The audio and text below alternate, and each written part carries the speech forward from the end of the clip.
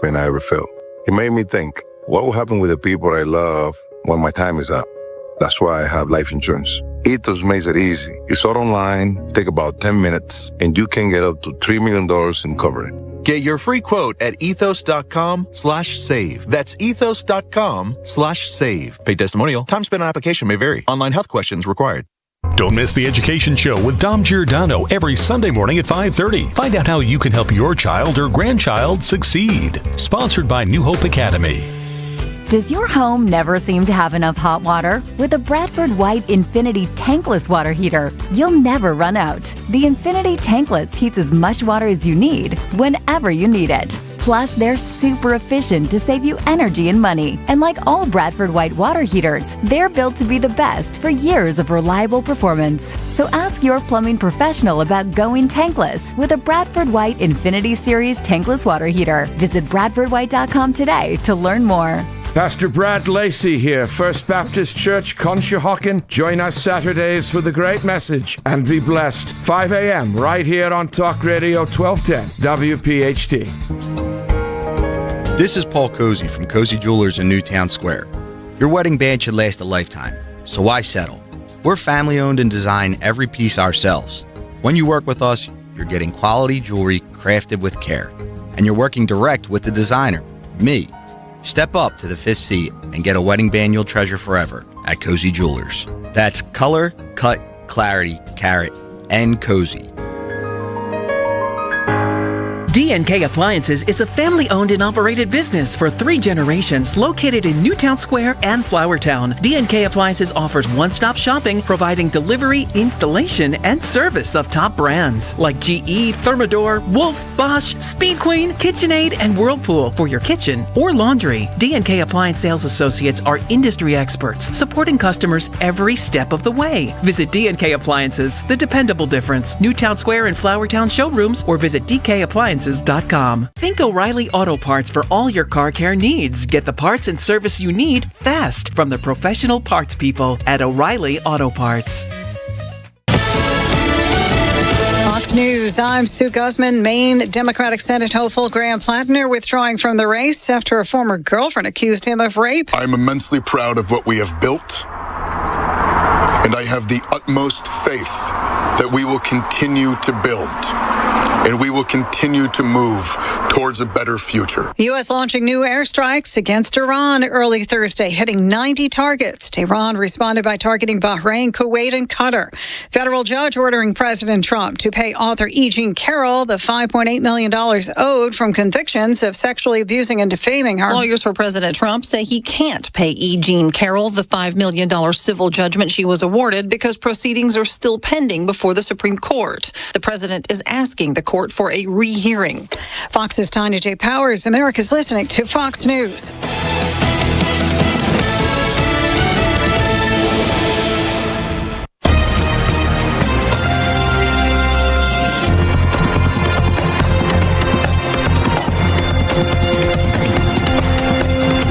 This is the Fox News Rundown. Now a look at sports. Toronto Blue Jays pitcher Dylan Cease came 3 outs away from a no-hitter Wednesday against the San Francisco Giants, but gave it up in the 9th inning. The Jays still win big, 10-0. Elsewhere, the Yankees continue to struggle, falling to the Rays 3-0. The Cubs with a big 9-7 win over the Orioles, and the Marlins have won 5 in a row. They beat the Mariners 2-0. At Wimbledon Wednesday, 23-year-old Arthur Ferry is through to the semifinals, defeating number 9 Flavio Caboli as his Cinderella run continues. He will face French Open champ Alexander Zverev on Friday. That's your sports on the Fox News Rundown. Tony Genualdo, Fox News.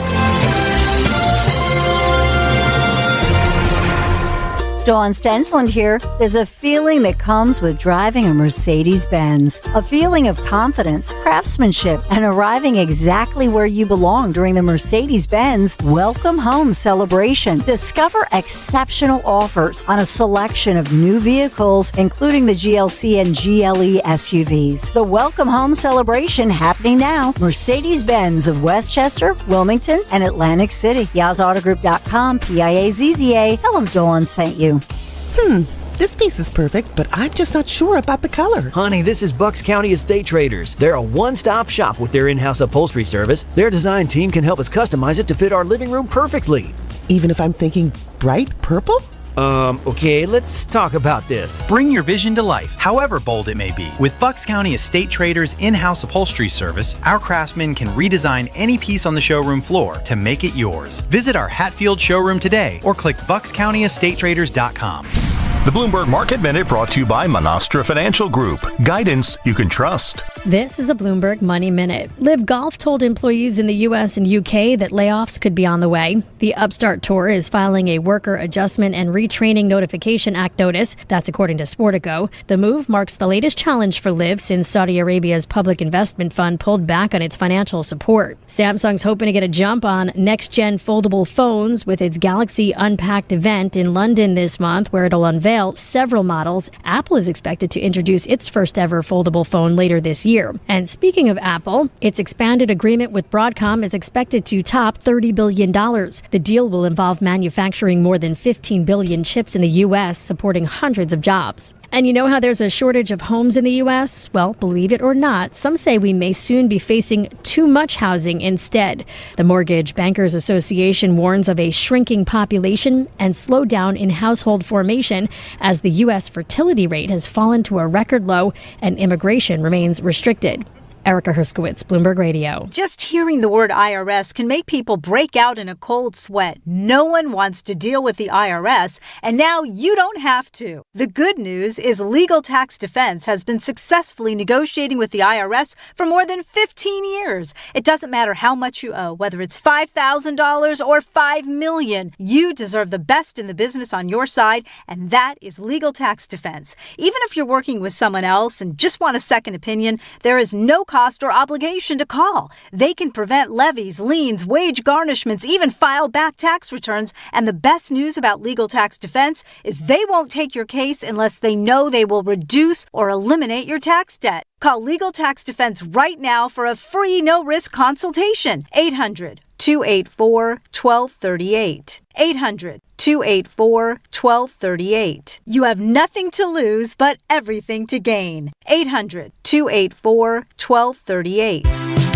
Hey, this is Larry Steinitz with Investor Schooling. How many times are you going to listen to my voice before you finally go to investorschooling.com? I can't believe you haven't signed up for a class yet. You're going to learn real estate investing. You're going to learn stock options trading. You're going to learn things about money that you didn't even know existed. Go to investorschooling.com right now. Oh my goodness. This Thursday, investorschooling.com, and take that free class. See you there. It feels like every day there's something in the headlines that could make you wonder to yourself, is now even a good time to retire? So many people are waiting, and those folks are going to be waiting a really long time, I hate to say, because there's no perfect time. The market is always unpredictable and volatile. Fortunately, Jim Cipriotti has been helping people get to, through, and beyond retirement for over 28 years, and each week he wants to help give you that freedom to retire. Listen to Freedom to Retire with Jim Cipriotti Saturdays and Sundays at 6 a.m., 9 a.m., and 5 p.m. on Talk Radio 1210 WPHT. And the match is about to begin. Most of the team is out with COVID-19, so there'll be some substitutes tonight. What's this? We have an unexpected guest on the field. It's a dog. Well, they could do with extra players. She's going for the ball. Are front paws hands or feet? Soccer season is full of surprises, and COVID-19 could be one of them. If you test positive, prescription medications may help. Ask your doctor if they're right for you. Learn more at PfizerForAll.com. Sponsored by Pfizer. Identity theft can cost more than you think. Drained investment accounts, stolen tax returns, lost wages, expenses for lawyers. It's a lot. That's why LifeLock is backed by the $1 Million Protection Package, which covers up to $1 million for stolen funds, fees, and experts and lawyers, and out-of-pocket expenses. Don't face the burden of identity theft alone. Protect your future and finances with LifeLock. Join now. Save up to 30% off your first year with promo code BECK at LifeLock.com. 1-800-LifeLock, promo code BECK, LifeLock.com. The Stars will be out at CBP on Monday, July 20th at 7:10, and Tuesday, July 21st, and Wednesday, July 22nd, both at 6:40, when the Phils take on the Dodgers. Grab tickets today at Phillies.com. MLB All-Star Week is taking over Philly, and you can get in on the fun at Capital One All-Star Village. Test your skills, grab Philly bites, and meet legends. July 11th to the 14th at the Pennsylvania Convention Center. Get tickets at allstargame.com. MLB trademarks used with permission. More than 200 members of Congress are standing up for AM radio listeners. The AM Radio for Every Vehicle Act will keep AM radio in cars, because when cell and internet services are down, this free service could be your only lifeline. Text AM to 39179. Tell Congress to pass this critical legislation now. Message and data rates may apply. You may receive up to 4 messages a month, and you may text STOP to stop. This message furnished by the National Association of Broadcasters. Ready, set, summer. With the Honda Summer Event. With available features like all-terrain tires and off-road tuned suspension, the rugged Honda Pilot, Ridgeline, CR-V, and Passport have all you need to get summer ready with the most fuel-efficient full-line automaker in America. Visit your local Honda dealer today. Contact your local Honda dealer for a great deal today. See dealer for financing details. Based on EPA estimate of 2024 large full-line automaker fleet-wide fuel economy. EPA Automotive Trends Report 2025. Prioritize yourself and make your dream of an attractive, healthy smile a reality at PI Dental Center. The professionals at PI Dental have been transforming patients' smiles for over 38 years. Board-certified specialists, Dr. Glenn Wolfinger and Dr. Robert Slough, perform complex dental makeovers with their Teeth in a Day protocol, where dental implants are placed and restored with fixed teeth in just 1 day. It's time to invest in yourself. For a smile that's monumental, trust PI Dental. Visit PIDentalCenter.com. See website for details. BillsHappen.com is not a lender. It does not make credit decisions. Must be 18 years old. Not available in all states. Honey, everything is so expensive, and our bills are piling up. You're telling me credit cards are maxed out, rent is due, and the car payment's right around the corner? We need some extra cash. We should do what my friend from work did. She went to BillsHappen.com and got the money she needed the next day. Our credit is not great. Are you sure that would work for us? BillsHappen.com is one of the largest personal loan networks. They can help people with all credit types get up to $5,000. Sounds like it's going to be a hassle. My friend said it was super easy. She did it right from her phone during her lunch break.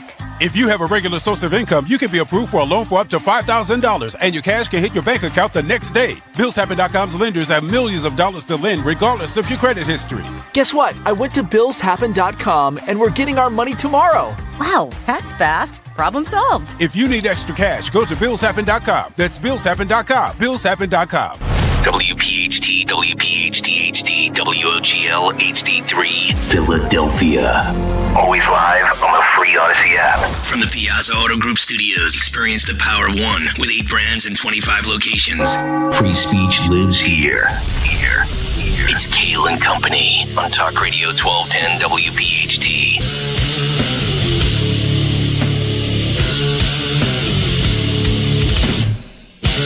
And away we go, live on a Thursday morning, July 9th. It is indeed Kayal and Company, right here on Talk Radio 1210, WPHT. Always live on the free Odyssey and iHeartRadio apps, and of course, streaming live for your video viewing pleasure over on YouTube. 855-839-1210. That is the phone number on social media at 1210 WPHT. Don Stensland with the news. Sean Farish in for Greg Stocker today. Phil Lomquist, Jimmy Kelly, the associate producers. It is a Thursday morning, and that means one thing and one thing only today. Rich Zioli coming up at 9 o'clock for the 9 o'clock hour. Dawn, good morning. How are you? Good morning. Woo! We got lots to talk about today. Hello, Mr. Farish. There we go. I'm sorry. I had a little China was doing something horrible to me right there. Okay. Getting hacked, horrible. But Plattner's out, and I'm very sad about it. I'm very sad. You are. I know you are. We tried a little Rush Limbaugh style Operation Chaos yesterday. We were too late, and I sent a bunch of emails. I had a bunch of people. We were sending encouraging emails to Graham Plattner, and trying to keep him in the race. It didn't work. But I said abolish ICE, not democracy. I had a whole bunch of taglines and stuff. I was pretending to be a socialist. I screenshotted all of it. I sent about 10 yesterday. I know other people were sending in a bunch. You sent me a few. Support. You were showing me yesterday via text message. I was like, yeah. Yeah, I was our undocumented American brothers and sisters need you to fight for them. Let's see. What is your message for the Democrat Party? You are the oligarchy. There's nobody better to advance the cause of equity than Graham Plattner. As a woman, I have to say we need you on the ballot to protect a woman's rights to choose. All this stuff. Yeah, all the talking points. Without you, the American dream of fairness and universal health care is dead. But it didn't work. Yep. We got started too late. That's right. Well, he's the victim, Oh, of course. I know. Right. Not potentially a female, not potentially the voters that chose him. He is the victim. Oh, man, do we have a great show for you today. Big take this morning on the influx of illegals. I can't take it anymore as far as the crimes and the atrocities committed against innocent Americans. Yesterday was a smorgasbord of awful stories, and we will go through those. Graham Plattner, as we just mentioned, steps aside. He releases an 11-minute video. We will break all of that down coming up after the big take and a handful of other good stories before we get to the cut sheet. We have Zioli, we have Fight Club, and also today, coming up at 8 o'clock this morning, a major show announcement as we will unveil the next great initiative that we will be taking part in here on Kayal and Company, as well as the Dawn Show. And I think you guys will like it. It's something that's, I know, near and dear to your heart, beyond donations for our veterans, beyond donations for our fallen first responders. Another new initiative that we are very excited to unveil to you. And that unsheathing will come. In just about 2 hours. We're going to unsheath it, Dawn. I love it. Sounds bigger than unveiling. Unveiling's kind of like low energy. This the unsheathing. Unsheath. Nobody's ever seen anything like when you have something, that it's because you got to protect yourself from it, right? It's like when you have like a knife and you put it in a sheath. It's because the knife is sharp. You don't want to get cut. That's correct. Yes. There you go. Like a knight in shining armor. For example, a lightsaber. Now, right now, this is unsheathed. That's sheath. Unsheath. Sheath. One day you're going to have to take us behind the desk and just let us see the setup. You don't want to see. Yeah, I'm going to turn off the lights. We'll go a little Undertaker. Look at this. Come on. Is that Mitch McConnell rising from the dead? What? Yeah. I talked to him this morning for about 20 mints. And, yeah, you talked to Mitch on all the big issues in the country? You know what he said to me? He said to me, oh, that's what he said. Oh, Jesus. Oh, man. Yeah.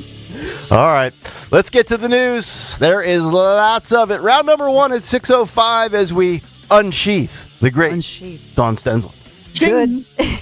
Good morning. 73 degrees this Thursday morning, July the 9th. And we are sponsored this morning in Kayal and Company News Live by American Heritage Credit Union. Let's get to it. Top stories that you're seeing in Philadelphia in the news this morning. The latest on this 19-year-old construction worker shot and killed yesterday afternoon. This happened at a Roxborough home. Neighbors say a crew had been working without any kinds of issues there for several days, rehabbing a home. So residents, this is on the 400 block of Ripka Street, Roxborough section of Philadelphia, say they're reacting to this. They are stunned by this whole situation. But in this one, the teen ran out of the house. Some neighbors report hearing sort of a loud pop, and this teen, 19 years old, ran out of the home and onto the sidewalk with a gunshot wound to his chest. Neighbors say first responders tried to save him. He was pronounced dead later at the hospital, so rushing him to the hospital, pronounced dead. So here's what we know. The investigators say the victim and another man were apparently arguing inside the home when that shot was fired. The victim then walks outside, collapses. Police say 3 other workers were outside at the time. And Philadelphia police saying many of the neighbors didn't see anything, but like I say, they heard a commotion, heard kind of a pop sound, and then saw this 19-year-old come out. We know that crime scene investigators removed evidence from the home, including a large bag that did contain that rifle, and that there was a suspect or a person of interest taken in for questioning by the homicide unit, but we don't have any arrests announced as of this morning. A male, possibly white. Crazy situation. Yep. So let's talk about the 23-year-old guy hospitalized, shot at least 6 times and lived to talk about it. This happened in Philadelphia's Point Breeze neighborhood. Shooting happened about 9 o'clock last night near 23rd and Dickinson. So the police are saying the victim was shot 6 times, and rushed to the hospital, listed in critical condition, but doctors have been able to stabilize his condition. Investigators say they recovered about 39 shell casings. So 39 shell casings on that crime scene. Hit 6 times. It was 39 total shots fired. Let's do a little math here just to talk about how bad of a shot we are in this city. Thank God that the person's alive. 6 into 30. He hit only 15% of his fired rounds. Crazy. I mean, even a Jets quarterback has a better success rate than that, Sean Farish. I mean, geez, Zach Wilson. You know what? I'll give you a blast from the past in terms of Jets quarterbacks, and you guys know all about him. Christian Hackenberg was more accurate than that. Okay? Yeah. Happy Valley. 15 second round draft pick. Yeah. What a dopey pick that was. I mean, think about how lucky you have to be, in all seriousness, Dawn, to get hit 6 times. A, not bleed out, and B, not have any of those 6 hit a main artery or your brain or your heart or something that could kill you instantaneously. It's unbelievable. It is. Really? Truly. Yeah. So we have that one going on. Now, upcoming, remember, I will have the Pokemon story. But that's right. We got to pay off the 21-hour tease. I forgot about that yesterday. Dawn went deep yesterday, I forgot about the Pokemon heist. I know. I'm very excited about it. I got along very well with Pikachu and Blastoise. Let me tell you something. It's a beautiful book. Pikachu said to me, Pika, Pika, sir. Pika.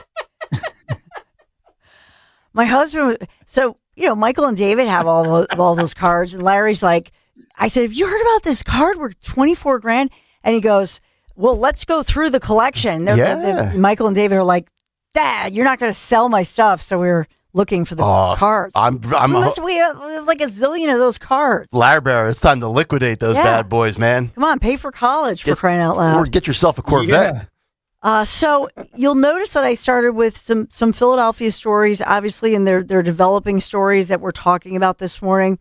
You may notice one story, however, that I do not see in the headlines locally here, and that's bothersome. It's a story we've talked about. I know maybe one local station covered this yesterday, mentioned it earlier in the day. This is a story about Pennsylvania State Trooper Michael Pahira, laid to rest 1 week after he was killed in the line of duty on I-81. This is Schuylkill County. So Trooper Pahira hit by that tractor trailer while conducting a safety inspection on a commercial vehicle. So hundreds upon hundreds of people packing the auditorium of North Schuylkill High School, Butler Township, to say a final farewell. During the funeral service, family and friends sharing stories about Trooper Pahira's his sacrifice as a trooper, how he was there for his family, for his friends. So that packed auditorium at his alma mater there, Governor Josh Shapiro addressing the crowd of hundreds, like I say, including the troopers' parents, Mike and Patty, grieving over the death of their son. He was a 20-year veteran killed July 1st, struck by that tractor trailer that we talked about.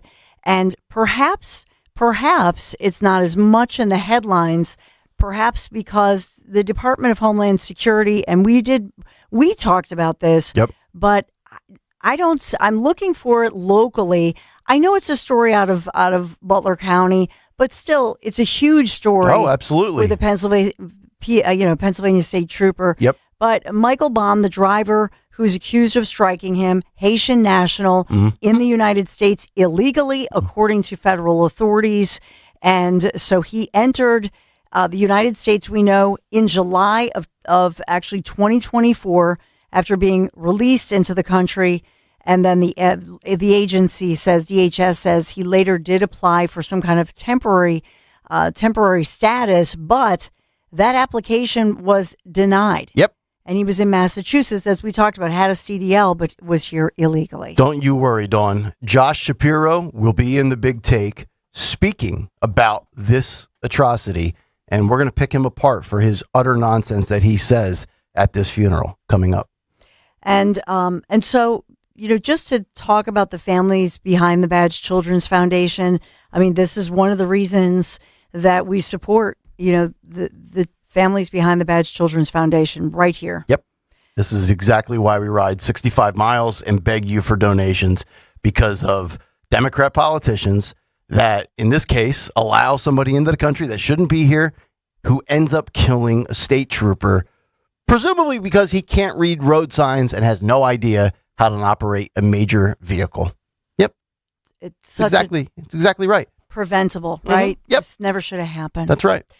We're continuing to watch this 37-story Midtown Manhattan office tower, formerly Pfizer headquarters, now being converted into luxury apartments. This is in New York City, and officials saying that the floors from the 21st through 26th levels were sagging, and this building is danger. They continue to have the emergency crews there working. It's a crazy situation. They had to evacuate 400 children from a nearby school. No injuries reported, which is incredible. Engineers using drones, developing the plan to shore up the structure. City officials say that this is dangerously unstable. And I know that we had mentioned this yesterday, but it was much later in the morning. So I wanted to do this story early as well, just to update you. The investigation is, how was this thing built and it wasn't to code? How did that happen? That's one of the big questions this morning that we have not answered. That's right. Structural failure. My theory yesterday when you brought this story up late in the show was, again, you actually brought up the possibility of who was hired to do the job. And obviously I chimed in and said something to the effect of, you're probably trying to save a few bucks, being cheap about it. And now I hope that they get hit in the wallet very hard. Yeah. Yeah. So we have that one going on. Yep. I know there's a ton of President Trump news from Turkey at NATO. That's over. But unfortunately, the Iran ceasefire is over as well. And there's a ton. So I know we'll get to that one. But I want to get to the Pokemon story. Yes. This is a Philadelphia guy charged now after authorities say he conducted a fraudulent cryptocurrency purchase for a highly valuable Pokemon card in Marlton. And after arranging the sale through Facebook Marketplace, Christian Elam, who is 26 years old, allegedly met the seller at the Evesham Township Police Department in that safe exchange zone located in the lobby of police headquarters, according to Evesham Police. Hey, I'm going to commit a crime. Here's where we're going to meet. The lobby of a police precinct. Great idea. What an idea. This one card is worth $24,000. I miss the days when criminals weren't so stupid. Yeah.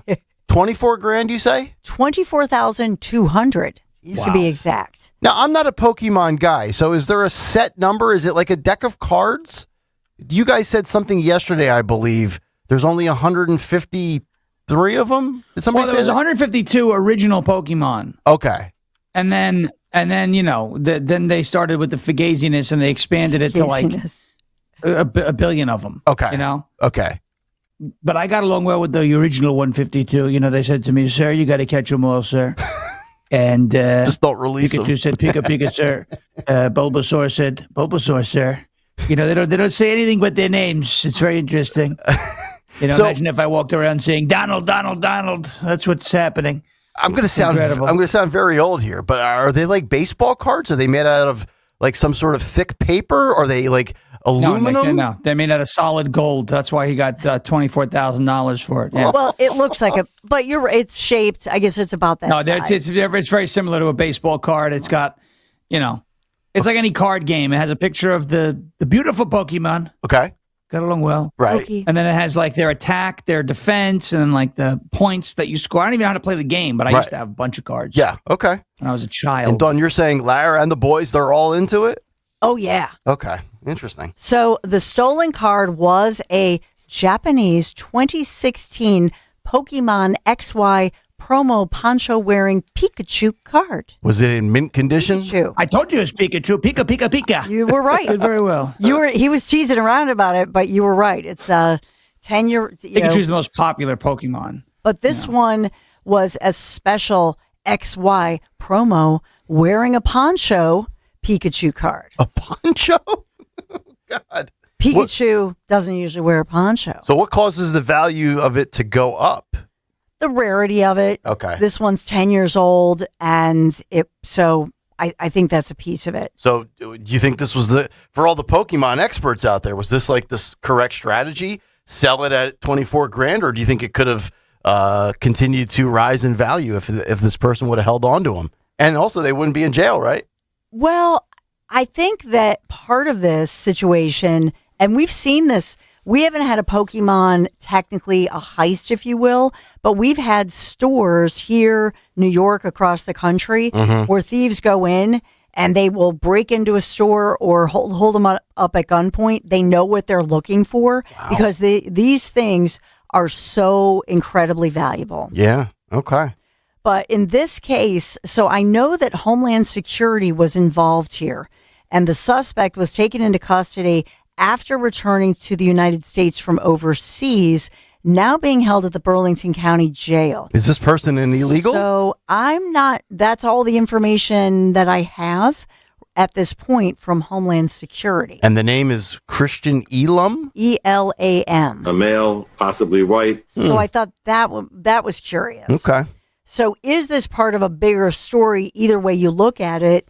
Because is this part of an international type of theft ring, that sort of thing? Is it connected to any of the other actual heists and armed robberies that we've seen? Okay. So there is with the Evesham Township Police hand in hand working with the feds. So they're all working on this. It was the fraudulent tether. This is what he is accused of, the Trust Wallet app. So some of these things he was trying to make it look like crypto, but they're accusing him of, making it look like legit crypto, but it was not. Oh, so it was Fugazi crypto. Yes, sir. It was Bobo crypto. Interesting. So we have a lot of layers. Wow, we do. To this here story. Do you guys collect anything just in general? Are you guys into, whether it's baseball cards, Dawn, purses, or whatever women collect? Does anybody collect anything on this show? Shawnee? I'm not into the collections. I don't do it. I mean, I have same here. I have a collection of very low quality props around here. I got Nancy Pelosi's teeth. Well, that's a collection. You have a sombrero. I got this. Yep. I got the pearls. The clutch. I collect sound bites. I collect that for counts. example. Yeah. Where's the ball pit? Nick wants to know where the ball pit is, right? So we have no idea.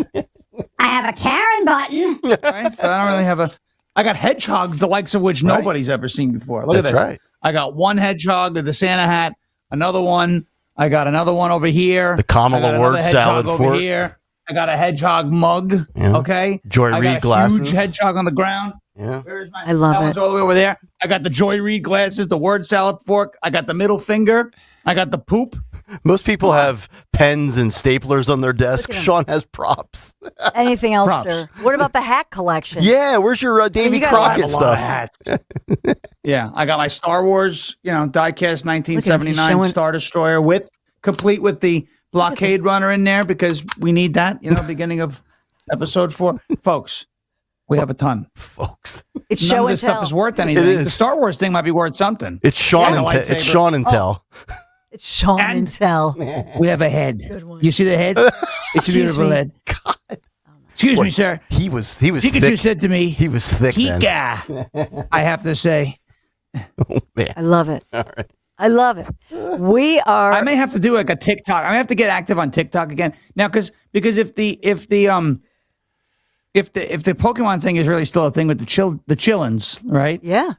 Then I may have to get back active on TikTok and do Trump Pokemon trainer. This total, because I think it's great. Pikachu, Pokemon. tremendous job. I just wonder how many people are looking through their stuff and they realize they have something. Sure. And then the kid is like crying, going, "No, don't sell it." Yeah, They're absolutely. I have the biggest Pokeballs in the history of the world. You understand that? Pokeball. Oh, my God. I love it.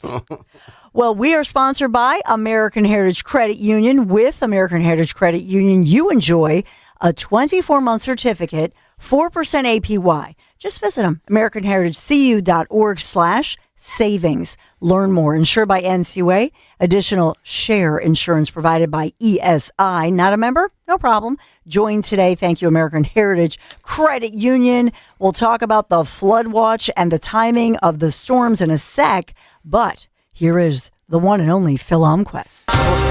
Thank you, Dawn. Today we will start in baseball, where the Phils took on the Reds again in Cincinnati and lost 11-5. However, Schwarber did hit his 32nd homer in the ninth. Speed up. Schwarber, exit stage right. 32 on the season. And a Schwarber bomb here late for the hometown hero. Yeah, I'd want to hit one, too, off of that pitcher. He said it What never was up with that since he hair? without a home. Exactly. That ridiculous hair and That's a mustache. Good God. Also, Phillies news, Bryce Harper has announced he has a new cleat inspired by SEPTA. Bryce Harper and Under Armour are teaming up to launch a new signature cleat, and the new shoe is what? Inspired by SEPTA? Very interesting. It's called the All Lines Lead Home Cleat. It features Philadelphia's 215 area code along with the colors and the lines of SEPTA's extensive network. The shoes cost $140. They are now available for pre-order online. Bumpy and... $140 to get a shoe inspired by SEPTA. Bumpy and violence not included with your purchase. Bulletproof? Yeah, they're bulletproof. Of all the things that you could come up with, whether it's a good cause or something that just screams Philadelphia, you come up with SEPTA? SEPTA. I would have settled for the Rocky statue. Something. Pat Sergino's logo. Scepter. Get lost. As we move on in golf, the Genesis Scottish Opens begins today in Scotland. Also, two English companies, the World Golf Group and the Premier Golf League, have sued Live Golf, Saudi Arabia's public investment fund, as well as other individuals and entities for breach of confidence and unlawful means conspiracy. The lawful accuses two former World Golf Group founders of breach of fiduciary duty for helping Saudi Arabia to launch Live Golf in June of 2022. The lawsuit states the claimants, i.e. the World Golf Group and the Premier Golf League, conceived the idea for a new golf league called the Premier Golf League. Over the course of several years, they refined the format of the league, produced business plans, contracts, etc., which provided a blueprint for its launch and success. The defendants conspired together to use the claimants' information without their permission to launch Live Golf, and they are seeking between $210 and $630 million in damages. Yeah, I'm seeking 210. I get along very well with Scotland, by the way. I have to say, they said to me, sir, you look great in a kilt, sir. It's a beautiful kilt. The Is there a blue ribbon under that kilt? A lot of people look at me, they say, sir, are you wearing a skirt? I said, no, I'm not wearing a skirt. I'm wearing a kilt.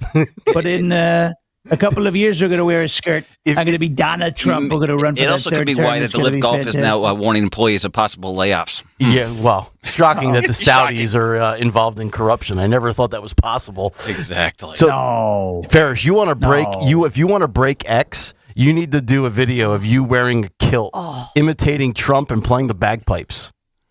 I ain't wearing no kilt. What are you, out of your mind? Are you out of your mind? Could you I'm imagine not wearing a kilt. Can you imagine the engagement you would get, and then the revenue on top of it? Yeah. What are you gonna? So now I'm gonna reduce myself to putting on a dress to get engagement. That's what What's the difference capitalism between is. me and OnlyFans. Do I need to be No, your it's not agent? I'm capitalism. going to represent you. Again, I want No, you're 10. not gonna I want. represent nobody. I want No, no. 10% of everything. Nick, I'm sorry. I'm a Paul Heyman guy. I can't deal with this. Okay.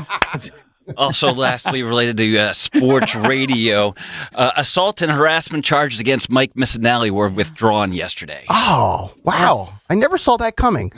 So let me guess here. For those people who don't know, go ahead, former Philadelphia radio host Mike Missinelli. That's correct. Yes. So sports radio host. Documented hothead who allegedly, what do we have to say allegedly? He was charged. He was with charged. assault. Right. Back in April, we reported it. it. Physical and violence against his fiance. Allegedly. Yep. And he was charged with simple assault and harassment charges. Yeah. My guess would be against his fiance. It might have played out something like this. Oh, please drop it. I only have 2 years left to make a little bit of money before I get fired again. Please drop it. So at 71, I have something to do until they fire me at 72 and a half. That would be my guess. Officers who were called to Wynwood said that they noted that his fiance at the time had a cut on her forehead, was bleeding, her ear was swollen, and she had told officers who arrived on the scene that they had been arguing about their engagement when he allegedly slapped her or struck her in the face.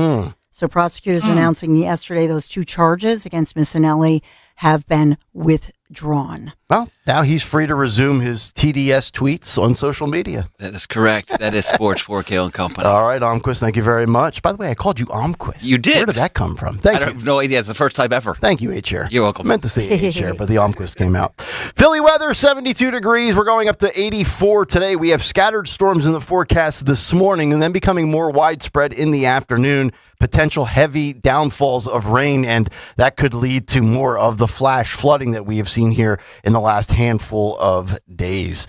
We will come back, get to a Thursday morning big take, and then we're going to get to Graham Plattner as his political career is over. For now, perhaps. We'll talk about it. It's Kayal and Company, Nick, Dawn, and Sean on Talk Radio 1210 WPHT.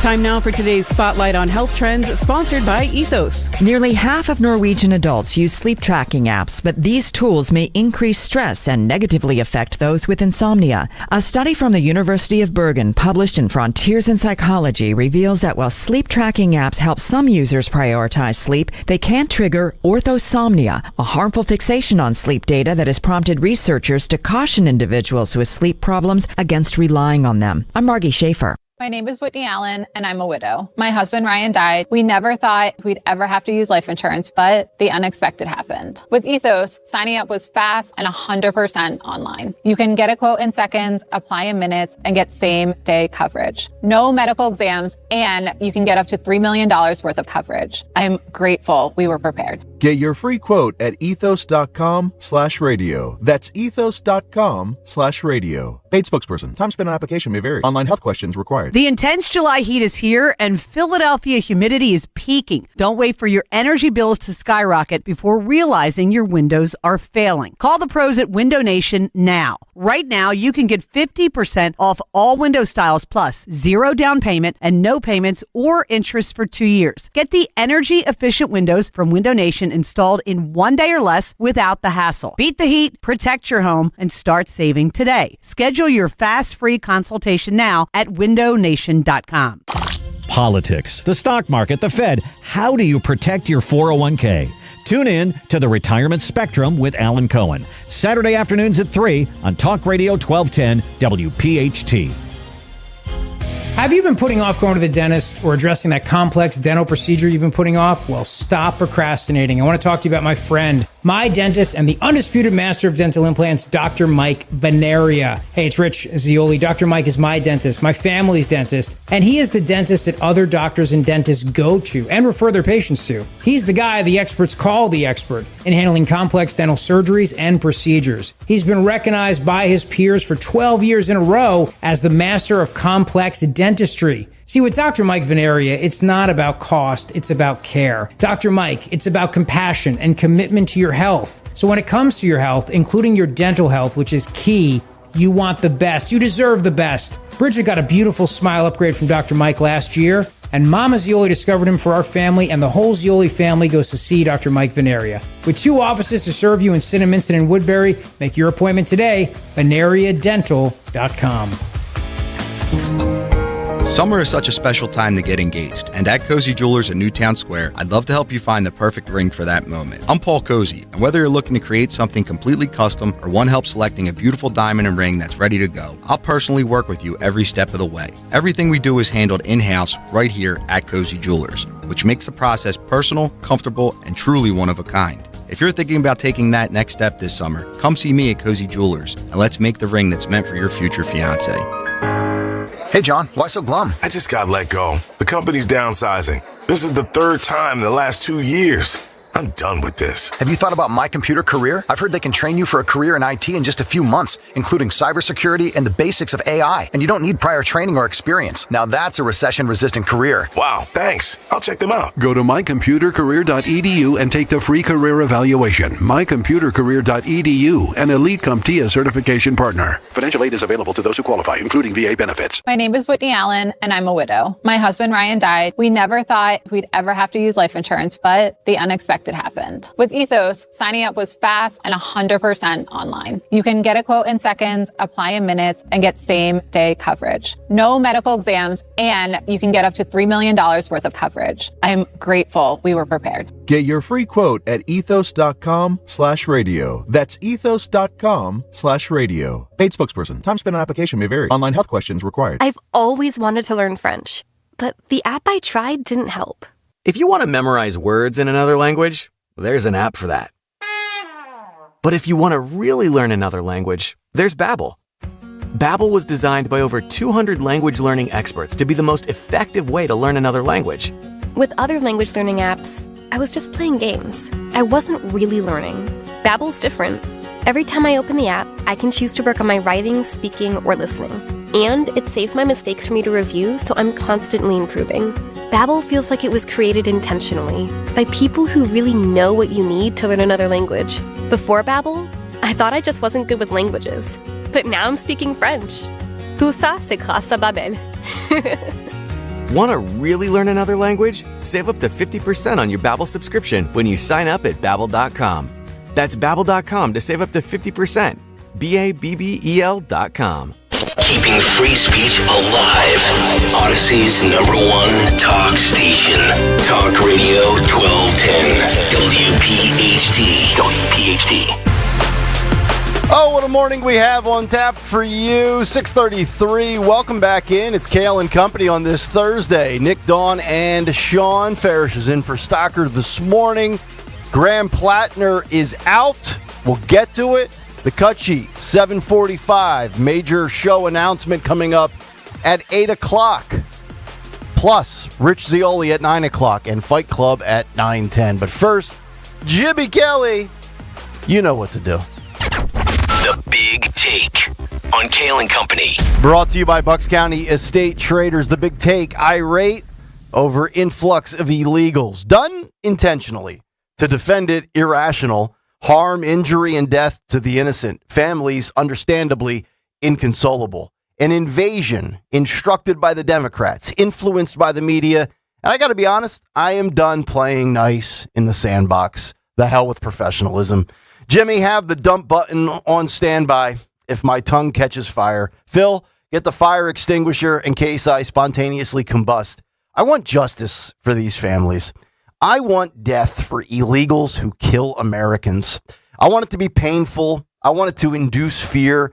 And I want a precedent set of biblical standards so that they get the message. If you come here illegally and intentionally or unintentionally kill an innocent, legal American citizen, I want you to be discarded like the trash that you are.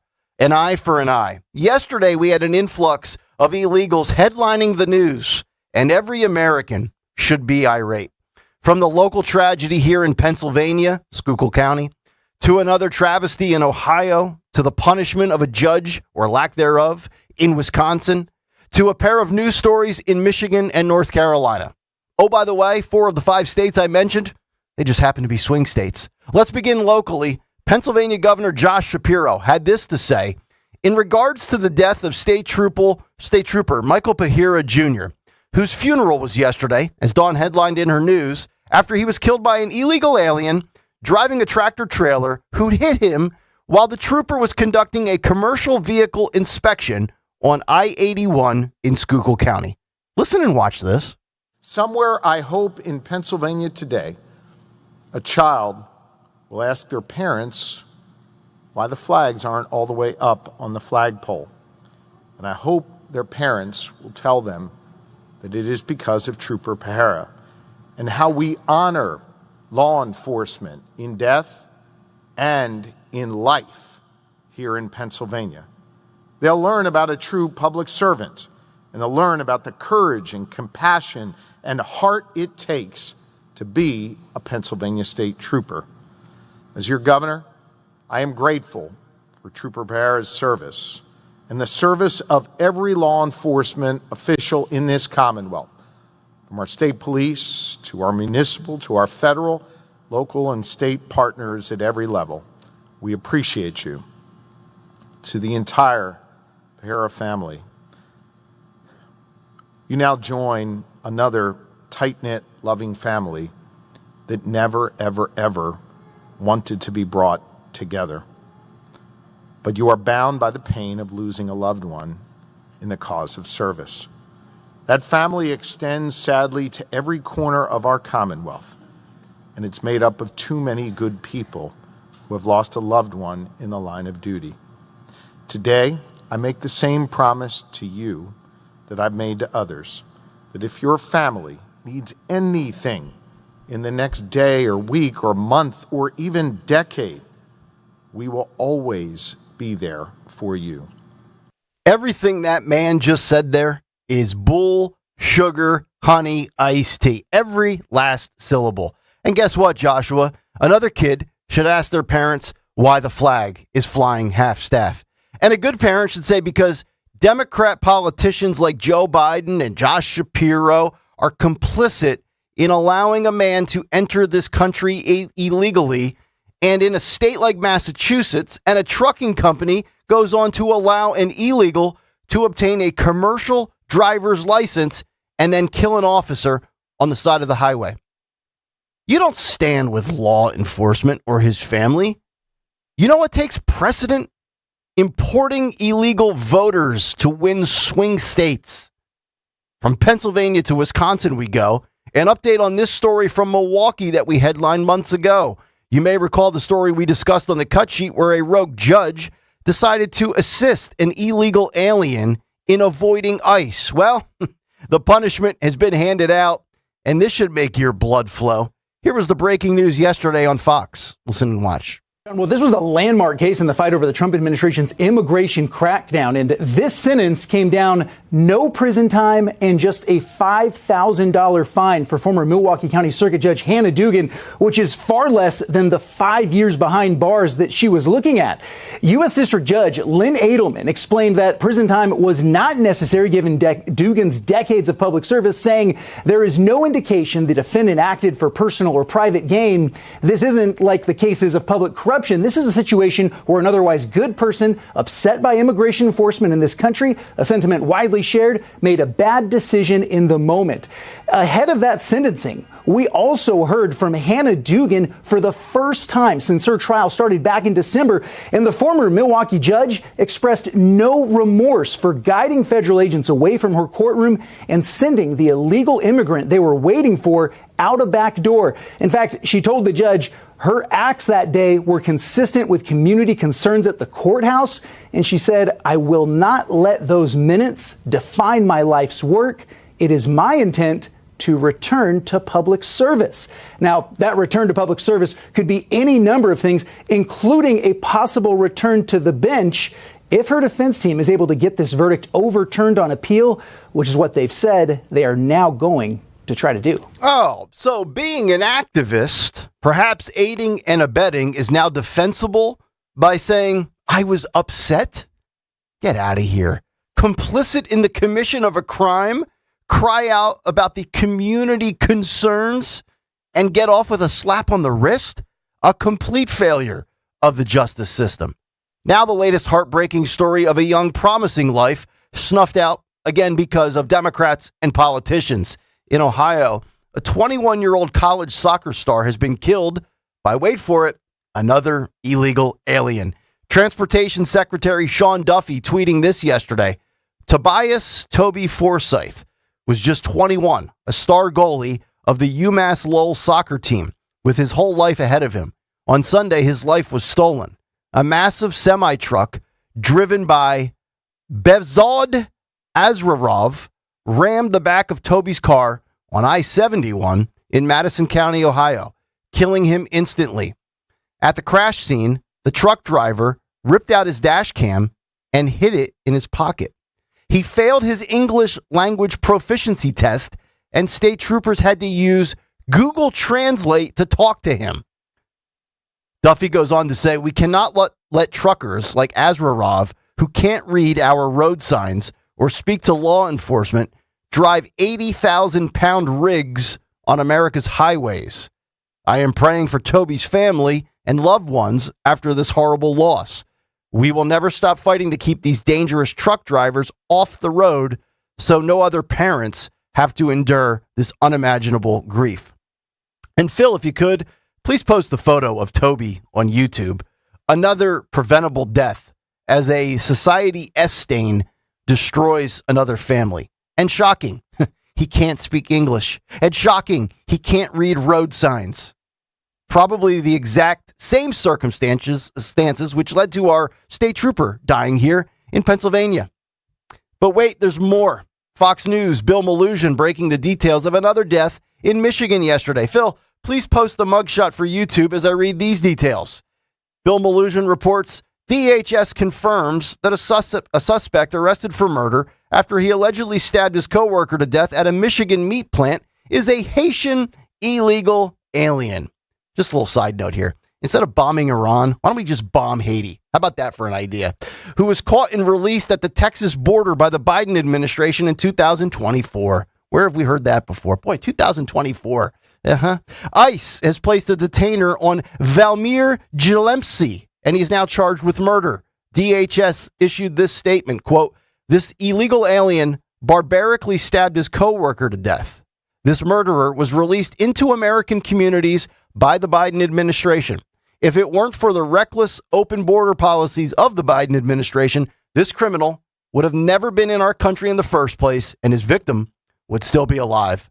We have lodged a detainer asking Michigan to not release this dangerous criminal from jail without notifying ICE. Should I stop already? Do you get the point? Unfortunately, I can't, and I have to keep going. Down to North Carolina we go. Brooke Taylor of Fox News reporting the following yesterday. Quote, an illegal migrant from Mexico who illegally re-entered the United States 3 times has been charged after a crash that killed a 6-year-old girl in North Carolina. Officials say 33-year-old Jaime Santiago ran a stop sign on July 3rd, striking an SUV with a mother and her 2 children inside. 6-year-old Kayal Toller was killed.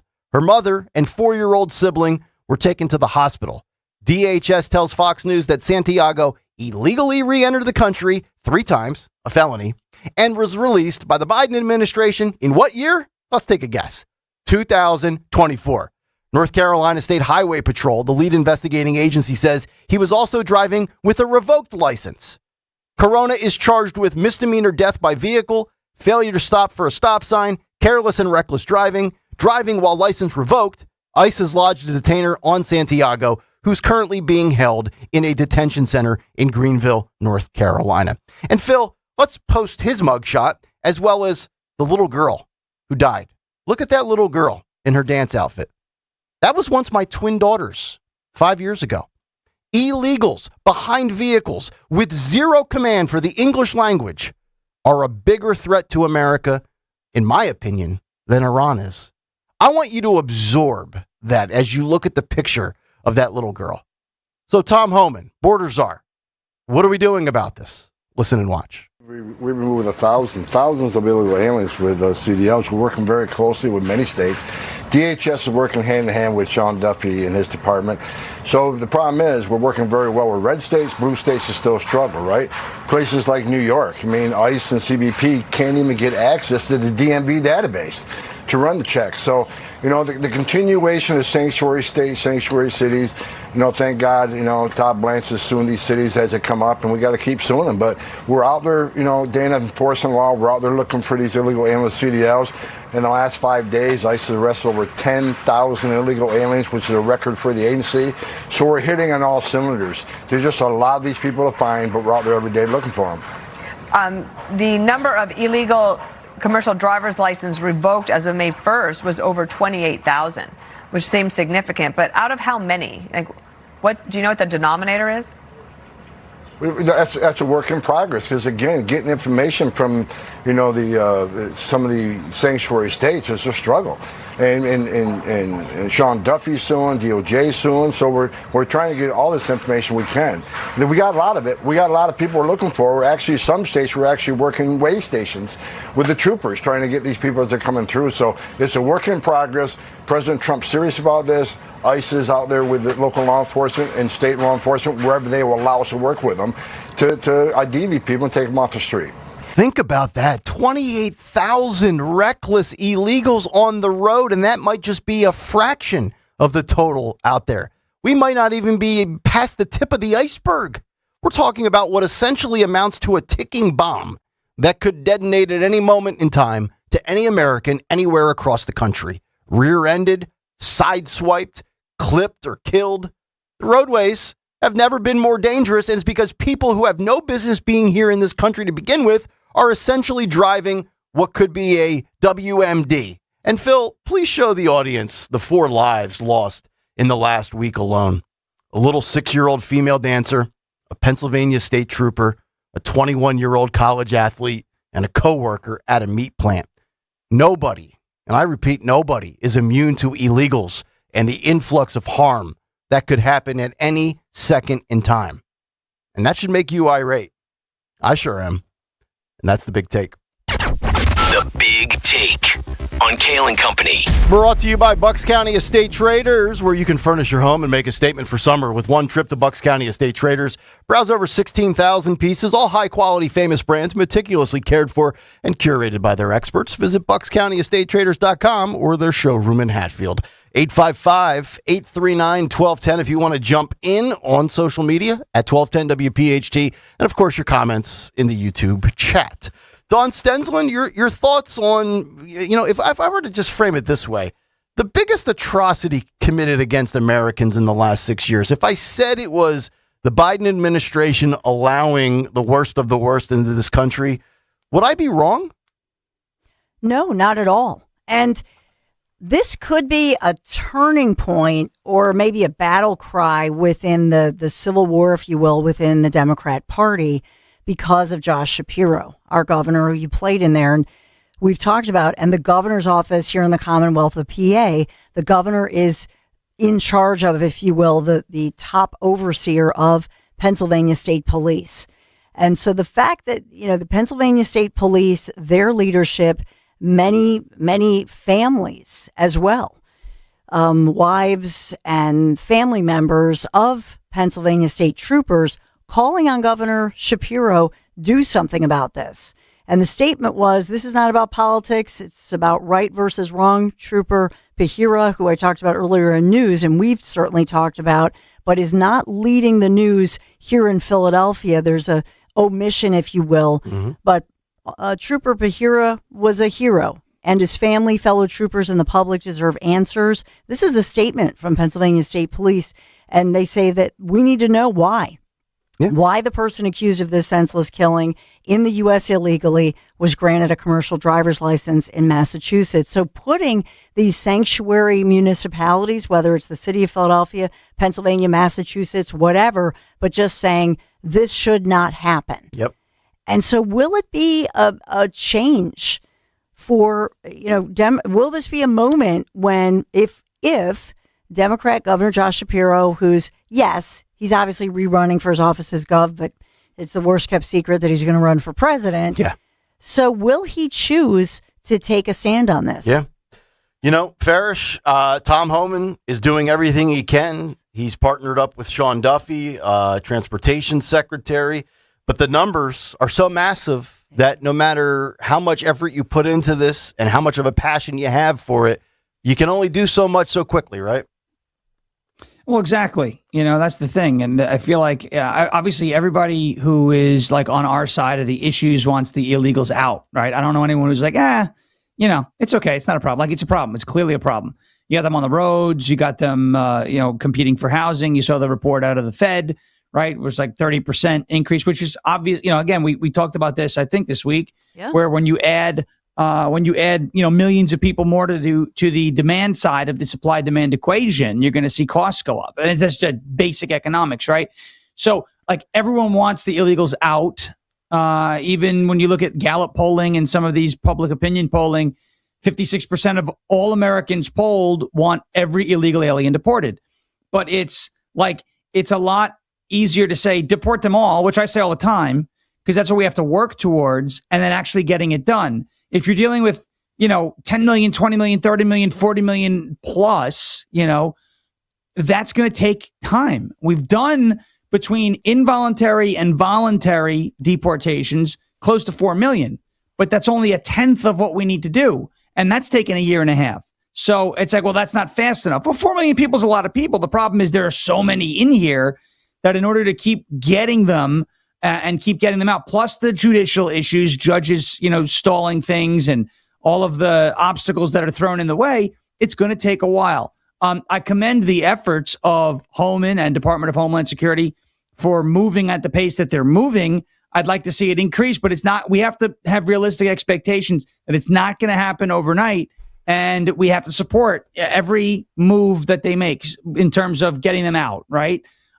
So expectations, I think, is important. I don't want to see people let down like, oh my goodness, we didn't deport. Like, we've deported a lot. Mm-hmm. And think about it. It was never going to get done quickly. Yep. That's the thing. And part of the reason that it's not getting done quickly, yes, a massive amount of people just allowed in with open borders, but also cities and municipalities like Philadelphia or the entire sanctuary state of New Jersey. Yep. They couldn't make it more, it would help a little bit, I would think, if everybody cooperated.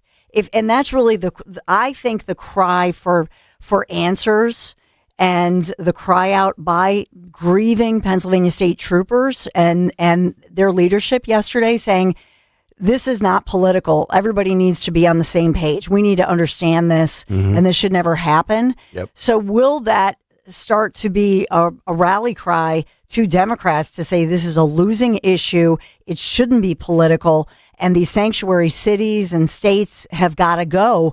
To your exact point of your big take and what you're saying, Sean, it's ridiculous, and everybody needs to cooperate to get dangerous individuals off our roads and from driving huge semis and having a commercial driver's license. I also think, too, that Republicans should message the hell out of this for the midterms. I mean, there were many reasons why I think Trump won 2 years ago. Perhaps nothing bigger than the invasion at our southern border. So when you're looking at, whether it's economics or the war or crime or whatever Republicans want to run on to win and retain the House or to retain a certain seat or to retain the Senate or to retain another 6-year term. I mean, I'm taking today's big take. I'm taking that montage with that quad box of all of these people that have been unnecessarily killed in avoidable tragedy. Like when I read the one yesterday from North Carolina with the mom with 2 girls and the girl who's a like Dawn, remember ICE was in Norristown. So think about this. I live in Bluebell. Me and my wife take our daughters up Germantown Pike through Norristown to get to Collegeville to drop them off at dance. In theory, it's conceivable that an illegal, perhaps in the Norristown area, driving a vehicle they're probably not equipped to drive. In theory, no, I get it. I could win Powerball too, but in theory, that could have been my wife and daughters. Yeah. That pissed me off yesterday reading that story. Yeah. It's infuriating. Yeah. But I guess that the sweet little girl, and this is just the latest one, like you said, and well put, that this is just one snapshot. This is just over a period of a few days. Think about this, the collateral damage that has been allowed by the previous administration and this party and continuing to be sanctioned. Yep. And so when do we all just finally say, you got to stop this? And think about this, the media. So the reason that we know the reporting in North Carolina, somebody picked up that story, but because it went viral, because usually there are GoFundMe pages, for example. Usually that's how we learn about it. For example, when it's North Carolina from here in Philadelphia, it's not that, NBC or CBS News. Right. is picking this up and doing the story. Local outlets. And just go online, just for yourself, and just look at the top stories on our local stations and tell me, Google it, and see locally here if they're even covering this, or even the huge, I mean, it was a huge event, huge funeral. I know it's Butler County, like I had said, locally for a Pennsylvania State Trooper, but certainly it's a local story. Certainly many people from this region, because we know, and across the country, would go to this. Sure. It's a state trooper, which means statewide, and we're the biggest city in the state. Yep. And the four, I'm guessing 3 of the 4 TV channels and the Philadelphia Inquirer have probably largely buried the story, right? Yep. You said one gave it a little bit of run. Was it Fox 29? One, I think Fox 29 did earlier in the day, but I was looking even last night and just seeing, is it anywhere? And on, for example, NBC 10, usually they're pretty good. I guess Deanna Durante must be off. And so, it's just because that's what you need. You only need one person who says, hey, this is a big story and pushes for it. But, the news, that's why the news media matters. And in all honesty, look at your local station. If you didn't see the story of Trooper Pahira yesterday, write a letter to that, whatever that entity is, and make sure you CC, or, letter, I mean, email, whatever you want to do. But make sure that you also send a copy to the FCC. Local stations are required. They're required to keep that letter by federal law.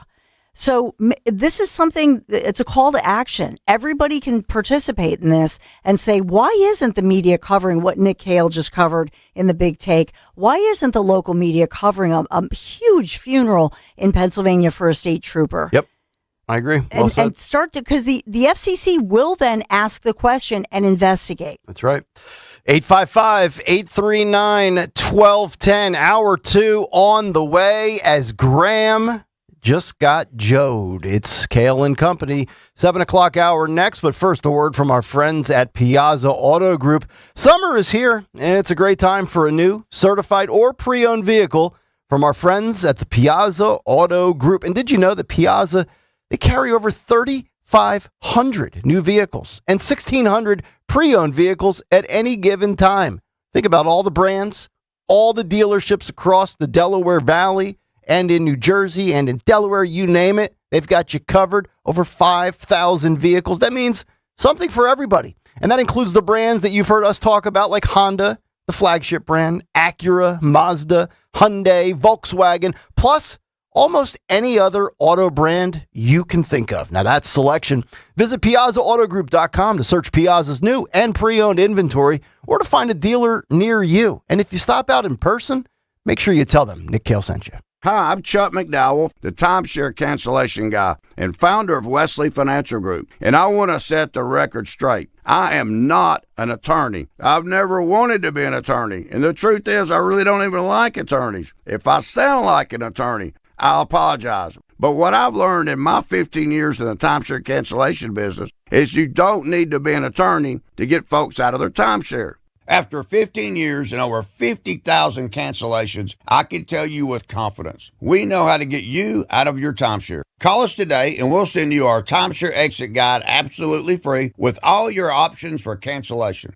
Attorneys, this was meant to be funny, so please don't sue me, especially my friend Kenneth from Black River Falls, Wisconsin. Call now for your free timeshare exit info kit. 800-838-6767. 800-838-6767. 800-838-6767. Hi, this is Dom Giordano. Get ready to unwrap your best health during the Rescue Natural Supplements Christmas in July sale event with savings up to 73% off. That's right. The season of giving is making a huge summertime comeback with site-wide slash pricing on over 50 research-backed formulas crafted with purity, potency, and real science behind every capsule. capsule. From high-intensity omega-3s and doctor-recommended cholesterol balance to mobility, gut health, and even advanced cognitive support, now's the perfect time to take advantage of serious discounts and discover why thousands have trusted Rescue's quality and value for over 40 years. So celebrate Christmas in July with sale prices and save up to 73% off for a limited time. Ordering is easy. Just go to res-q.com or call a Rescue product consultant 800-26-ALIVE. You won't regret giving yourself the gift of finally feeling your best. Again, that's 800-262-5483 or online at res-q.com for up to 73% off today. The summer heat means it's that time of year to crank up the AC again. To keep your home cooling more efficiently and help save you on high energy bills, better go Guida and finally replace your old drafty, inefficient windows and doors at Guida Door and Window. Right now, Guida is offering their best discounts of the year with their big 40% off summer sales event on all expertly installed windows and doors. You'll receive 40% off each window you buy. That's right, 40% off all high-performance, energy-efficient triple pane windows. And you'll receive 40% off any door, including insulated entry doors, patio doors, garage doors, and storm doors. Plus, get your project started today with no money down and pay it off interest-free for up to 18 full months. All prior sales excluded. Minimum purchase required. Don't let these big discounts pass you by. Go Guida today to take advantage of these limited time savings by calling to schedule a free in-home estimate at 1-877-GO-GUIDA or visit them at goguida.com. That's GOGUIDA.com. WPHT, WPHT HD, WOGL HD3 Philadelphia.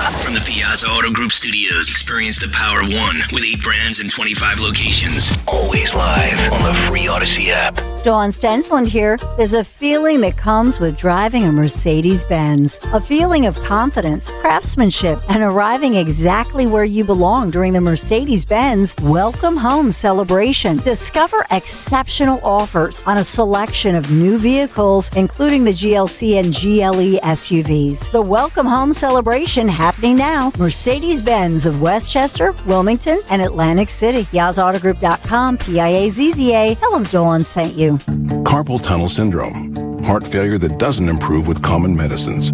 These are some signs and symptoms associated with ATTR-CM, or the cardiomyopathy of ATTR amyloidosis, a serious heart condition with symptoms that get worse over time.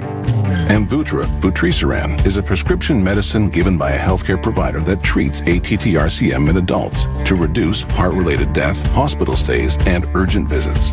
In a clinical study, Amvuttra was proven to help people live longer and have fewer heart-related hospital stays and urgent visits over 3 years compared to placebo. Amvuttra lowers the amount of vitamin A in your blood, which can affect vision. Other side effects include pain in the arms or legs, pain in the joints, and shortness of breath. These are not all the possible side effects of Amvuttra. For prescribing information, call 1-833-256-2748 or learn more at amvuttra.com. Ask your doctor about Amvuttra for ATTR-CM. Get ready for Men at Work. You better run, you better take cover. And Toad the Wet Sprocket. Live in concert. Be this close. Friday, July 31st, Event Center at Borgata Hotel, Casino and Spa. Walk on the ocean. Get tickets now at theborgata.com. Don't miss Men at Work and Toad the Wet Sprocket. With the high price of new and used cars today, many drivers are choosing to keep their vehicles a lot longer. But with the average car now over 12 years old, most manufacturers' warranties have expired. I'm Danica Patrick. If your car is out of warranty, a single trip to the mechanic could cost you thousands. That's why smart drivers choose Endurance. If your vehicle is less than 20 years old, no matter the mileage, Endurance could have your car covered for the drivetrain, electrical, AC, transmission, and more. And Endurance is with you every step of the way, from filing a claim to paying the mechanic of your choice directly. And your rate won't go up no matter how many claims you file. Call Endurance now and choose the plan that fits your budget. Act now and get 1 year of elite benefits, a $2,000 value free. For your fast free quote, call 800-291-0342. 800-291-0342. 800-291-0342. Coverage varies by plan. View contracts and exclusions at EnduranceWarranty.com. Now, you can listen to Talk Radio 1210 WPHT on the iHeartRadio app. 7:05. Welcome back in. Hour 2 underway on a Thursday morning. It's Kayal and Company. Nick Kayal, Dawn Stenzelin, Sean Farish, H-Chair, Jimmy Kelly, the whole crew here. Big station announcement coming up at 8 o'clock. Oh, yeah. Big morning show announcement. We will unsheath it coming up in just about 54 minutes. Cut sheet at 7:45. Zioli at 9 o'clock. Fight Club at 9:10. All right. If it wasn't for all of the illegals, if it wasn't for Iran, which we'll get to coming up in the cut sheet, Trump, J.D. Vance, a lot of people weighing in on the latest developments with the strikes. Graham Plattner front and center. And we've been talking about it. We gave you the numbers yesterday, the prediction markets. I believe Kalshi was either yesterday or on Tuesday said about a 60% chance he drops out by July 8th, 70% chance he drops out by July 9th. Prediction markets very rarely miss. A lot of smart people and smart money know what they're doing. So it happened last night. Maine Democrats are now planning a convention for the next candidate after scandal-ridden Graham Plattner drops out of the Senate race. New York Post writing the following: Plattner faced enormous pressure from within the party this week to bow out after revelations that he sexually assaulted a woman in 2021. Allegedly, Maine obviously critical for Democrats' efforts to retake control of the U.S. Senate in the midterms this fall, leaving a race to fill the vacuum left by Plattner, a progressive, I would call him a socialist, as the party hopes to defeat longtime Republican incumbent Susan Collins. So, Farish, I know you were doing all sorts of activities yesterday and letting me know about it, which made me crack up in the middle of my day as I was dealing with the chaos that is a wife and 2 children. Not your fault. It's the prison I built myself. But Plattner gets over 155,000 votes. He gets roughly 72% of those votes. He gets forced to step down, and now hundreds of Democrat officials will choose who Democrat voters get. The party of democracy, the party that tells you Republicans are said threat to democracy. And once again, it's the party of the voiceless as Graham gets Joed. I think you pretty much saw this coming. You led the efforts to keep him in, which was hilarious. And I agree with your approach and your stance. Your thoughts as now this is a reality and where we go from here. I just want to know from like actual Democrat voters, how much more of this are you going to take? Right? Like, do primaries matter anymore? Like, does it? And I'm not asking this like facetiously. Like, I'm asking, like, honestly, does this matter anymore? Like, how do you have confidence that if you're in wherever you are, right? You could be in New York, California, Washington, Michigan, Georgia, it doesn't matter where, any state, any jurisdiction, and you have a Democrat primary, right? And you're voting for a candidate to be your nominee in a federal race or a statewide race, or it could be a local race. And the establishment doesn't like who you chose. How do you know they're not going to do this again? Right? Because Graham Plattner has not been convicted of a crime. I'm not saying he's a good guy. I don't think he should have been in the conversation to begin with the Nazi tattoo and all of the other things that were known about him. Okay, but the only thing, I want to be very, very clear. The only thing Graham Plattner was guilty of, right, thus far, was bad poll numbers. That's it. If he did not have bad poll numbers, the Democrat Party would have covered this up. They would have attacked the accuser. They would have dismissed it as some sort of right-wing conspiracy theory grounded in racism, even though he's a white guy. They would have made this about LGBTQ rights because he stands for trans, blah, blah, blah, blah, blah. Like, they would have done all the normal things to make this go away if he was a strong candidate on the ballot. And that can't be disputed because we've seen them do this. For example, Jay Jones. Jay Jones fantasized about killing his political opponents and their children. Yep. And rather than force him to step down, they said, well, it's just a text. Because Virginia Attorney General, right? Virginia Attorney General. This is the clown who, after the redistricting measure passed and then got struck down in court, misspelled the name of the state, filed his briefings in the wrong court. Like, this guy's a total nut job. All right. And yes, running in that race against Jason Miyares, he text came out about him that he was fantasizing about killing his political opponents and their children.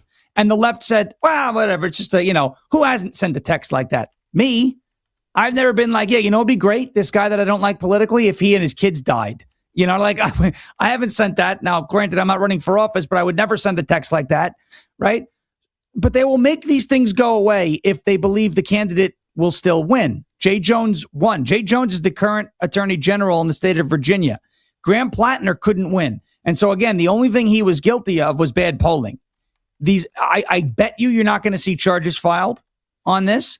I bet you're not going to see anything followed up on this at all when it comes to Graham Plattner. It doesn't mean the allegations are false. It just means that they're not going to follow through. They got what they wanted. What they wanted was him off the ballot because he was a liability.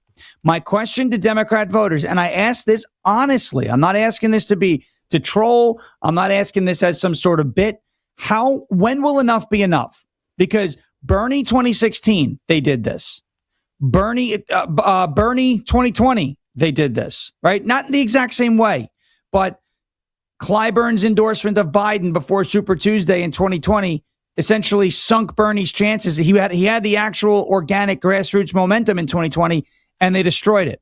Bernie Sanders got more of the popular vote in 2016, but the super delegates won that primary for Hillary Clinton. Mm-hmm. Andrew Cuomo was going to be the nominee for New York governor in 2022, and then a sexual abuse story came out. Eric Swalwell had a lot of momentum in California, but because he was going to split the vote too many times, sexual abuse story came out.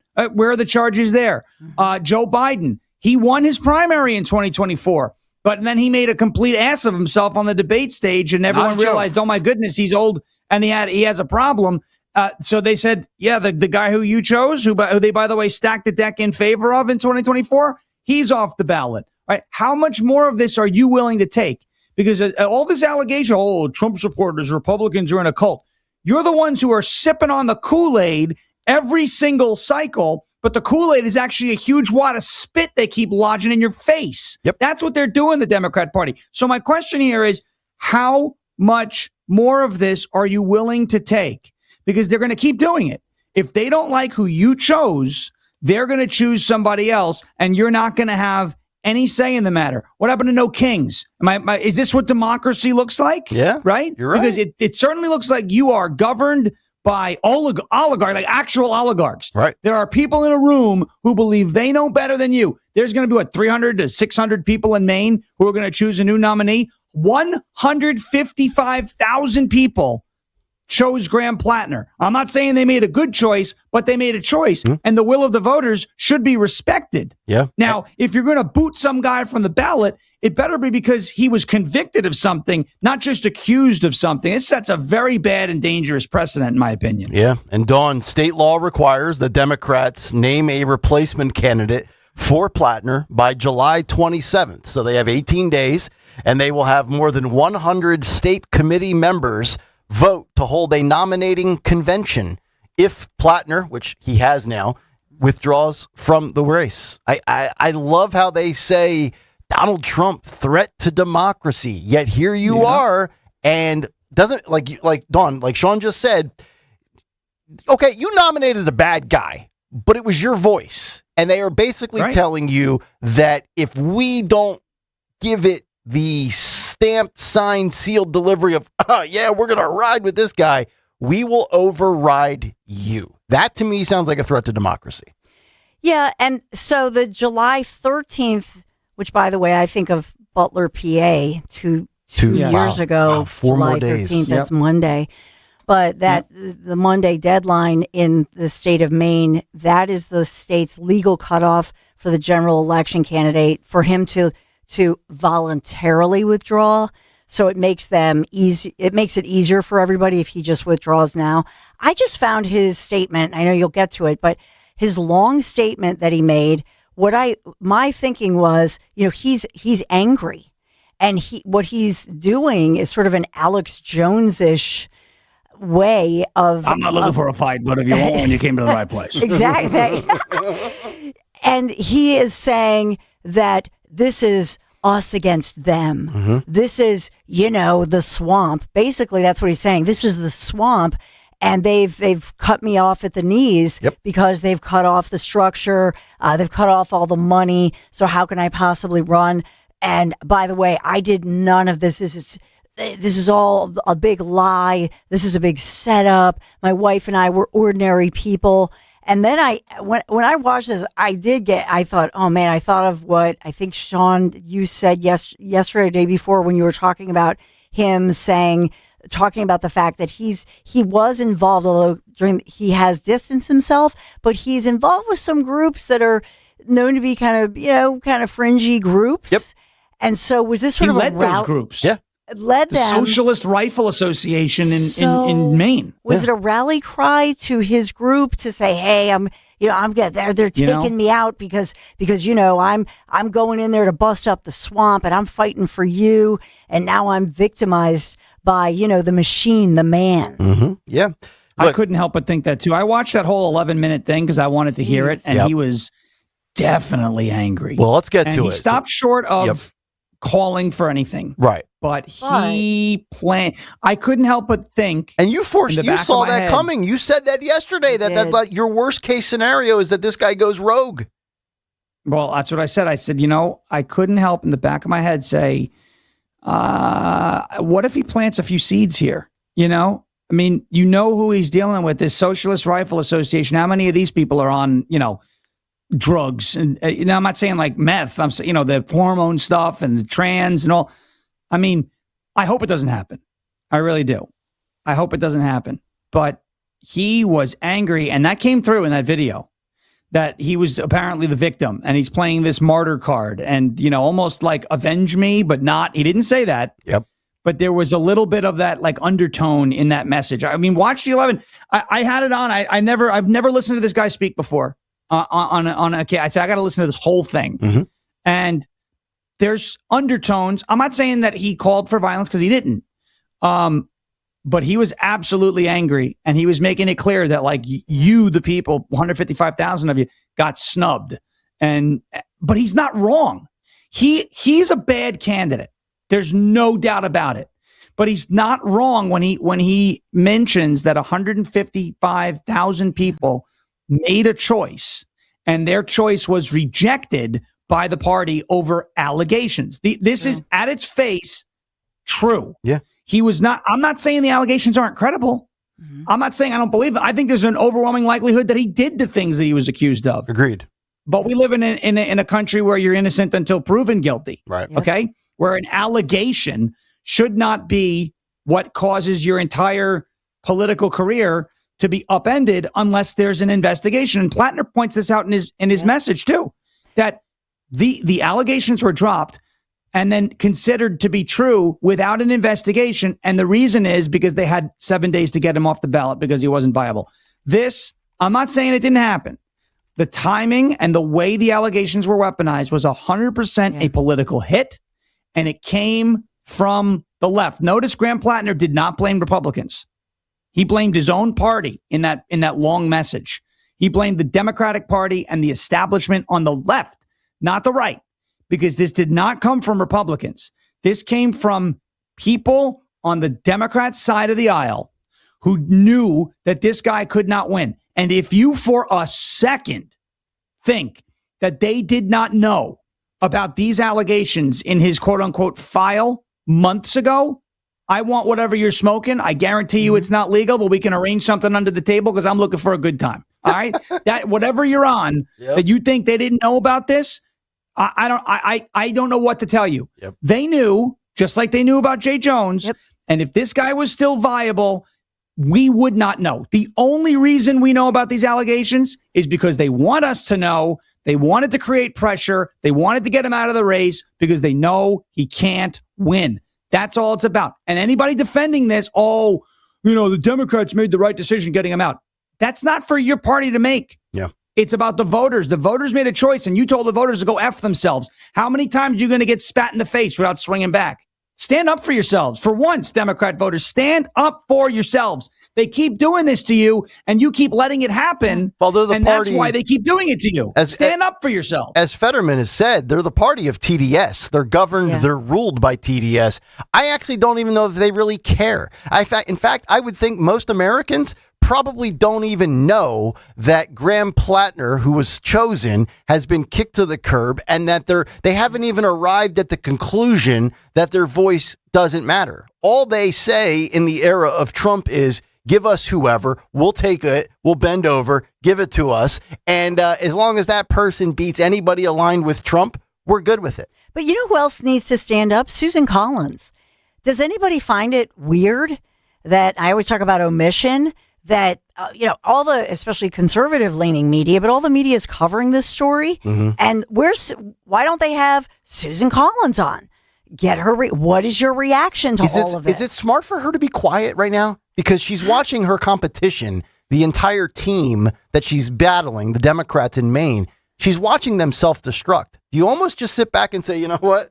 You guys are a dumpster fire. I mean, maybe the local I should look at their local stations in Maine, Right. but Yeah. all the stations are covering it. Why wouldn't you say, look, we stop for a second. Why isn't this being investigated? Right. And, why did they think it was okay to put this person in there? Yeah. I mean, it's bizarre to me that she is just. When have you seen her on any of these shows? No, that's true. But I also strange when somebody's self-destructing and you want them to self-destruct, you just let them keep going, right? Go back to June 27th of 2024 when Joe Biden was self-destructing and glitching out. Donald Trump just sat there, right? He just had that look on his face like, this guy okay, right? And then, of course, he said, I have no idea what Joe just said. I don't think he does either. And he got to his point. But like when somebody's just basically going up in flames, you just let them do it, right? Especially if that's what your desired outcome is. Like, I don't know. Now, I know we've been talking about the motives behind all of this, but does this help Democrats in that race? We know Collins always definitely does. She always overperforms polling. But, when you look at what the projections were for Plattner versus Collins versus because it's a purple state. If Susan Rice becomes the candidate and it's a battle of Susans, is Susan Collins now like, damn, I wish I would have had to go up against Plattner? Or maybe she's like rejoicing. I think so. I don't know. No, I think this again, the answer to that question that's already been answered.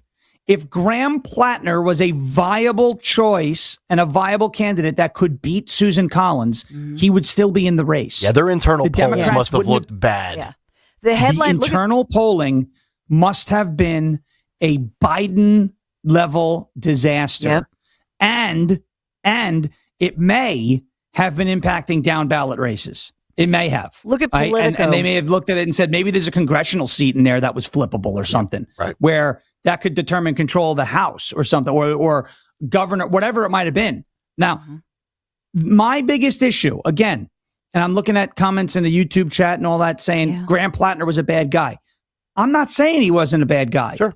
The voters made a choice. Take the guy who they chose out of the equation, okay? The voters made a choice. And the party higher-ups, as Graham Plattner said in his video, based on allegations, nothing was proved in a court of law. Nothing was proved, okay? The Democrat Party higher-ups, based on allegations, played the role of judge, jury, and executioner in a 24-hour period of time and told 150,000 people who made a choice, no. That's not democracy. No. That's tyranny. Politico reports a flash poll conducted by Plattner's own campaign, obtained by Politico, says that Plattner trailed Susan Collins, the Republican incumbent, while three likely Democrat candidates who lost the primary led or were statistically tied with her. Mm-hmm. Yeah. So in this one, this is bad news for Collins. But I think, I told you she has that. Remember, I had mentioned this, I don't know, when I saw her on C-SPAN on one of her big committees, and they wanted a contrast. This guy's 41 years young. They wanted a fresh face and a guy who looks like an alpha guy and among the people. Yep. And contrasting with somebody who looked like old guard, not that she's pro-Trump, but just her her affliction, if you will, and speaking. Yep. She looks much older than she is. And so I just think they're trying to, her campaign is trying to keep her out of the interview sphere. Yep. And so this is a problem. Yep. All right. So Graham Plattner drops an 11-minute video last night. We've chopped it up. We'll give you the 3 biggest, most important pieces of that on the other side. Plus, one of the most well-sourced, well-connected DC insiders has a idea and has been told and is reporting that something could actually upend 2028. I disagree with it, even though I know this person is well informed. I'm going to give you a theory on the other side, but we'll get to Graham Plattner first, and we'll do that when we come back. It's Kayal and Company, Nick, Dawn, and Sean. It's Talk Radio 1210 WPHT. You know, there is a feeling that comes with driving a Mercedes-Benz, a feeling of confidence, craftsmanship, and arriving exactly where you belong. During the Mercedes-Benz Welcome Home celebration, discover exceptional offers on a remarkable selection of new vehicles, including the GLC and the GLE SUVs. Just visit your authorized dealer in Westchester, Wilmington, or Atlantic City. Experience the luxury, innovation, and performance that sets Mercedes-Benz apart. The Welcome Home celebration happening now. Mercedes-Benz of Westchester, Wilmington, Atlantic City, PiazzaAutoGroup.com, PIAZZA, PiazzaAutoGroup.com. Tell them Dawn sent you. A message from Bradford White Water Heaters. How you heat your water matters, and you do have a choice. So choose efficiency, choose reliability, choose innovation, choose a water heater that's manufactured in America using the finest components from around the world. Choose Bradford White. Still is and always will be built to be the best. So make the right choice. Ask your plumbing professional to install a Bradford White water heater in your home or business. Visit BradfordWhite.com to learn more. Your mission, should you choose to accept it, is to install a mailbox. Let's go. But there's one critical step before digging. Wait, what? Call 811 to have utility companies mark their underground lines. Failure to do so will result in catastrophic gas line damage. This message will not self-destruct, but your yard might if you don't contact 811 before you dig. Visit pa1call.org. Maybe I should have listened to the home message first. A well-organized home isn't a luxury, it's a practical upgrade. Closet Factory designs and installs custom storage for closets, pantries, garages, and home offices, built to fit your space and your needs. You'll work with a designer, choose the look, and get professional installation, so the project stays simple and the results last. Start with a free design consultation at closetfactory.com. That's closetfactory.com. Hey, this is Larry Steinhaus with Investor Schooling. Listen, I know sometimes you worry about coming to see me because you don't want to invest in real estate, because you don't want to deal with toilets, trash, or tenants. I'm going to teach you a way that you don't have to deal with toilets, trash, or tenants, or even own any real estate and invest in real estate at the same time. You want to learn this, so go to investorschooling.com. That's investorschooling.com and take a complimentary class this Thursday. And I promise you, no toilets, no trash, no tenants. It's bigger, it's better. It's the 4th of July sales event at Tri-County CDJR. This month, get up to 20% off MSRP on select new 2026 Ram 1500 models. Come find bigger deals and better value at 422jeep.com. Available on select models with approved credit. Customers must qualify, plus tax, title, license, registration, and applicable government fees. Offers expire July 31st, 2026. Lemonade! Fresh squeezed lemonade! Lemonade? Oh, nuts. Is your business struggling to be seen? Not reaching the right customers? Yeah. Odyssey's here to help. Your one-stop shop for digital marketing. Wait, really? With targeted digital media, plus SEO, SEM, social, OTT, and more, we help your business reach the right audience and drive results. Whoa, hey, one at a time. Stop missing out on valuable customers. Visit digitallocalads.com to learn more about our local advertising solutions. That's digitallocalads.com. Okay, people, line starts here. At Uline, they know firsthand the road to success is an uphill climb. Uline started in the family basement, and through hard work is now North America's most trusted shipping and industrial supplier. They get what it means to have the support of reliable, hardworking partners. So they keep 41,000 items ready to ship. Whether your company is still in a basement office or expanding cross-country, Uline will be there on your road to success. Visit uline.com.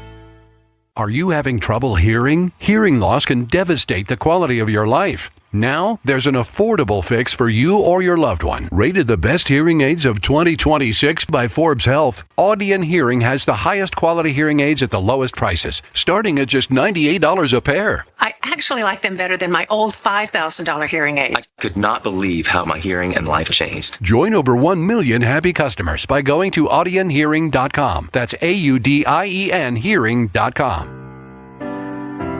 My name is Mary Viney, and I started with Crash Proof in 2011. Because of all the chaos that's going around the world today, the uncertainties, it's important to get your money off of risky markets and put it in a safe place. In 2026, with Crash Proof, I am earning over 20%. I was expecting to earn about 4 to 6, but it was over 20%, which is phenomenal. And what's nice is that's interest that I get to keep.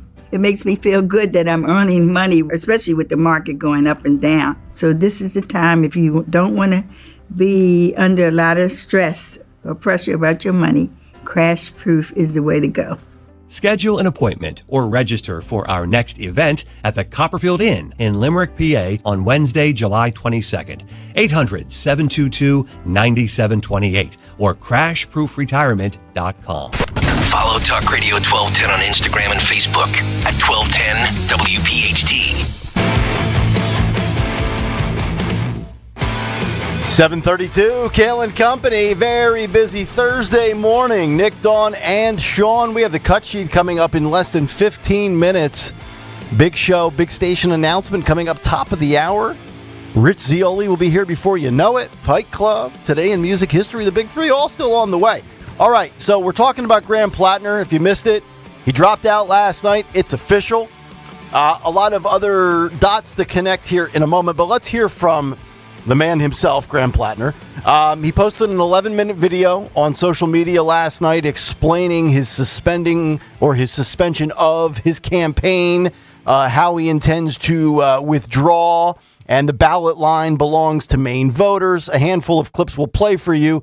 Phil, let's start with 30D, though. Here is Plattner announcing his campaign suspension and says it's not an admission of guilt. Amy and I struggled about getting into this. Last summer, right around this time of year, we sat down and we looked at each other and we said, if we believe in the kind of politics we think that we do. Am I the only one who doesn't hear the audio? We have to do this. I hear it. I hear it.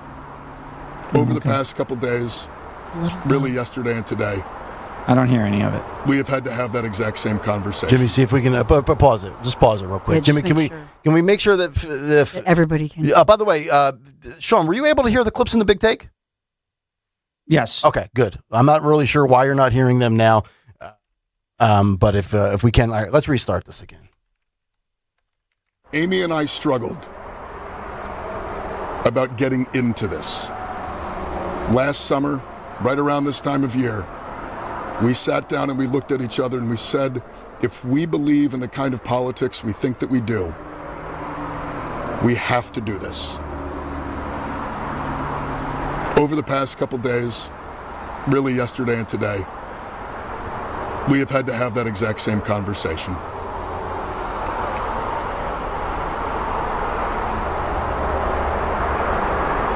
We believe that for the movement to continue,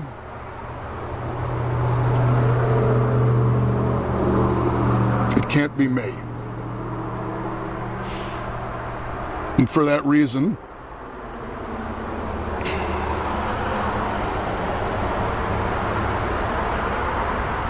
we are suspending campaign operations. This is incredibly difficult because I know that some will think it's an admission of guilt, and it most certainly is not. We're not doing it because of the allegations. We're doing it because of the structures that are being taken away from us by those in power. And I also feel an immense amount of responsibility to everyone who has worked so hard to get us to where we are.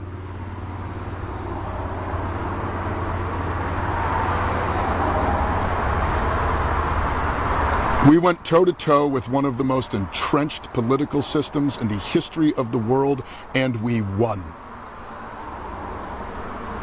We beat them on June 9th in overwhelming numbers. We did it the right way. We built a campaign. We engaged in electoral politics. We motivated people. We banded together. We did it the way that we were told we are supposed to make change. And we won. And now they are not going to let us have it. Not if it's me.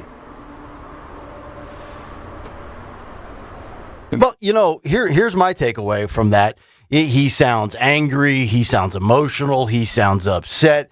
And Sean, as you mentioned, you could be a scumbag. You could be a bad guy. But until you are charged and or convicted, you are not a criminal, even if we all believe, based on your track record of poor judgment and unbelievably reprehensible things like Nazi tattoos on your chest, things that you've said, things that you're a part of, affiliated with, or you're signed up and enrolled in, like stupid apps called Kick, where a lot of bad stuff happens. Well, then don't be a puss and fight it. I mean, okay, you want to say, well, the money's going to dry up. Well, now more than ever. That's everything, though. Well, it is, and I get it. And money drives politics. But, at this point, you've become entrenched in the headlines. You're well known, and you have a platform. It's called social media. I would just bark from the mountaintops and say, I'm going to continue to fight this. And maybe, perhaps, Susan Collins wants that, because Dawn just gave me this during the break from Politico. Collins' allies think that Plattner's exit makes her re-election bid tougher. Republicans may be publicly using Graham Plattner's exit from Maine Senate race to ratchet up their attacks on Democrats, but behind the scenes, his withdrawal is hardly being viewed as good news for Senator Susan Collins and her re-election campaign. According to a person familiar with the campaign's thinking, granted anonymity to discuss it, Collins' team long viewed Plattner as a uniquely vulnerable opponent whose personal controversies could help offset one of the biggest challenges she faces this year, running as a blue state Republican in the Trump era. So let me ask you this, Sean, and I know you watched the full 11-minute video. Apologies that you couldn't hear it. We could only hear it for some reason in just my right earpiece. So either the audio's bad or somebody didn't pull I was trying to read his lips. It's hard to read his lips. Yeah. You gotta put the subtitles that walrus on. mustache. Put the subtitles on YouTube. But he also pulled over on the side of a road. So there's all this, he's like on the side of a highway or something. I thought that was the back of his deck. Yeah. I don't know. His deck? I don't know where that is. They were saying that he was that he was by a roadside. And you hear all this traffic going by. And I think it was at his house, and there were cars driving past him. It looked like he was on his deck. Yeah. The backdrop there looked like he was on a deck. So if Collins' people realize behind the scenes that this is actually going to make her re-election bid more difficult, and again, I'm not a fan of Susan Collins, but I want to see her win because I want Republicans to retain the Senate because I think they're going to lose the House. I know everybody's on social media today with their memes and their jokes and their clips and, their victory laps. Just be careful. Don't dance on some party's grave because this actually might improve Democrats' chances of beating Susan Collins. Just remember that this fall. Anybody who is celebrating this as some sort of victory has the political instinct of a snail. Okay, there's no doubt that this hurts Susan Collins' re-election chances. Is this doom and gloom? No. Which affects the country. It affects everything, right? So for anybody who says, this isn't a local story, it is.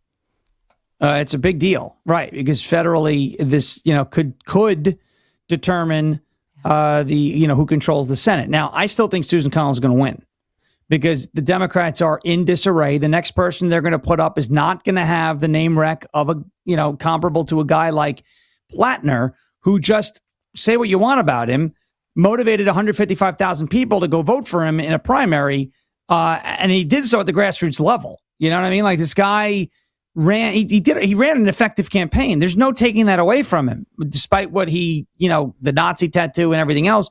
The guy ran a very effective campaign. It's going to be hard for somebody to step in and for, all 155,000 people, some of whom may feel disenfranchised, to rally behind a guy like a Troy Jackson or a Janet Mills. Or, if the Democrats, I have a feeling if the Democrats put up, if these couple hundred, oligarchs in the room choose some establishment shill or some kind of like placeholder, that person's going to get smoked by Susan Collins. I have a feeling they may be more appealing to moderate Democrats across Maine, but the passionate socialists that came out and supported Plattner up until this point, I don't think they're going to buy it. I think you see like a lot of with Bernie bros and all that with Hillary in 2016. So I'm just my point here is Susan Collins' job just got tougher by taking this guy out of the equation. Yeah. 100%.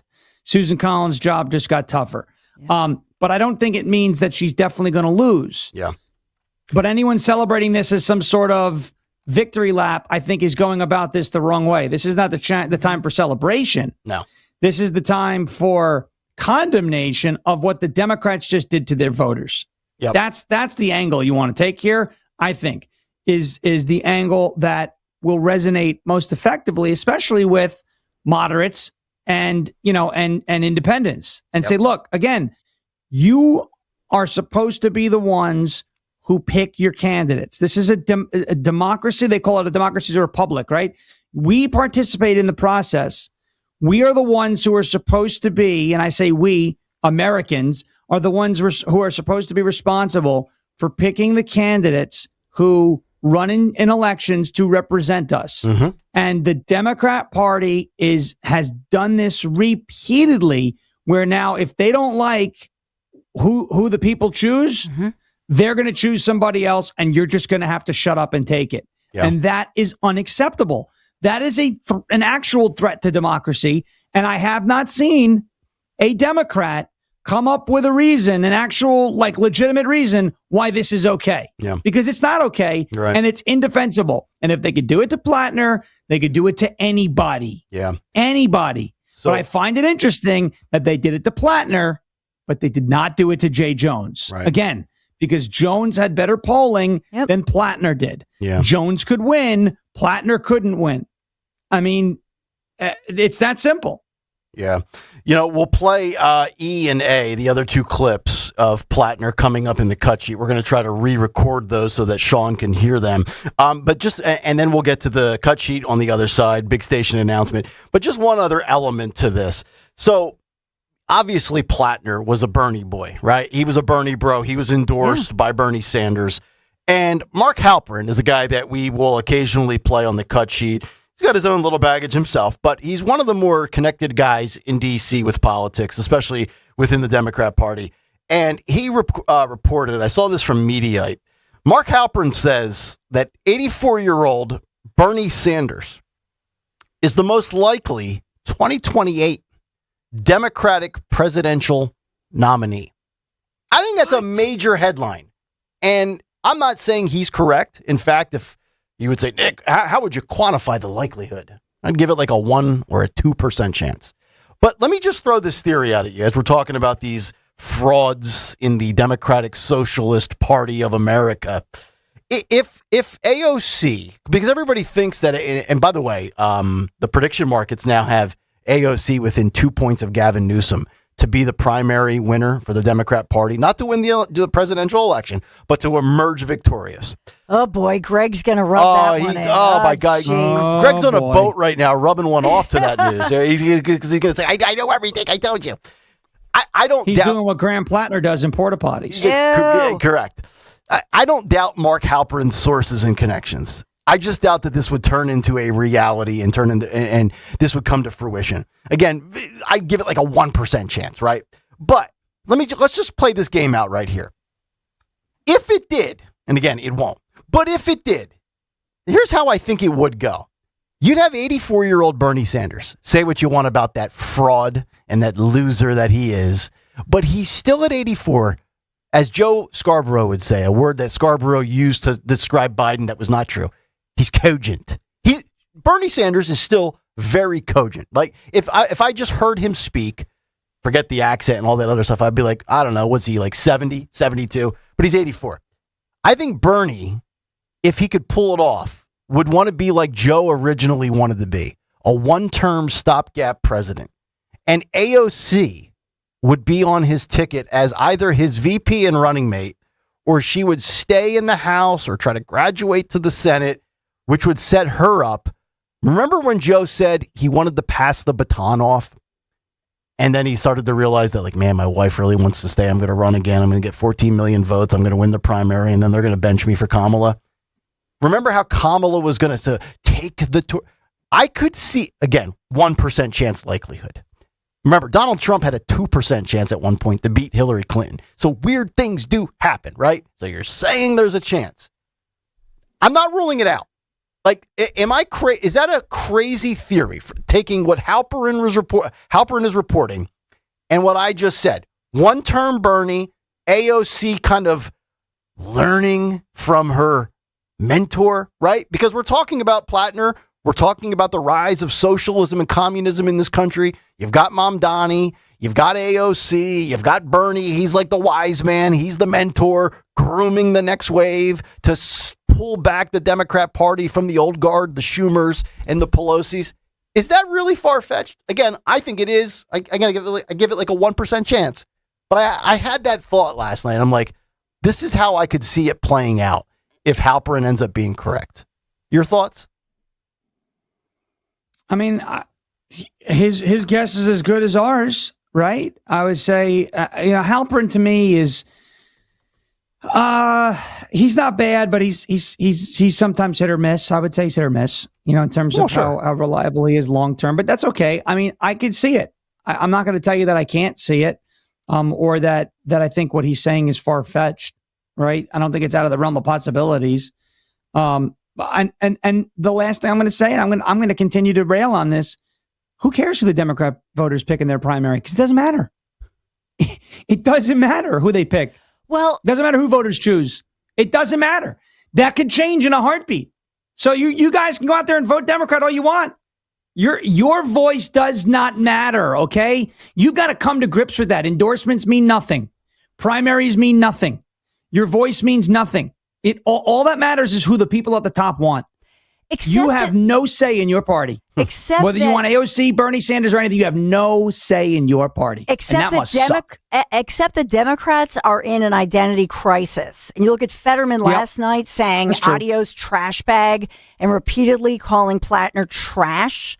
We took out the trash. Mm-hmm. So you have all of these different, and even going back to Civil Nick's, but even going back to Nick's big take.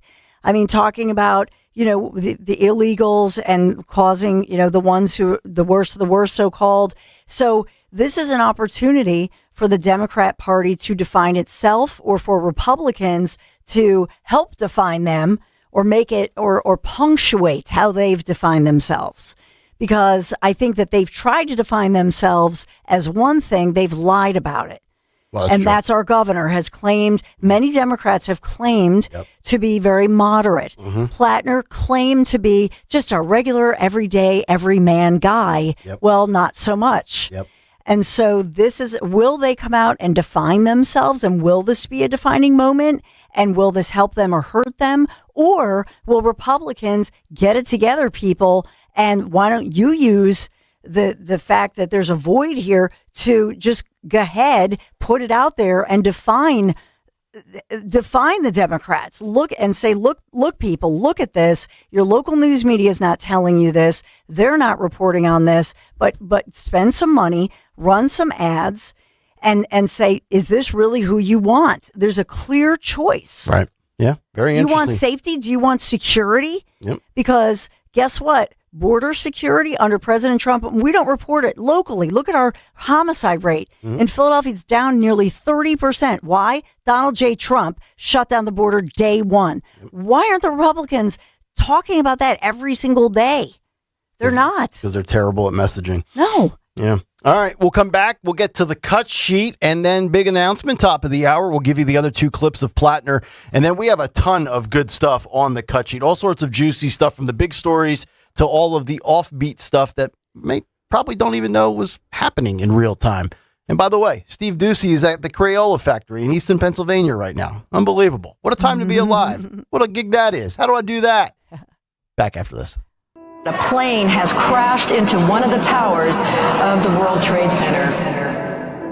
The events of September 11th changed our nation forever. As we approach the 25th anniversary, Talk Radio 1210 WPHT is looking to hear directly from those who experienced that day firsthand. Were you a first responder who answered the call on September 11th? Were you in New York City, Washington, or near Shanksville? Share your story as part of our special 25th anniversary broadcast, 9/11 Through the Eyes of, a collection of personal memories, reflections, and experiences from those whose lives were forever changed. If you have a first-hand account and would like to be considered for an interview, visit 1210WPHT.com. Let's remember, honor, and preserve them for future generations. Go to 1210WPHT.com. Wesley Financial Group is not a law firm. Ask yourself this question. Is it really worth holding on to that timeshare that you know you need to get rid of? Here's the truth. The average maintenance fee just went up over 17%.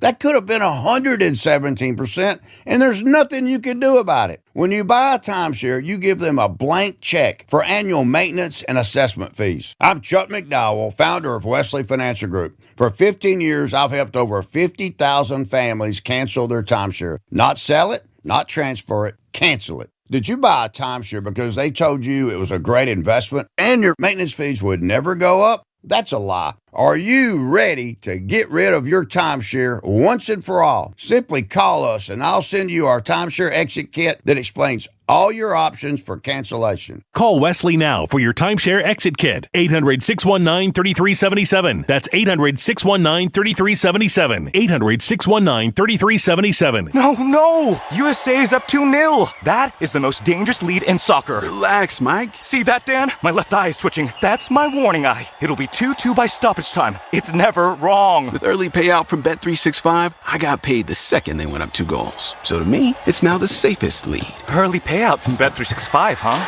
Now my right eye is twitching, Dan. Bet365. Winning is everything. Gambling problem? Call 1-800-GAMBLER. 21 plus only. Must be physically located in Pennsylvania. T's and C's apply. In-app only. Get ready for a new era of Penn State sports under new head coach Matt Campbell. Follow it all on the official home of Penn State football and basketball games. Talk Radio 1210, WPHT, and the free Odyssey app. My obstructive hypertrophic cardiomyopathy kept me from baseball games with my boys. The stairs were too much. With Camzyos, my symptoms have improved and I can be more active again. Camzyos is a cardiac myosin inhibitor, the first in its class to treat adults with symptomatic OHCM. Camzyos may improve your symptoms and ability to be active, and it reduced obstruction in the heart 4 times more. In a 30-week study, Camzyos, mavacamten, reduced post-exercise obstruction on average 47 units of pressure versus 10 with placebo. Results may vary. Camzyos may cause serious side effects, including heart failure that can lead to death, a risk that's increased with serious infection, irregular heartbeat, or with certain other medicines. Do not stop, start, or change medicines or dose without telling your doctor. You must have echocardiograms before and during treatment. Seek help for new or worsening heart failure symptoms. Camzyos is only available through a restricted program. Before taking, tell your doctor about all your medical conditions and current or planned pregnancy, as Camzyos may harm your unborn baby. Visit Camzyos.com or call 1-855-CAMZYOS. Actor Portrayal. I've always wanted to learn French, but the app I tried didn't help. If you want to memorize words in another language, there's an app for that. But if you want to really learn another language, there's Babbel. Babbel was designed by over 200 language learning experts to be the most effective way to learn another language. With other language learning apps, I was just playing games. I wasn't really learning. Babbel's different. Every time I open the app, I can choose to work on my writing, speaking, or listening. And it saves my mistakes for me to review, so I'm constantly improving. Babbel feels like it was created intentionally by people who really know what you need to learn another language.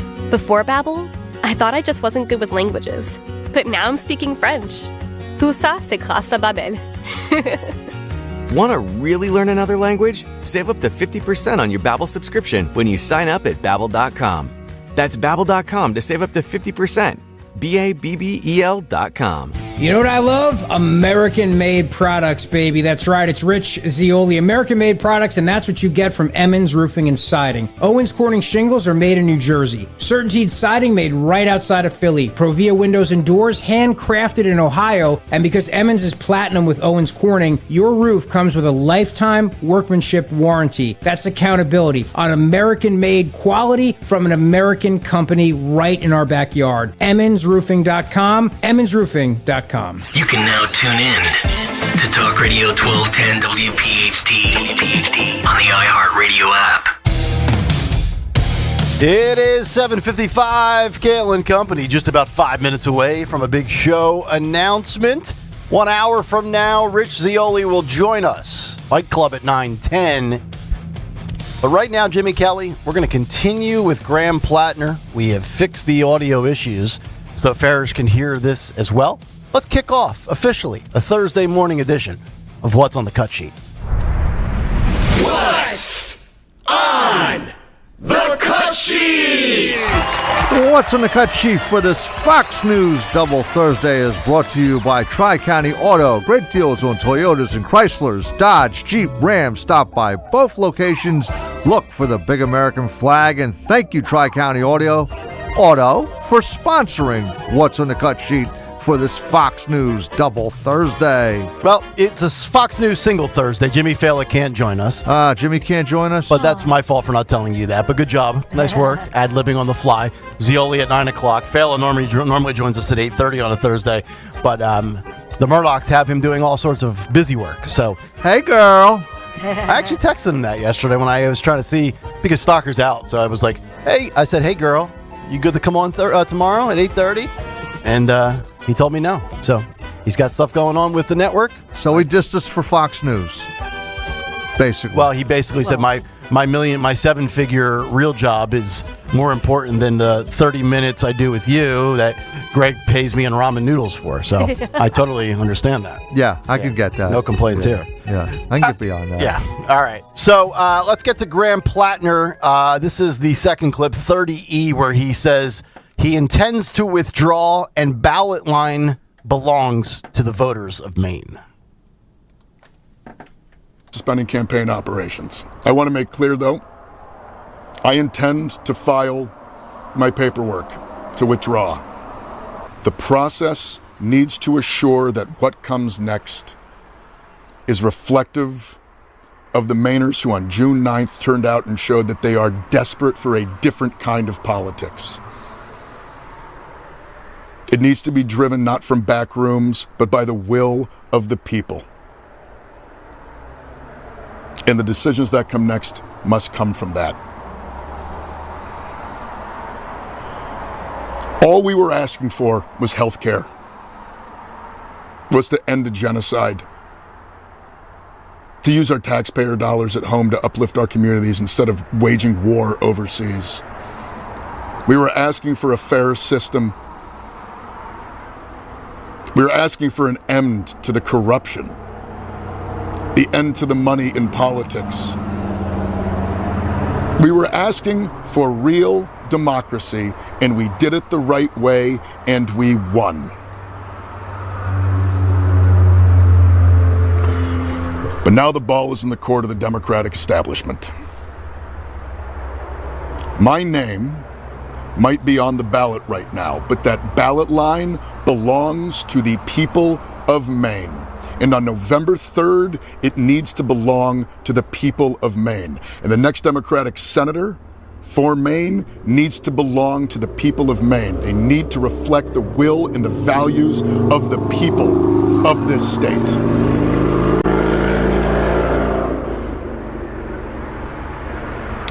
I love this. Yeah, I know. You love Maine. I don't disagree, and Sean, you've pointed it out multiple times this morning. I don't disagree with the democracy element and the voters of Maine being told their vote doesn't matter. But his whole for the people facade is BS. It's BS. Socialism isn't. Here's what socialism is. That's right. False promises.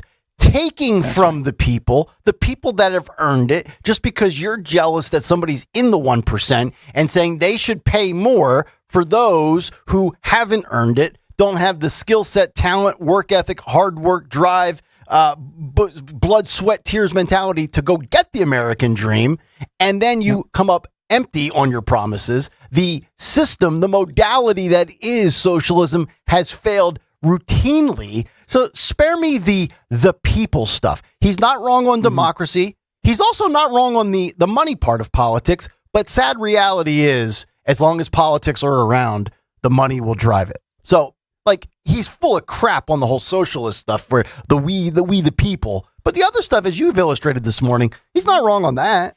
Yeah, but no. He also, you guys, he's pivoting and saying that these women who have come forward and claim they have tangible evidence and claim they have other, corroborating witnesses, he's not believing the women.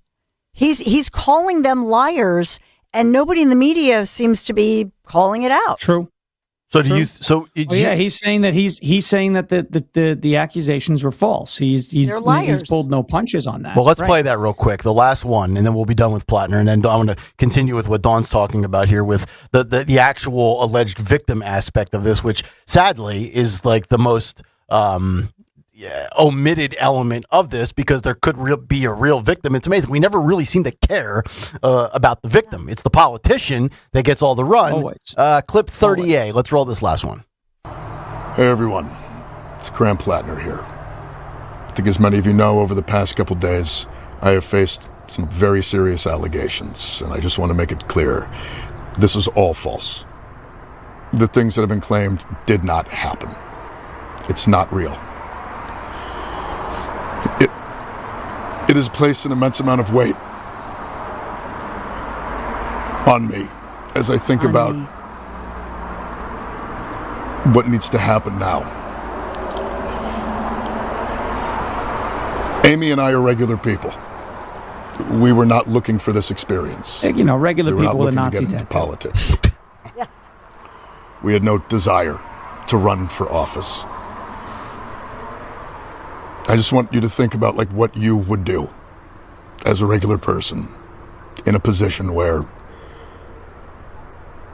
a much larger world, large forces, were working against you personally to accuse you of the worst thing that a person could do, and it was not remotely true.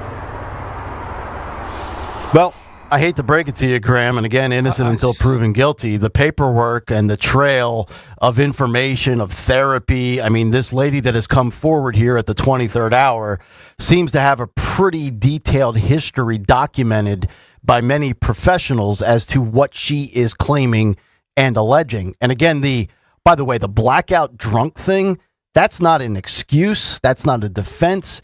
You made a grown man decision to get blackout drunk. You're not going to get, if charges were to be filed, you're not going to get off easy like that judge in Milwaukee who said, well, I was upset, and please only fine me $5,000. Hog. She's a hog. Yeah, exactly. Yeah. So, but remember, I think it was even this was put out there, and maybe it was even part of the New York Times, or no, it wasn't. But I know that we brought this up yesterday. Anyway, remember that they had emails with him, and that was one of the interviews that came back this week, where she said, "Yeah, this whole drunk blackout thing, here are the emails where he referred to it." And she was suggesting that, in fact, at least one or both women were suggesting no.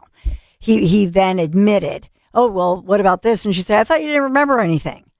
And so that's another angle to this. Yep. And the other piece of this is what an abuser uses is when they say things like, I'll do self-harm. And that was another thing that came out, that he would, part of his controlling, manipulative manner was physically holding these women back. That's the allegation, but also would say, I'm just going to take my life. I can't, I feel terrible, or just this highly manipulative thing where he would even threaten self-harm and play on their emotions that way. Okay. So there's a lot at play here. Here's the thing with Plattner. He mentions that, being accused of doing the worst thing that a person can do, i.e. rape, right? But this is a guy who has said that he would rape somebody if they broke into their house. If they broke into his house. Guy even. So, and to prove he's dominant, right? Yeah. That's him saying that. So that's number one. Okay. Number two, he's not wrong in that his political campaign, scandals notwithstanding, take them out of the equation right now, was incredibly effective, right? And so I have two questions, okay? Number one, did voters get it wrong? I need Democrats to answer this. Did 155,000 people get it wrong? Yes or no? Because there were other options on that ballot, and they voted for this guy with the Nazi tattoo, with the questionable past, with the strange messages on Kick. So did they get it wrong? Or are there rank and file Democrats, i.e. the people, who are going to say, whoopsie, we got this wrong? Are there establishment Democrat leadership figures who are willing to come out and say the people got it wrong? Because they're saying that with their actions, but they're not saying that with their words, right? They're blaming it on Plattner. He was a bad candidate. Number three, Nick, you brought up a good point. The socialism versus, the whole thing about the people. Remember, socialism is only for the people, i.e. the people live by the rules that are created by the socialists that the socialists themselves don't live by. Right. You know as well as I know, Madison Square Garden last weekend was not set to 78 degrees. Not a shot in hell. Nope. You know as well as I know that Zoran Mamdani doesn't have his thermostat set to 78 degrees. Nope. You know as well as I know that all these socialists who want to talk about health care, they're not on single payer. They got a private plan. You know as well as I know, Bernie Sanders has even justified this or attempted to. He flies around on a private jet because he couldn't be bothered waiting online at United because he's quote unquote campaigning. And apparently you can't campaign unless you fly on a private jet. So the rules, socialism and the rules that they want you to live by, they themselves don't live by. And go ahead, prove me wrong. Prove me wrong on this. Show me where Bernie Sanders is playing by the same rules that he wants you to live by. Show me where Zoran Mamdani is playing by the same rules that he wants you to live by. And then when you take it outside the United States, show me where Maduro lived in the same squalor that his subjects lived in. Yep. Show me where Stalin had to suffer this. Show me where Castro had to suffer the struggles. None of these heads of state, none of the socialists who sit at the head of the table ever experience what socialism brings to the people. Okay? So go ahead and tell me that this is a populist movement. Socialism's great. Everyone's going to be treated with dignity. BS. That's not what's going to happen. It's never happened in the past. You can't show me an example of when it has happened in the past. And you are getting played. And the only justification you use to cope with this and to justify, but Trump. Okay, he's done in 2 years. He's not running anymore. You can't tell me but Trump. Why are you not standing up for yourself? Why are you letting your voice get silenced? I don't understand that you have no self-respect. Are you that weak that you have no self-respect? That you don't care? That you are going out there, you're campaigning for a guy like Graham Plattner, you're choosing him 155,000 strong, only for some dude in a suit at the DNC headquarters to say, no, you got it wrong, we're going to choose somebody else? How are you okay with this? How? Yep. All right, it is time for the big show announcement because Talk Radio 1210, WPHT, and Piazza Auto Group are looking to adopt a local animal shelter. And we are inviting animal shelters and rescue organizations throughout the Philadelphia and surrounding counties and suburbs, the Delaware Valley, to apply. One deserving shelter will become our year-round community partner. This is a huge opportunity, brand new incentive, and Piazza has a long history of supporting local animal welfare organizations and giving back to the community over the past 2 years. 1210 WPHT has hosted adoption events, finding homes for dogs. We hosted a drive for blankets, food, and toys. Puppy pads. That's right. Filled up massive trucks for area shelters, Dawn. So I know you're pumped for this. I'm pumped so for this. Excited. It's going to be fun. Greg Stocker, the Stocker family even adopted their pup. That's right. Sadie. So, and some of you did too. So you got to come on out and tell us why your organization should be selected as our partner. Yes, it's going to be good. Our goal is obviously to help a shelter through fundraising, donation drives, adoption events, volunteer opportunities, and on-air and digital promotion. And we're looking for a shelter that's making a difference, that the lives of homeless animals could benefit from, and these additional community support opportunities. So if you work at, if you volunteer with or know of a deserving shelter, we'd love to hear from you. Tell us why your organization should be selected as our partner, and together we can help more animals find loving forever homes, even if it means ending up with a nut job like Stocker.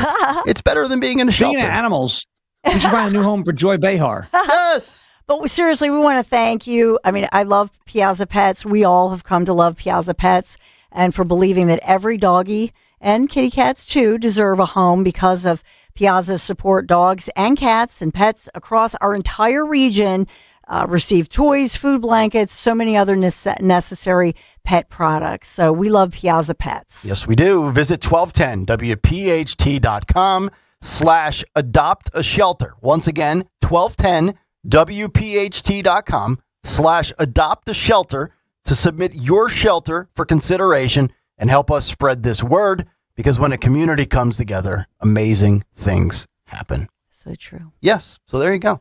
All right. We'll give you more details in the coming days and weeks as we move along throughout this process. All right. Cut Sheet continues. We're going to have Zioli coming up at 9 o'clock in Fight Club just about 1 hour from now. So there's obviously a lot in the news with the ongoing hearing for Tyler Robinson, Charlie Kirk. We're going to get to that. We've got some Iran stuff and a bunch of other interesting comments. I actually want to start, though, as we get back to some of the bigger stories with the White House. We're going to go down to 21, Phil. I want to get to J.D. Vance. He had a lot to say about Jay Dizzle. Jay Dizzle. Yeah. Off the shizzle for shizzle by Nizzle, I think. Right. I don't know. I've been out of the game. Been out of the hip-hop game for like a quarter century, Sean. I'm going to have to do a refresher Yeah, I don't know why course. that popped into my head. I just felt like, it popped into my head, so I just wanted to, say it. Jay Dizzle. Jay Dizzle. Look, he could expand the tent even more if he goes Jay Dizzle. Yeah, maybe it's Jay Dizzle. Maybe it's the summer of 28, and he's the nominee, and he's campaigning, and he says, "I'm going to one up Trump." He went to the Harlem Bodega. I mean, what if JD's running against AOC and he shows up in the Bronx? You're going to have to drop that vernacular. Ooh, yeah. Exactly. 21A, because there's a lot of fraud out there. Actually, 21A, Phil, where the vice president says today, this was yesterday, he's proud to announce that the Department of Labor has started with dozens of subpoenas to investigate foreign fraudsters trying to take advantage of visa programs. This kind of relates to, in general, what we had in the big take with illegal aliens and the crimes that are being committed here. 21A, let's roll JD the Veep. Today, I'm proud to announce that the Federal Department of Labor has started dozens of subpoenas and investigations into foreign fraudsters who are trying to take advantage of the H-1B visa program. Here's a simple principle. Ladies and gentlemen, American jobs ought to go to American workers and not foreign fraudsters, and the Department of Labor is fighting back against it. Amen to that. I mean, and I know the pushback is we need foreigners, we need legal immigrants or illegal aliens to take the jobs that some Americans don't want to take, and there is some merit to that. But again, not with the illegal. That's the key part here. That's right. And we have seen, Sean, for months now, for like a year, the rampant fraud across the spectrum of categories where fraud can occur, from healthcare to Social Security to home hospices. And we had the daycares in Minnesota. We had the elder care facilities in California. I mean, again, I have said for years, even before this show started, America doesn't have a revenue problem. It's got a financial responsibility problem, and that goes beyond normal citizens living above their means. It goes right to the heart of government on a state-by-state basis where there's plenty of revenue, and they don't know where a lot of it goes. That's a problem. The problem is the government is living above its means. Yeah. That's the issue. Yep. Okay. The government is spending more money than it brings in. And unfortunately, part of the reason it's doing that is because some of it, a good chunk of it, is being stolen. All right. It is being stolen by fraudsters. When you have Washington State, and a story just came out of Washington State a few days ago, another daycare fraud scheme was just busted in yet another blue state, Washington State. A daycare with no children, so it's not a daycare. There's no arguing that. Like the Leering Center in Minneapolis, the infamous one with the misspelling. But you've got this all over the place in blue states, and there's probably happening in red states too. You have these fraudsters who are just stealing money. That is money that you worked for, the taxpayer. Okay, the government took it from you, sent it to an organization that does not deserve it. There should be 100. There should be one of these things that is 100% popular, right? Like, and again, because it's Trump, because it's Vance and a Republican administration, you have the media. Oh well, this is a racially motivated. This is not racial. You should not want your money to be stolen. Period. Right? You worked your butt off for that money. You don't want it to get stolen and sent to some abyss.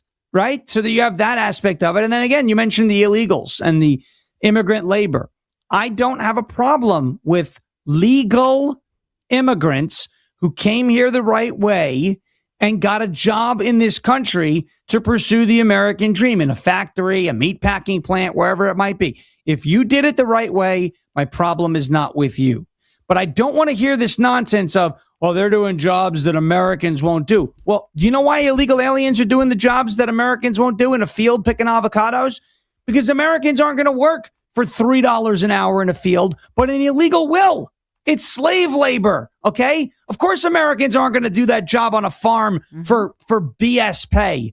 You know how many times we have to hear Bernie Sanders, $15 an hour, right? The minimum wage thing. Well, these illegals are being paid below minimum wage. Yeah. They're being exploited. Where is this whole thing with the socialists again and not exploiting human beings? Because it's happening, and it's happening on their watch, and they're encouraging it. Well, they're doing the job. If we get rid of the illegals, who's going to pick our food? Americans will pick your food. Pay them a living freaking wage. Yeah. That's your whole argument. This is and what they won't do it. J.D. Vance has been saying this. The media doesn't pick it up. But that, I think J.D. Vance has been trying to preach this every time he gets the chance. Yep. You're absolutely right. He's doing great with it, by the way, when he says it. But you mentioned the media won't pick up on it because they can't. Right. Because it undermines the whole argument. Yep. Undermines the whole thing. Yeah, America, I will tell you right. If I was permanently banned from the internet tomorrow, I could not do radio, I could not do social media, I could not do podcasts, and some farm here in Tennessee said, yeah, we're going to pay you, $25 an hour and plus overtime if you want it to be a farmhand. I'm on that farm tomorrow and I'm working. You know why? Because it's a good wage. I'll be able to make it work. And I'm working it. I'm not doing it for $7 an hour or something under minimum wage. But of course, some illegal will take it. And the farm is better off that way because the work still gets done. They don't have to pay, they're saving $13 an hour. You know what I'm saying? Unless they were going to pay an American. But I'm not opposed. It's not that Americans won't do these jobs. Do we want to? Maybe not. We'd rather have a job that's a little easier on the body. But Americans, most, will work and do a job if they're being paid enough for it. If they're not, then they're not going to do it. Well, of course, an American's not going to walk onto a farm for $6 an hour and start picking avocados because we can't make that work, but an illegal can. Yeah. That's the difference. They're flying under the radar. They also can't fight for themselves. What is an illegal going to do? Go to the government and say, hey, I'm here illegally and I'm getting paid below minimum wage? No, because then he's going to get deported. Right. And there's $6 an hour that he's making here in the United States is better than what he's going to get in his own country. Yeah. And one more So thing it's not on that the jobs that they're doing is jobs that Americans won't do. Is that Americans won't do those jobs for the same wage. That's the problem. And think about what you just said, just to put all of this in perspective, affordability, driving down wages. Yes. And crime. It's all connected with the border because think about what you just said. So I'll take you to Chester County. think about what happens now when you have somebody who's a non-citizen. They've been paid in one of these jobs, paid cash, and that makes them more likely to become a crime victim. But they're not going to go forward and report it because they're afraid to come forth. So they're much more likely in their communities to become crime victims. So it also fuels criminals. Yeah, it's a domino effect. Yep. Snowball effect, no doubt about it.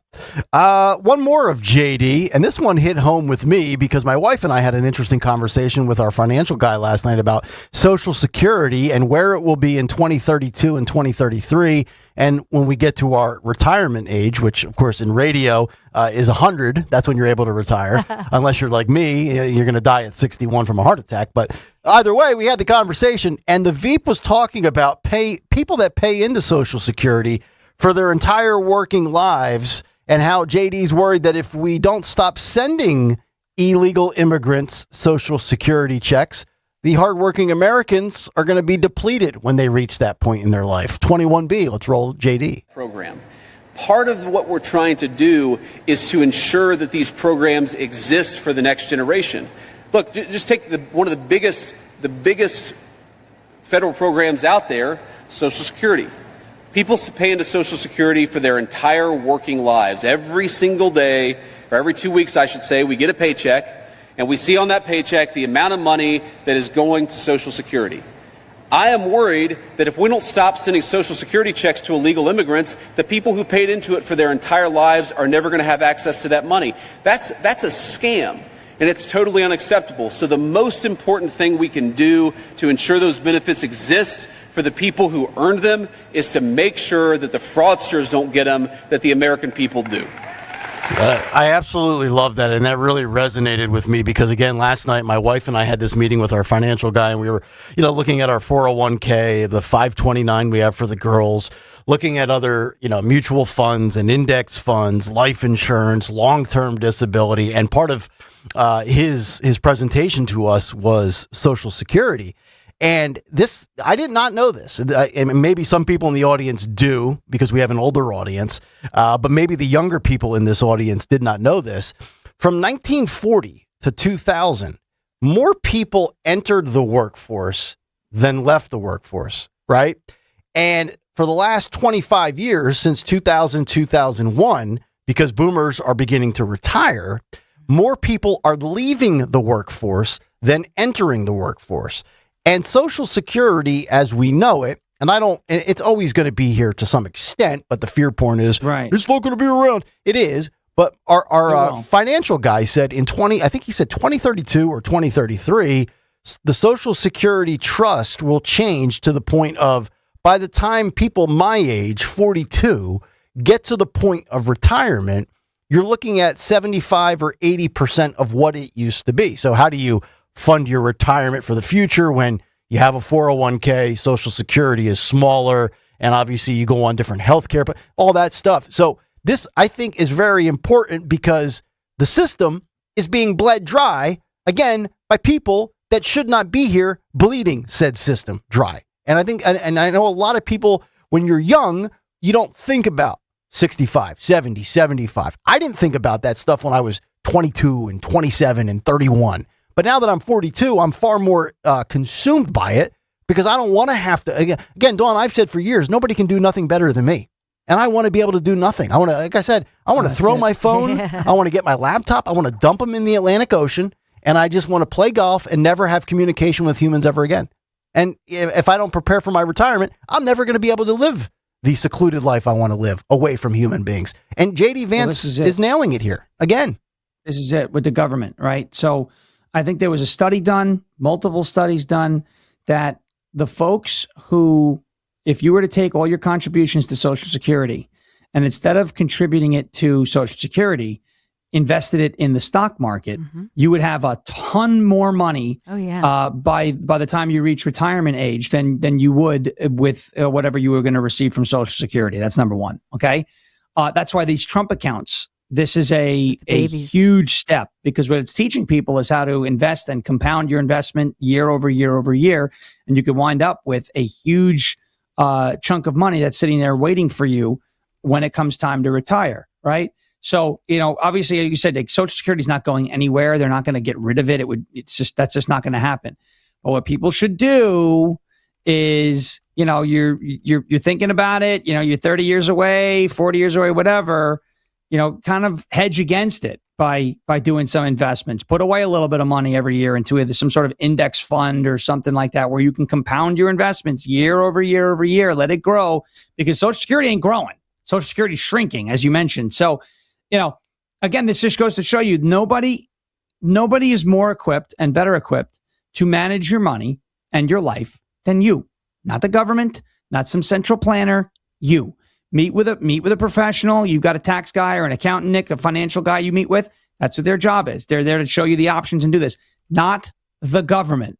When you put all this money in the hands of the government, this is what happens. It gets bled dry. Social Security payments go out to illegal aliens. Dead people are getting Social Security. This is, that won't happen if you privatize things and you take care of it yourself, right? And that's it. Just do it yourself. Anytime government sticks its hands into your business, your business, your financial, whatever, negative consequences. Every time. Well, the reason they don't want that is because about 60,000 workers work at the Social Security Administration. Yeah. So why would they want to privatize something or even allow that option to the cost of a yearly budget of $50 billion a year? It's amazing. And it's like that, that commercial where they're talking about a private company and they're all sitting at a conference table, and it was like a Super Bowl commercial at some point, and they're saying, how can we save money? And then they go, well, what do we pay to have a company, produce all these papers, right? And it's like a fortune. So that's how we think in the private sector. But the government is never going to think like you just laid that out, Sean Farish, because all they think about is, well, wait a minute, what about our jobs? We need your money, money, money. Right. So we can spend it, spend it, right? It's other people's money. Yeah. There's, I forget, I think it was either Friedman or Sol who said this. And they said there's three ways to spend money. You spend your money on yourself, where the cost of what you're buying matters and the quality of what you're buying matters, because you are spending your money on yourself. Cost, you want to do it. You want to get the best quality for the best cost if you're spending your money. You can spend other people's money on yourself, right? So cost doesn't matter, right? Because it's not your money. You're spending someone else's money. And quality matters. You're going to get the best bang for their buck, right? Other people's money on yourself. Then you can do what government does, and you can spend other people's money on other people. So the government takes in other people's money. The cost doesn't matter because it's other people's money, and they're spending it on other people. So the quality doesn't matter because they're not using it themselves. So they're spending other people's money on other people. That's why you have dog crap healthcare. That's why Social Security is a mess. That's why all these social services, SNAP, all that's a mess, because it's not their money and they're not the ones using it. So it does not matter. The best way to do it is to spend your money on you. You make your own decision. It's not foolproof, but at least there's nobody to blame but the person staring back at you in the mirror. When government, what they do is they spend other people's money on other people. And that is why all of these government programs see a decrease in quality and an increase in cost, because they don't care about the cost. It's not their money. And they don't care about the product because they're not using it. Right. That's it. Yep. You're right. It's that simple. You mentioned Trump accounts, and that was something that I said 2 days ago or 3 days ago when we were talking about the Trump accounts being celebrated by the administration, the ringing of the bell and all of that. And I said, this is a brilliant thing that they should be screaming and shouting from the mountaintops on how good this is for newborn babies and families to have these Trump accounts. You know who actually thinks it's a great policy? Maryland Democrat Governor Wes Moore. How about this? A rare praise from a Democrat to 47. Clip 18. Roll it. I will give this administration credit for this, is that we've had Democratic presidents and Republican presidents who have not been able to get this done, and it actually got done. So this is actually a smart policy. I hate the fact that he called it a Trump account. Oh, I know, because he put his name on it, so you had to hate that, right? You just can't be. It can't just be that this is a 100% brilliant idea, cosign. I mean, think about how many different presidents, regardless of party affiliation, have tried to do things like this or have talked about it. Trump gets it done. And, I just talked about, in the last year we created 520. We're late to the party on this. One, because of COVID. Two, because I decided to work in radio. But that's a me problem. 529. This is, in many regards, this is like a 529. But now, like my sister, she just had a baby boy. Trump account, $1,000. Boom. You compound the interest 18 years later. Boom, you're an adult and look what you have. These are the type of economic wins that the Trump administration needs to broadcast from high atop the mountain. I don't know that this story has gotten enough credit, Dawn, because, again, we've seen Republicans in the past, Democrats in the past. They talked about it. Trump actually got it done and delivered on it. Yeah, and that's just it. You'll never hear that. That's the bias by omission. You'll never hear how fantastic this program is, and the fact that you have the Dells, you have others who in the private sector who are SpaceX. Thank you, SpaceX. I was trying to think of the latest one this week. I know I said it in news, Sean, but you think about that. Think about what Donald Trump has achieved. I know that we were talking about a headline, and we'll talk more about it with regard to Iran, but think about in his first year of office, how many conflicts and wars that for years have been raging on, and we've been helping to pay, not just with dollars and supplies and our own military assistance, but how many he solved, how many he resolved. We took care of a big one, Dawn. We took care of a big one. It was called India and Pakistan, and we called that one World War 7-11, right? You're not supposed to do that. But we took care of it. World War 7-11. We told them both, thank you, come again. And they stopped. It's a sin. It's the Slurpee solution. Oh, hey. That's got good alliteration. I like it. All right, we will continue with the cut sheet. Zioli's going to be here in less than 30 minutes. One of the big stories, Dawn, that we missed when we were out was the SCOTUS ruling on birthright citizenship. Yes. Ken Paxton in Texas. Very interesting story, interesting quotes. We're going to get to that on the other side. Plus a couple of stories locally. Crazy rescue in Wildwood, New Jersey, and also Pepsi undergoing a lot of blowback for what they tried to do on social media. We'll get to all of these stories. The cut sheet rolls on. But first, let's talk about our friends at Bucks County Estate Traders. Recently picked up a beautiful patio set from Bucks County Estate Traders. We got it right around Memorial Day. And what a great experience. And I've known that. You've known that. You've been there. You were out there for Veterans Day last November. No matter what you're looking for, inside or out, you're going to be able to find something that fits your style in their massive Hatfield showroom. Why? Because you can shop over 16,000 pieces of high-end furniture built with the kind of quality craftsmanship that stands the test of time. And it doesn't matter the style you're looking for. In fact, it doesn't even matter if you know the styles. They do, and they will point you in the right direction. You might look and say, oh, I like that. Is that classic? No, sir, that's modern. Okay. What is that? Oh, that's rustic. Yeah, that would work. You'll find a stunning piece that fits today's home. Bucks County Estate Traders, they have it all. And unlike the big box stores, if you see something you love, you can take it home the same day. Every piece with a QR code, which displays the details instantly to your device. Expert staff, they really are the best in the business. No pushy salespeople. Why? Matt Stanella, he won't hire them. Straight shooters, they know their stuff. And here's a pro tip. Check out their website. Call ahead. They'll have the pieces you want ready to show you. Visit BucksCountyEstateTraders.com or stop by the showroom today in Hatfield. Tell them Nick Kayal sent you.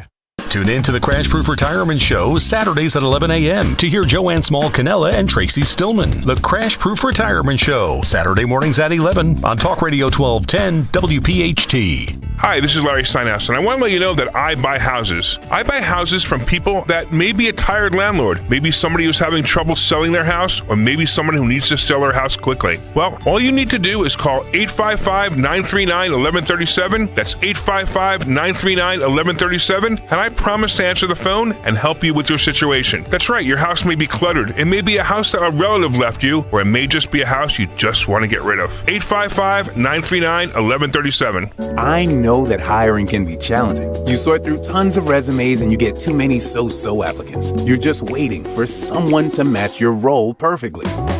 Well, now, there's a place where you can meet them fast. ZipRecruiter. Need to hire right away. Start your search for strong candidates. The right fit awaits. Build your team, build it sooner. Meet your match on ZipRecruiter. Just head to ZipRecruiter.com/free right now to try it for free. And you're on your way to meeting your match. 4 out of 5 employers who post on ZipRecruiter get a quality candidate within the first day. So try it now.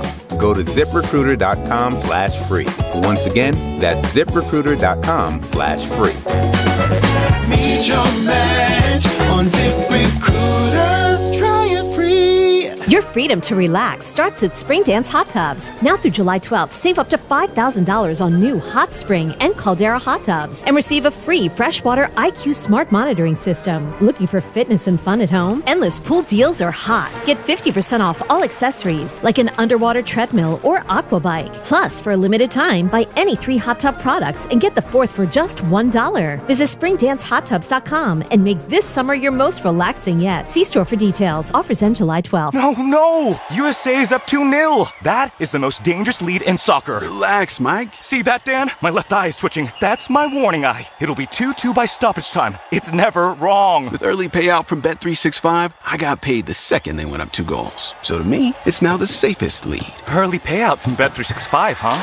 Now my right eye is twitching, Dan. Bet365. Winning is everything. Gambling problem? Call 1-800-GAMBLER. 21 plus only. Must be physically located in Pennsylvania. T's and C's apply. In-app only. Veterans and active duty service members. When your call to service ends, your mission doesn't have to. Go from GI to IT in just a few months at My Computer Career. Prepare for a high-demand career in cybersecurity, protecting people, systems, and institutions from real cyber threats. Cyber warriors are needed now. Will you answer the call? Go to mycomputercareer.edu/CWP to learn more. That's mycomputercareer.edu/CWP, an elite CompTIA certification partner. VA education benefits are available to those who qualify. From the FIFA World Cup to competitive business environments, grand ambitions lead to game-changing achievements. At Bank of America, we're there to support businesses at every step, providing insights and expertise to help you gain an edge. He shoots, he scores! What would you like the power to do? Explore winning business solutions at BofA.com/gamechangers. Bank of America, official bank of the FIFA World Cup 2026. You know what I don't like? Paying for something twice. I can't stand that. Hey, it's Rich Zioli. That's why when it comes to your roof, siding, doors, and windows, there's only one call you should make, and that's to my guys at Emmons Roofing and Siding. Emmons is a platinum Owens Corning contractor, which means that Owens Corning backs not just the shingles, but the workmanship as well for life. That's right, for life. Roofing, siding, windows, doors, residential or commercial, done right the first time, every time. Go to emmonsroofing.com. Calling on Huntington Valley to follow Talk Radio 1210 WPHT on the free Odyssey app. Download it today. It is 8:38 on a glorious Thursday. Good to have everybody in. We appreciate you, however you may be listening and or watching. Well, there's really only one way to watch. It's on YouTube, but you can listen in a multitude of ways. 1210 AM, HD radio as well, free Odyssey, iHeartRadio apps. Get the podcast, iTunes, Spotify. If you have the attention span of mayonnaise, maybe you just can consume clips on social media. We post them throughout the day. Plenty of ways for you to get your fix. A lot of stuff still ahead this morning. Dawn Show coming up in just about an hour and 20 minutes. The Big Three, Today in Music History, Fight Club. We've got Zioli in just about 20 minutes. Let me get to 24 here, Phil. So this was interesting, Sean. I'm sure you talked about this when you were in the last week of June. Dawn and I were off. But Fox News says that Texas Attorney General Ken Paxton has uncovered rows of homes allegedly being used for birth tourism, where foreign nationals travel to the United States to give birth to their children, acquiring U.S. citizenship. And while we were on vacation, SCOTUS ruled about birthright citizenship, and Trump lost that one, and I'm pissed about it because I 14th Amendment be damned. I think it's ridiculous. Well, actually, when I was on vacation, I saw a clip as I was on social media for like 10 minutes, and I shouldn't have been because I was decompressing. And I saw after the ruling came out, somebody found a clip from CNN from 2011, and they shined a negative spotlight, and rightfully so, on birthing tourism in the United States, which really goes to show you how crazy the media and the Democrats have become, because these were things that they were kind of against 15, 20, 25, 30 years ago. But let's roll clip 24 here. Ken Paxton on this unbelievable story.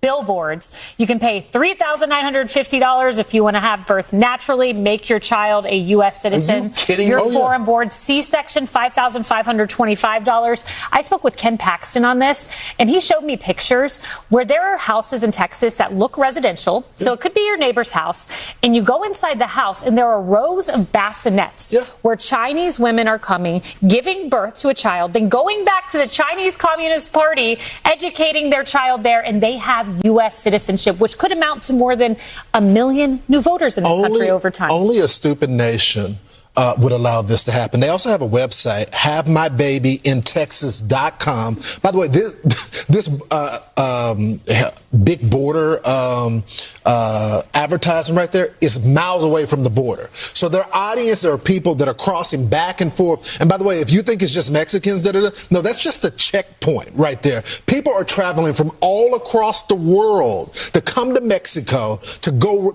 pregnant. They can have their baby here in the state of Texas. And, as a result of that, their kids are going to be American citizens. Congress has to codify this law. Yes, they do. And what's amazing, Sean and Dawn, is, the objectives here. Number one, destroy American values so that the nation that you grew up in no longer seems to be the nation that you were a young child in. And then obviously import new voters and indoctrinate them in the process so that they come here or they are raised here to hate America. And shame on SCOTUS. And I'm including the conservative justices that didn't rule the proper way, in my personal opinion. I don't know how they arrived at their dissent and their opinions. I didn't read all of them. But what my takeaway is? They were scared. They were scared of being labeled racist, because if you don't want birthright citizenship here in this country, the people that do are going to try to smear you as racist. I mean, the amount of things that are permitted to happen in the United States, whether it's needing voter ID to vote in elections, and you just pull up the list of all the countries that forbid these things. There's like 80 or 90 of them, and yet for some reason we allow it here. It's just outrageous. Have a backbone, for God's sakes. Yeah, but the truth is, this is another example of the executive branch trying to fix a problem that Congress has failed to address for decades. Correct. Right. You're right. Correct. Right. Which is what Lauren said at the end there about codifying it. Yeah, you're right. That is exactly, and that's the problem. Now, the real issue, Nick, I'm with you on, I'm disappointed in the ruling, right? I'm disappointed in the ruling, but the same thought process that you're saying the justices are facing, the ones who ruled in favor of upholding this broad interpretation of birthright citizenship, of I don't want to be labeled a racist. Well, think about it. The Supreme Court justices don't need to necessarily worry about that. They have lifetime appointments. They don't have to run for re-election. That's true. Right? I mean, nobody wants to be called a racist, but Congress, these reps that we would be relying on to codify these changes to birthright citizenship, they don't want to be called a racist either. And it matters more to them because they're up every 2 years, or if you're in the Senate, every 6 years. The Supreme Court justice is not. The 14th Amendment, as written, says all persons born or naturalized in the United States and subject to the jurisdiction thereof are citizens of the United States and of the state wherein they reside. So the justices look at that and say, well, that's pretty clear. Unfortunately, they didn't take the same position when it came to election day, which is interesting. So their interpretations of things they're not consistent. But the way through this and the way through, with elections, the election law is to codify and make these changes either through Congress or a constitutional amendment. And Congress is probably an easier way to get through now than a constitutional amendment, a convention of states, etc. But these congressional representatives don't want to be labeled a racist either if they make changes to birthright citizenship. And that's why they won't do it when it's a major national security risk. If you just take, for example, our adversary in China, okay, right? There's no doubt China wants to see the United States weaker, period. Yeah. End of story. So you have somebody who comes from China into the United States, pregnant, gives birth to a child here, okay?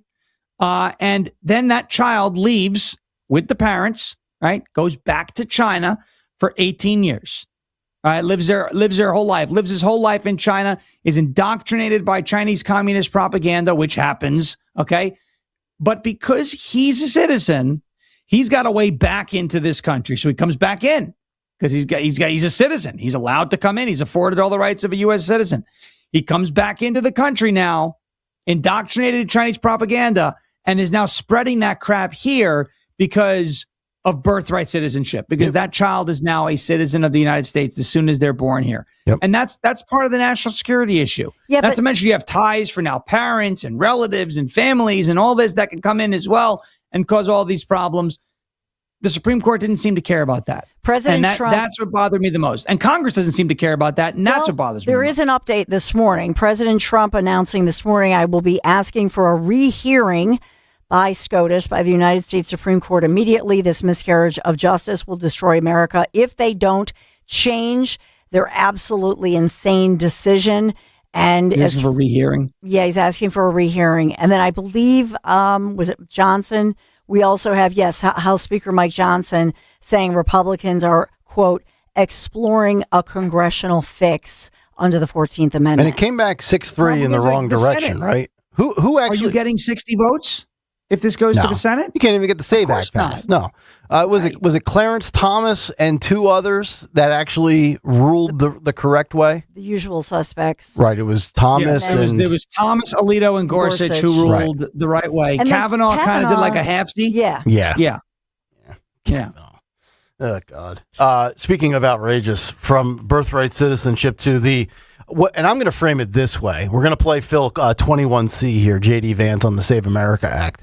When this group of senators are done, and we'll just frame it here within the limitations of Trump's second term. Obviously, some senators will continue their term for 6 years after Trump is out of office.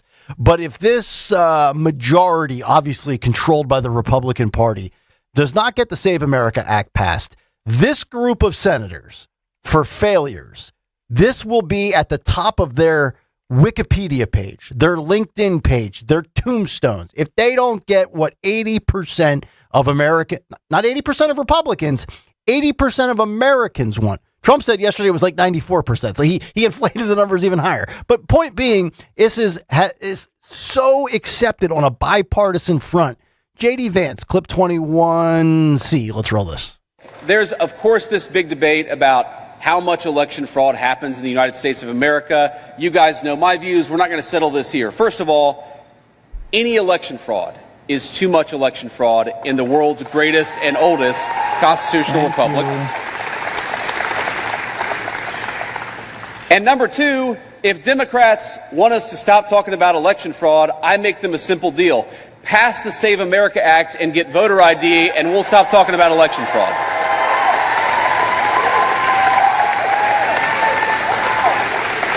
We are the only advanced democracy anywhere in the entire world that doesn't require you to show a voter ID to vote. It's simple. Just give us election integrity laws, give us voter ID, and then we will have the confidence to say to the American people there's no cheating.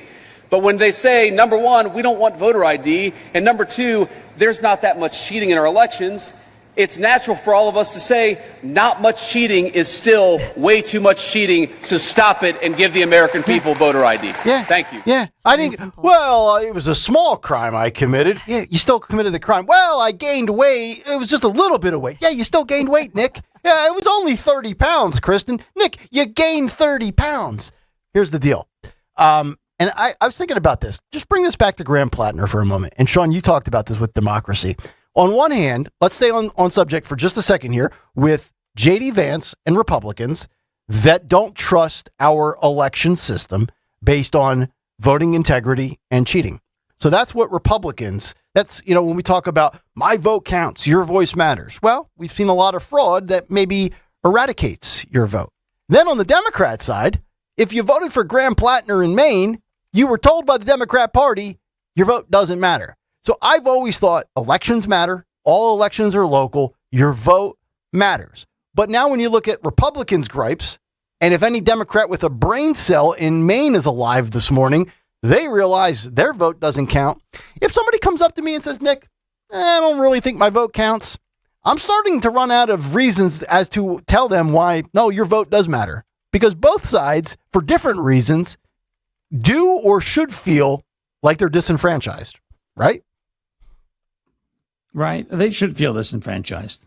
I mean, if you're a Republican in Fulton County, Georgia, you probably feel like you got screwed 6 years ago. If you're a Democrat 100%. voter this morning in Maine, you probably feel like you got screwed. 1,000%. And we have so many problems with these with our election system. If you're a Democrat in Maine, this isn't necessarily election fraud. This is your party playing games. But I love what Vance said at the beginning of that clip, where if there's any fraud in the election, it's a problem. Mm-hmm. That should not be controversial. Nope. If one dead person votes in an election, that is a problem because that's canceling out a legal vote. So someone is disenfranchised because someone else refused to take a dead guy off of the voter rolls. Okay? And I'm not talking about the rare occasion where maybe somebody fills out a mail-in ballot and then dies next week. That's tragic. We don't want to. The person was alive when they filled out the ballot is what I'm saying. I'm talking about people who've been dead for 3 years who somehow vote in these elections. And it's not enough to change the result. Well, you don't know that. You could get an election that is decided by one vote. You could. Is it likely? No. Has it happened? Yeah. I mean, there was a case in Louisiana, I believe, last year, a sheriff's race, where it was decided by a vote, and 12 dead people voted, right? And so they had to redo it. And so any level of fraud in our elections needs to be rooted out. I don't think we're ever going to get to a point in our elections where it's perfect. We can't be. Perfection's impossible. We should get as close as we can. We should get as close as we can to perfect. And right now, it's like we're not even trying. No. And that's not good for the voters, and that's not good for faith in the process at all. You talk about the faith in the process. How can we even have faith in the process in this country when we have states that are so polar opposite when it comes to getting results? I mean, Florida was an absolute debacle 26 years ago with the hanging chads. Florida is now one of, if not the most proficient in tabulating voting results. Yet on the other coast of the country in California, you're telling me weeks and weeks to get results, perhaps in things like the mayoral race for a city? I get it. Los Angeles is big, but give me a break here. Arizona. Why do I always have to hear about issues in Maricopa County? Right. And when you talked about it a few days ago, Sean, you said, not every election where the results come in and you scratch your head and you say, okay, you can't really call cheating. Like, I think you gave us the Virginia example, right? Abigail Spanberger, as bad as she is, defeated the Lieutenant AG under Glenn Youngkin, Earl Winsome Sears. She beat her by 15 points, right? But, when you take an election that was determined by 10,000 votes or 1,200, and Greg has said this many times, there's really not a ton of landslide blowout victories anymore. Which then, to me, the rebuttal to that or the continuation of the conversation is, you're right, short of a few just total beatdowns. Like, let's be honest, Shapiro's going to smoke Stacey McGarity. Nobody's going to cry election fraud. She's going to get killed. So anybody tries to play that charade, dude, she's going to lose probably, if not by a bigger margin, probably the same margin as Mastriano. So then, to me, it's even more paramount that we end up having these things in place where the average American can say with a very high degree of certainty, that our elections are on the up and up. Because if they are all relatively close and determined within the margin, so to speak, well, then the chunks of fraud that exist can absolutely determine the outcome. And nobody wants a undeserving candidate. And I would like to think, even in a world where integrity's gone to crap, I'd like to know that my candidate won legitimately or lost legitimately. So that's kind of where I'm at with all of this. I have no problem my candidate loses if it's fair. Yeah. But Right. you need trust. You need trust in order to believe it's fair. And we don't have that right now. Yep. We don't have enough of it. Yep. Several, this week, days ago, it was, Mike Johnson did say that they will get this done. He vowed that again this week. So they're not giving up on it. I know that Senator Marsha Blackburn, she's talked about that this week as well. But I think that the bottom line on this, if you want to know how much this would make a change, look at how vigorously Democrats, as well as I'll say longtime swamp members, are against this thing. Oh, yeah. Well, Schumer. Right? Schumer, he wets his pants every time he talks about the voter rolls. Why is that? Right. Why would they care that in other words, in Pennsylvania, let's just look at Pennsylvania or New Jersey, for that matter, locally, 2 states. So Pennsylvania, we keep hearing Governor Josh Shapiro say, oh no, we've never had this. Well, what's wrong with just making sure that people can't just go ahead and get a license? Yep. And because there is a provision where if you're not a citizen, you can still get a driver's license. You can still get an ID. Yep. And then you could go online and you could just lie and then go ahead and register to vote. That there is a pathway for you to do that. Yep. And so we're all just supposed to believe that everybody's honest and nobody's going to lie because they already went to the DMV and they already got their ID. And you're asking why, Dawn? Why are Democrats freaking Why out? Why are they so against just proving? Yes. Just proving that you Because they are know. a citizen. They know, well, obviously they know what they're trying to achieve, but they also know their policies are not popular. Say what you want about Trump and the theatrics and the person. If you have an issue with that, okay, I get it. His policies are popular. The Democrats are on the wrong side of every 80-20 issue, and they know it. I don't, and that's really, they should study this on the campuses of colleges and universities nationwide for years to come in political science.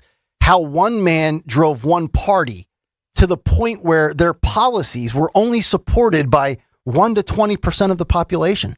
It really is remarkable. And we're not just talking about TDS and breaking people's brains over Trump, legitimately altering the party's position on policies because of one guy.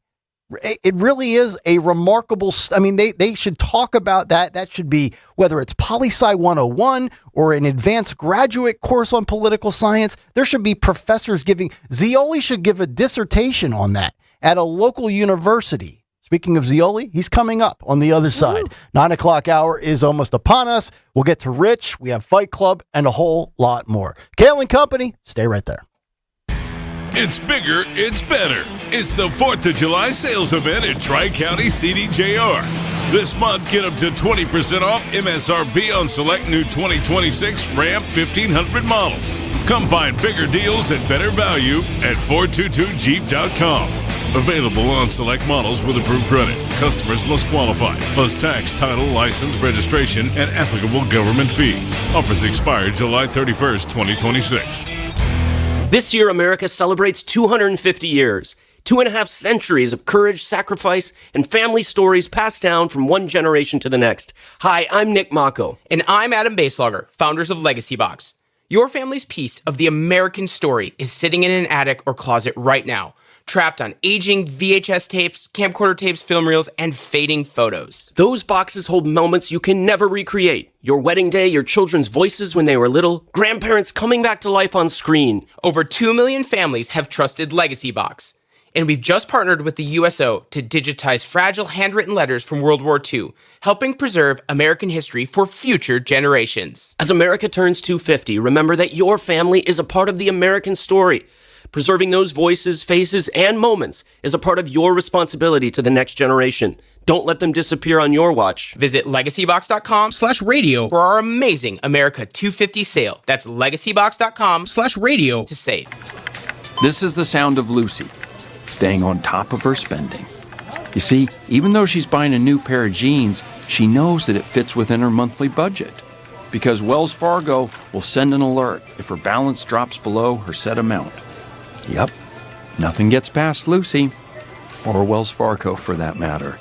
However you make money work, Wells Fargo can work with that. Wells Fargo Bank, N.A., member FDIC. D&K Appliances is a family-owned and operated business for 3 generations located in Newtown Square and Flowertown. D&K Appliances offers one-stop shopping, providing delivery, installation, and service of top brands like GE, Thermador, Wolf, Bosch, Speed Queen, KitchenAid, and Whirlpool for your kitchen or laundry. D&K Appliance sales associates are industry experts, supporting customers every step of the way. Visit D&K Appliances, the dependable difference. Newtown Square and Flowertown showrooms, or visit DKappliances.com. Hi, I'm Chuck McDowell, the timeshare cancellation guy and founder of Wesley Financial Group, and I want to set the record straight. I am not an attorney. I've never wanted to be an attorney, and the truth is I really don't even like attorneys. If I sound like an attorney, I'll apologize. But what I've learned in my 15 years in the timeshare cancellation business is you don't need to be an attorney to get folks out of their timeshare. After 15 years and over 50,000 cancellations, I can tell you with confidence, we know how to get you out of your timeshare. Call us today and we'll send you our timeshare exit guide absolutely free with all your options for cancellation.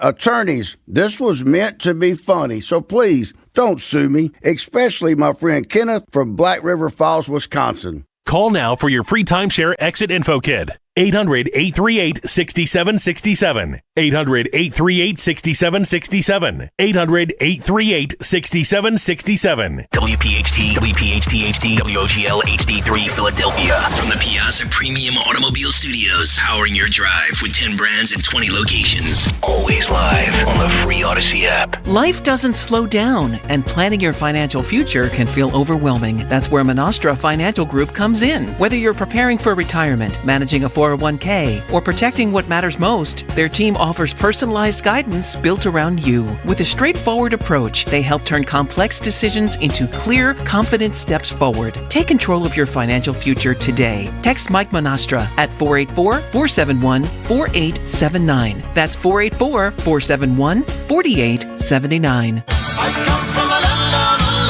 Get ready for Men at Work. You better take cover. And Toad the Wet Sprocket. Live in concert. Be this close. Friday, July 31st, Event Center at Borgata Hotel, Casino and Spa. Walk on the ocean. Get tickets now at theborgata.com. Don't miss Men at Work and Toad the Wet Sprocket. Are you having trouble hearing? Hearing loss can devastate the quality of your life. Now, there's an affordable fix for you or your loved one. Rated the best hearing aids of 2026 by Forbes Health, Audion Hearing has the highest quality hearing aids at the lowest prices, starting at just $98 a pair. I actually like them better than my old $5,000 hearing aid. I could not believe how my hearing and life changed. Join over 1 million happy customers by going to audionhearing.com. That's AUDIEN hearing.com. My name is Whitney Allen, and I'm a widow. My husband, Ryan, died. We never thought we'd ever have to use life insurance, but the unexpected happened. With Ethos, signing up was fast and 100% online. You can get a quote in seconds, apply in minutes, and get same-day coverage. No medical exams, and you can get up to $3 million worth of coverage. I'm grateful we were prepared. Get your free quote at ethos.com/radio. That's ethos.com/radio. Paid spokesperson. Time spent on application may vary. Online health questions required. This July, celebrate America's 250th birthday with a home improvement project from Kitchen Magic you'll enjoy for years to come. Now through July 11th, save $2,500 on your new kitchen or bath project. For more than 45 years, families throughout the region have trusted Kitchen Magic for beautiful kitchen and bath transformations, backed by exceptional craftsmanship and service. Plus, Plus, flexible financing options are available. Visit kitchenmagic.com today and save $2,500 during our America 250 celebration. Offer ends July 11th. Free speech lives here. With Don Stensland, 10 till noon. On Odyssey's #1 talk station, 1210 WPHT. It is 9:04. Welcome back in. Fourth and final hour. Kayal and Company, Nick, Dawn, and Sean on this Thursday morning. It's brought to you by Crystal Cave Park. For a fun summer attraction, visit nearby Crystal Cave Park, Kutztown, Pennsylvania. Always a cool 54 degrees. Just like New York City Hall, just like Madison Square Garden for Taylor Swift's wedding. When you're amongst the stalactites and the stalagmites, visit crystalcavepa.com. Crystal Cave Park in nearby Kutztown, the coolest summer attraction. How about this for a 9 o'clock hour attraction? Woo. We say good morning to Rich Cioli. Hey, buddy. Hey. Hi. What's up, guys and girl? Good morning. Good morning. How you feeling? How's the recovery? Feeling good. We're almost 8 weeks post-op. Monday will be 8 weeks. So that's like you're almost out of the woods. Beautiful. 12 weeks, you're totally out of the woods. 8 weeks, you're like almost out of the woods. Okay. So, yeah. Early August, you'll be ready to go. Looking good. Yeah. See my scar, Sean? Let me see. Look at this is like OnlyFans. Now. Yeah. He's taking his. He's normally, I do. Well, that's my feet pictures, but yeah, you can kind of see. Zioli fans. Yes. I don't. Chicks dig scars, I heard. I like the blue flannel personally. I do too. But I wore this because of Gary Stam. Gary Stam in our chat likes the red. He had submitted a really good Fight Club yesterday. So we rewarded that behavior with a good flannel. With the but doesn't he support? Doesn't he submit a Fight Club every day? Gary thinks I named my dog after him. Particularly good. Yeah. Yesterday's was particularly good. The Stam submissions. They're coming up. Yeah. Rich, we're going to get to a bunch of different cuts here, some of which are in your own backyard of New Jersey. But I'm just curious, your thoughts on everything that has played out in the last, let's call it 18 hours with Graham Plattner stepping down. Oh man, I was I had this theory yesterday on my podcast that he was going to just play the numbers game on Kalshi and Polymarket and just cash in. Oh. And wait till the 13th to drop out. He would have made like $1 million if he bet 25 grand or something like that, or that's not smart. drop out at all. He should have done that. Yeah, that's what he should have done to give him a giant FU. It's like you guys were saying yesterday. He should have dropped out on July 14th. Yeah. He should have dropped out on July 14th. Yes, totally, Sean. And he would have made if one of his buddies put 25 grand down, he would have made like $1.2 million in the betting markets. Yeah. Sweet. That's what he should have. He owes nothing to the Democrats. I mean, they threw him under the bus.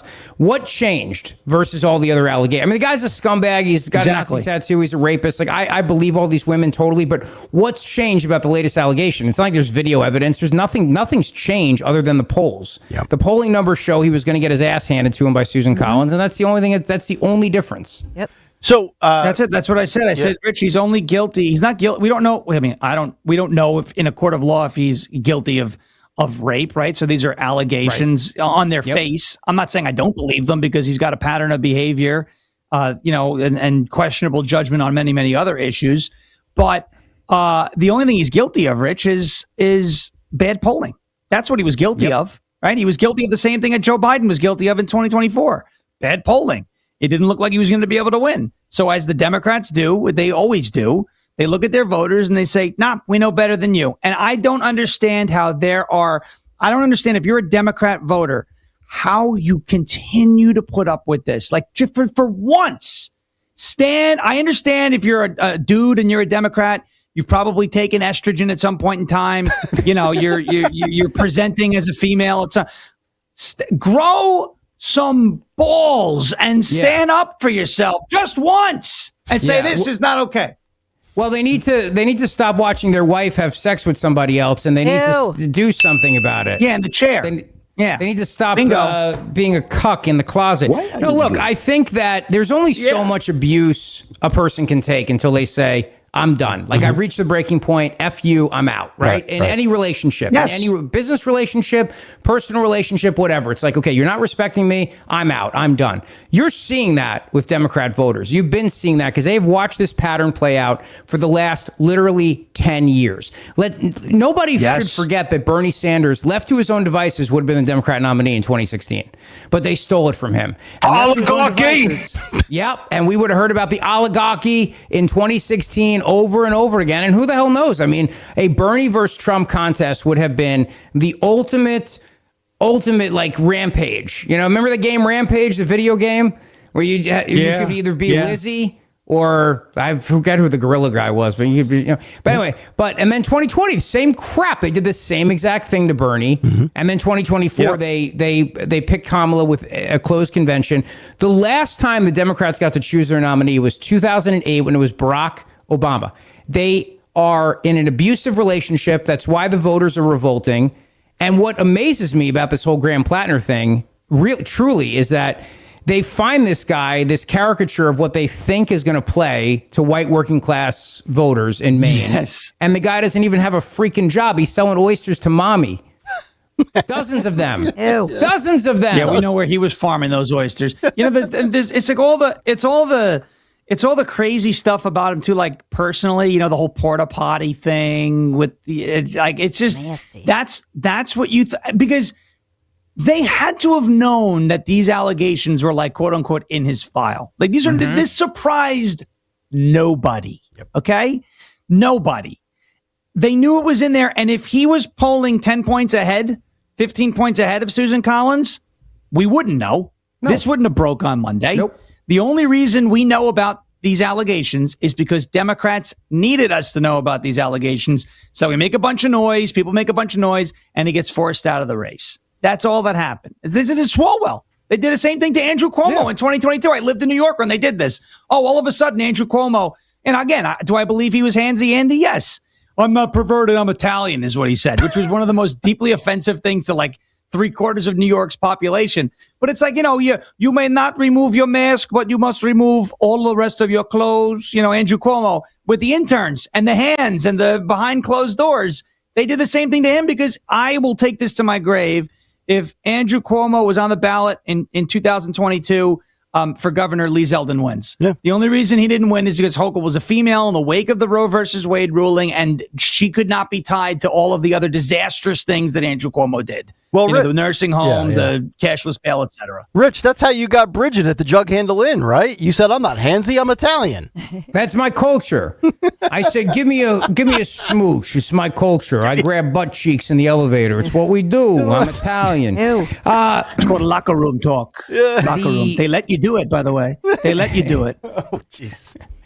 Well, that's why it's not. That's why it's consensual. They let you do it. I mean, let's be honest. Exactly. No, look. I mean, Graham Plattner. The only thing that he did wrong was losing the polls. That's it in their mind, because they don't care. It's believe all women when we need to believe them. Otherwise, those women, we don't believe them. Lindsay Fifield, they destroyed her character and said she was a conservative activist, and so we're not going to believe her. Lindsay Fifield, the New York Times, we need to really unpack this here. Lindsay Fifield said she went to the New York Times and she gave them 5 names of friends. And she said, talk to all these people that can corroborate my story. And the New York Times never reached out to any of those people. They just wanted to put her in the story so that they can have cover to say a conservative activist was making these allegations against Plattner. That entire New York Times story was a kiss to Graham Plattner. It was a gift to Graham Plattner right before the primary. To let these things come out, there's an old saying in politics, hang a lantern on your problems. You put it out there right before Election Day, then he wins. Then they can turn around and say, these are old allegations and he still won. But the final allegation, the big bomb that came out this week, they had that. Of course they had that, because that's part of what Lindsay Fifield and other people were saying to the New York Times. But they sat on it and they waited. And they waited until they saw the polls, and then they dropped that bomb and said he has to go. That's right. And that's was what their they insurance do. policy. And it's what they did. It's what they did to Biden. Look, Biden, he's a stubborn old Irishman, and he would never have left that race. But they had the Hunter Biden laptop. They had the goods on Joe Biden, and they were able to get him out of the race. That's the only reason Biden left. Otherwise, he would have stayed in. I no more think of myself as being as old as I am than fly. Thank you, Jeff. Exactly. Right.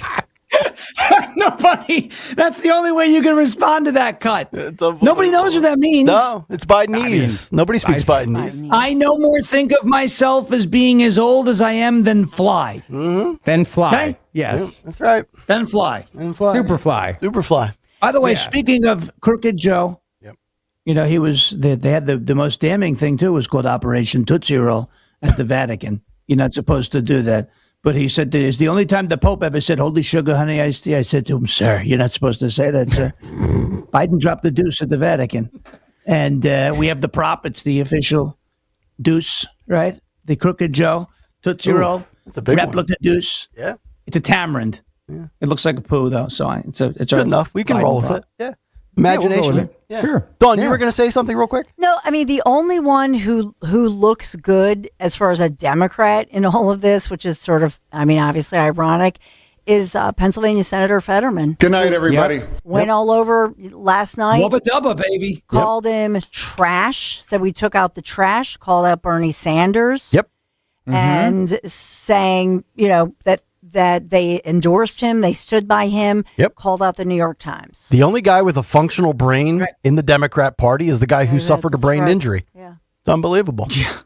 And, you know, I had McCormick on my show a couple weeks ago, and he called Plattner a scumbag, and I'm glad he did. Like, I'm glad he used the word, because that's what the guy is, a total scumbag.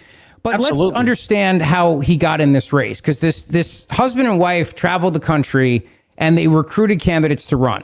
And they said, okay, this guy looks like the kind of guy who could appeal to white working class voters. He's a oysterman with PTSD, and he served in combat, and we're not going to vet him, and we're going to let him race, and blah. We're going to let him in. Okay, so their excuse is they didn't vet the guy, but somebody did, because the DNC would not have allowed him to even get near a ballot if there was not any vetting done. It's the U.S. Senate race in a seat that they could win in a year that they could gain the majority back. So they vetted him. Maybe not the husband and wife team that recruited him. Maybe not, but somebody did. And all this stuff was sitting there in a dossier. They didn't care because they thought he could win. And the other thing is because they were afraid of making Bernie and America's mother-in-law, Elizabeth Warren, they were afraid of making them angry, and they were afraid of upsetting the base. And they got a real problem now. You know, I saw yesterday Cenk Yeager, whatever his name is, from Chunky the Young Yogurt. Turds. They call him Chunky Yogurt. The Turk. Chunky Yogurt. Yeah, the Young that's Turk. The Young Turks. This guy, he was out there saying that the pro-Israel, pro-war AIPAC lobby got Plattner out of the race. Now, I don't believe that, because if that was going to be the case, they would have done it in the fall. They wouldn't have done it now. They would have done it then. You know what I mean? He wouldn't have won the primary. Right. But they would have, but he is correct in the sense that the establishment decided that Plattner had to go because he couldn't win, and they wanted somebody who they could control in there. He is, and so now the question is, are you going to have Democrats, socialist activists coming back to the party? Or are they going to say, you can only bend me over so many times until I say enough is enough? You know what I mean? Mm-hmm. Yeah. You're absolutely right. Well, I think that's the dynamic that's at play, because like who replaces Plattner? Because the DSA in Maine has endorsed this Troy Jackson guy. Yep. And he is the only one per recent polling that is even, you know, within spitting distance of Susan Collins. Because if the Democrat establishment goes, look, we tried with one of these guys, we're going to play it safe, so to speak, and go with a Janet Mills or some establishment candidate, there's not going to be enough energy. That one thing I won't take away from Plattner, he's a terrible guy. But one thing I cannot take away from him is the fact that he ran a great campaign. He mobilized 155,000 people. They pulled the lever for him. He did his job in the primary. He ran a campaign that got people to the polls and inspired them to vote for him. And I don't see energy behind anybody else, especially in this short period of time. I know you have Vote Blue no matter who, and they're going to make it all about Trump and all about this, that, and the other thing. But the only one who's going to have the energy is going to be the DSA guy. Do they want to go down that road again? And if they don't, then you lose the fringe, and you get DSA candidates possibly across the whole country, and DSA voters possibly across the whole country going, look what they just did to our guy in Maine. We're staying home. And I mean, I could only hope for that. Only hope for that. Yep. Rich, you have advised in some top level national campaigns. What would your advice? He does a fantastic job. Yes, sir. That's what we in the cabana. Yeah, yep. What would your advice be to incumbent Senator Susan Collins right now? Is she right to just? She is silent on this, as far as I can see. You know, everybody's talking about this across the nation, and the fact that the Democrat Party is having this civil war, and all of these shocking details. But where's she? And should she not come forth and take the moment? Yeah, I mean, I think she should. Why not? Come out and say that this guy was an inauthentic, lying SOB, and I'm gonna. I have been the authentic voice for Mainers for all these years. Remember, she's got her problem going into the general election is that she was the one who got Kavanaugh over the finish line. And they said that Kavanaugh was a guy who had done all these things to women. Christine Blasey fraud came forward, and with her high pitched voice and that's everything what I call her too, right? Yeah, and then her other thing is, because of that, then Roe v. Wade was overturned. So that's her problem, right? This is an opportunity for her to come out and say, it's a good thing Graham Plattner got out of this race, because these women deserve to be believed, and then let people scream at her like, oh my God, but you didn't believe these other women, blah, blah, blah, blah. And then get it over with, show their hypocrisy and then move on from that, because otherwise it's going to come back in the fall. You know what I mean? I would use this moment to get that out of the way and just have their 24-hour news cycle hammer her and then move on from it. You know what I mean? Yep. So Plattner decided no longer to fight Democrats in Maine whose votes no longer matter. They won't fight. We know the French, they never fight at all. But you know who fights? Fight Club on Kayal and Company. For those of you who thought that the big announcement was Mike Missinelli coming to afternoon drive at WPHT, if you thought that was going to happen, you're wrong. He's still unemployed. The buttons on this board still do not work. We still get the Fight Club 20 minutes late, and Greg Stocker is still on the Stocker Summer Sabbatical. Welcome to a Thursday edition of Kayal and Company Fight Club, brought to you by SEPTA Sneakers, guaranteed to make you run fast when the shots break out at 8th and Market. And remember, fights equal ratings. Jimmy Kelly, phenomenal work. Do we have all the? Very well done. That was live, by the way. He is doing these on the fly, and we know he's not reading from a prepared script because that would require a lot of hard work from his eyeballs, and they don't work right. You can't see. He can't see. The eyeballs don't work right. For the record, Jimmy's not looking for a fight, but if you want to fight, you come to the right place. Well, yeah. And if a fight we're going to knock you out. And if a fight ever broke out in front of Jimmy, he'd need a magnifying glass to observe it anyway. Oh, fights break out in front of me all the time. Don't forget, I am a SEPTA rider. I see fights break out all the time. Trust me. Well, then you should be the first to get the Bryce Harper SEPTA sneaker cleat. I want a free pair of them right now when the fights break out at 8th and Market. I want to be able to run fast. All right. Let's get to Fight Club. By the way, speaking of fights and Alex Yeah. Jones, I just want to make a quick announcement. Yeah. Today is July 9th. Cash Patel has still not been fired. It has been 98 days since Alex Jones said that Cash Patel was being fired today. So we're getting close to 100, and then we debut the Alex Jones bit we'll put out on social media. So we're 2 days away. Yeah. I'm looking forward to that. Make sure you let me know when my that gets dad's up. birthday today, July 9th. Your dad? Yeah? Yeah, Papa Zioli. Happy birthday to Papa Zioli. Happy birthday, Papa Zioli. We love you. All right. Happy birthday, Papa Z. Today is his birthday. Thank you for reminding me. July 9th. Do you care to reveal the actual age of Papa Zioli? Yeah, it's his Diamond Jubilee. 75. 75. Wow. Yeah. Look at that. Yeah. He survived the 9/11 aftermath as a responder. Well, right? you know, thank God. he was down at Ground Zero. He had 4 friends die last week. Oh. From 9/11 related illnesses. It's horrible to say, but these guys are like dropping like flies. I mean, they really are. It's so bad. And remember, you have a candidate in Colorado, Milad Quiros, says we deserve that. Just so everybody just remembers that. That's right. Yeah. You know. All right, Fight Club clip 26, where today a fight breaks out at a country music concert in the South, down in Sean Farish's neck of the woods, Sweet Home Alabama, a Gavin Adcock country music fight. Adcock. I'll just say that one more time for effect. Adcock. Let's go to the tape. Where you get? Look at this. The knees to the head in the bleachers. Farish, is that a Seth Rollins curb stomp? That's a bleacher stomp. That's almost a curb stomp. Yeah. Curb stomp. Bunch of good old boys in country hats. Cowboy hats throwing down. This is some Monday Night Rollins going on here. Look at this. Wow. Yeah. Okay. I like it. There's a guy with no shirt on but a scarf. I think he stole that from. I think he stole the scarf from Deborah Burke. There's a couple of shirtless people on this here. Yeah.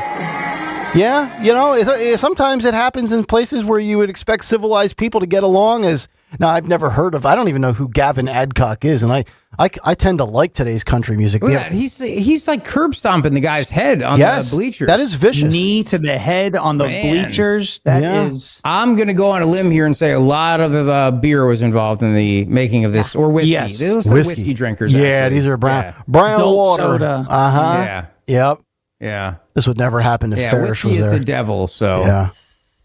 Farish, I would never let this happen. Farish, you going to any country concerts since you became a adopted Southerner? I went to Brantley Gilbert last October. How was that? It was great. Was good? It was awesome. Yeah. It was great. I was sitting there, and all of a sudden, I started getting text messages that I was on Jesse Waters. I said, "No, I wasn't. I'm at Brantley Gilbert." They go, "No, your sombrero video was on Jesse Waters." It's great. Was it That's really? the one That's that Trump awesome. decides to reshare. The one of me in a sombrero and a poncho. Great. Thanks, POTUS. Appreciate it. Was that your Cinco de Mayo video? No, that was Schumer Siesta, October, the shutdown. Oh, that's right. You know, when all the sombreros went wild. That was fun. Did anybody from Jesse Waters' show reach out to you? I should have. No, of course not. I think I'm not allowed over there because I criticize the network too much. So Did they? it is what it is. Did they ask for permission to air your content? No, they took it off of Trump's page. So they said it's good. They didn't even cite me. They said it was from Trump. It was great, but it's okay. My face was all over TV. Yeah, there is a watermark. So I always criticize them all the time for when they don't have me on. So I'll criticize them because they're not having me on today. When they bump Dana you, loves you. right? So. Yeah. When they bump Just be me, careful because there's some people get upset with that. Yeah. Okay. There you go. All right. We'll come back, continue with the cut sheet. We're going to get some thoughts in on the Charlie Kirk hearing, I should say. We haven't reached the full trial yet, but we'll get to that. Also, Trump on Iran. And since a couple of us on the program have young kids, NBC News reporting on the dangers of kid squishy toys. A stupid challenge from TikTok where kids that need to be squeezing squishy toys are now putting them in microwaves, and kids are dying from it. We're going to get into that. And this is probably for Rich and I. Dawn's boys are too old, and, Sean doesn't have any kids yet. Back after this. Stay right there. Cancer. If you've been diagnosed recently, it doesn't have to be as devastating as it may seem. Chances are you didn't just get cancer recently. What you need to do is visit the team at Innovative Medical Associates. Dr. Molly Fantasia, the PhD doctor and founder of Innovative Medical Associates, has helped hundreds over the years with her unique hydration protocols geared specifically to cancer support. The team is comprised of Dr. Molly Fantasia and her doctors, plus her outstanding nursing staff. With almost 30 years in practice, Innovative Medical Associates can help you navigate the journey through cancer and beyond. To set up your initial complimentary consultation, contact Innovative Medical Associates at 856-489-0505, 856-489-0505, or visit their website, innovativemedicalassociates.com. That's innovativemedicalassociates.com. Make that appointment, and you'll be on your way to treating cancer as only Innovative Medical Associates knows how. I know that hiring can be challenging. You sort through tons of resumes and you get too many so-so applicants. You're just waiting for someone to match your role perfectly. Well, now, there's a place where you can meet them fast. ZipRecruiter. Need to hire right away. Start your search for strong candidates. The right fit benefit awaits. Build your team, build it sooner. Meet your match on ZipRecruiter. Just head to ziprecruiter.com/free right now to try it for free. And you're on your way to meeting your match. 4 out of 5 employers who post on ZipRecruiter get a quality candidate within the first day. So try it now. Go to ziprecruiter.com/free. Once again, that's ziprecruiter.com/free. Meet your match on ZipRecruiter. Try it free. It feels like every day there's something in the headlines that could make you wonder to yourself, is now even a good time to retire? So many people are waiting, and those folks are going to be waiting a really long time, I hate to say, because there's no perfect time. The market is always unpredictable and volatile. Fortunately, Jim Cipriotti has been helping people get to, through, and beyond retirement for over 28 years, and each week he wants to help give you that freedom to retire. Listen to Freedom to Retire with Jim Cipriotti Saturdays and Sundays at 6 a.m., 9 a.m., and 5 p.m. on Talk Radio 1210 WPHT. Progressive Insurance. Protect your family, your phone, and your furry friends with life, electronic device, and pet health insurance. TurnersvilleJeep.com wants to save you thousands this month with up to 15% off MSRP on their enormous selection of over 50 Ram trucks. Prefer to put the top down this summer? They also have over 75 Jeep Wranglers. Deeply discounted. And ready for your next road trip. Don't have a down payment? No problem. TurnersvilleJeep.com works dozens of banks who offer 0 down payments and no payments for 90 days. For qualified buyers. Just minutes from all bridges. Or online 24/7. TurnersvilleJeep.com. Summer means vacations, road trips, and spending more time on the road with family and friends. United Tire is keeping America rolling by extending its 4th of July sale through July 18th. Receive an instant $104 savings on any set of 4 tires, plus free road hazard coverage on trusted brands like Michelin, Goodyear, Continental, and more. It's one of the best tire deals of the summer. Visit your local United Tire today. Don't drive alone. Drive United. I'm John Morgan of Morgan & Morgan. If you've been injured in a car accident, call America's largest injury law firm. For over 35 years, my mission has been to deliver more for our clients, to deliver more for you. Injured? Visit forthepeople.com for an office near you. Well, Lorenzo, the pitch looked good. Yeah, so green. USA keeper was decent enough. Didn't have much to do. 99 minutes. Not a single goal.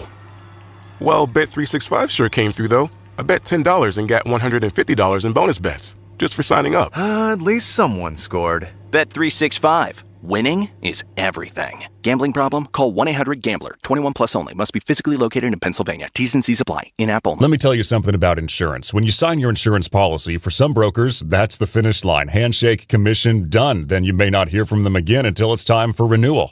But your business runs all year, so do the gaps and the risk. So go to supersure.com. If your company has more than 25 employees, whether you're the owner, CFO, or HR manager, it can be too complex to just go buy a policy online.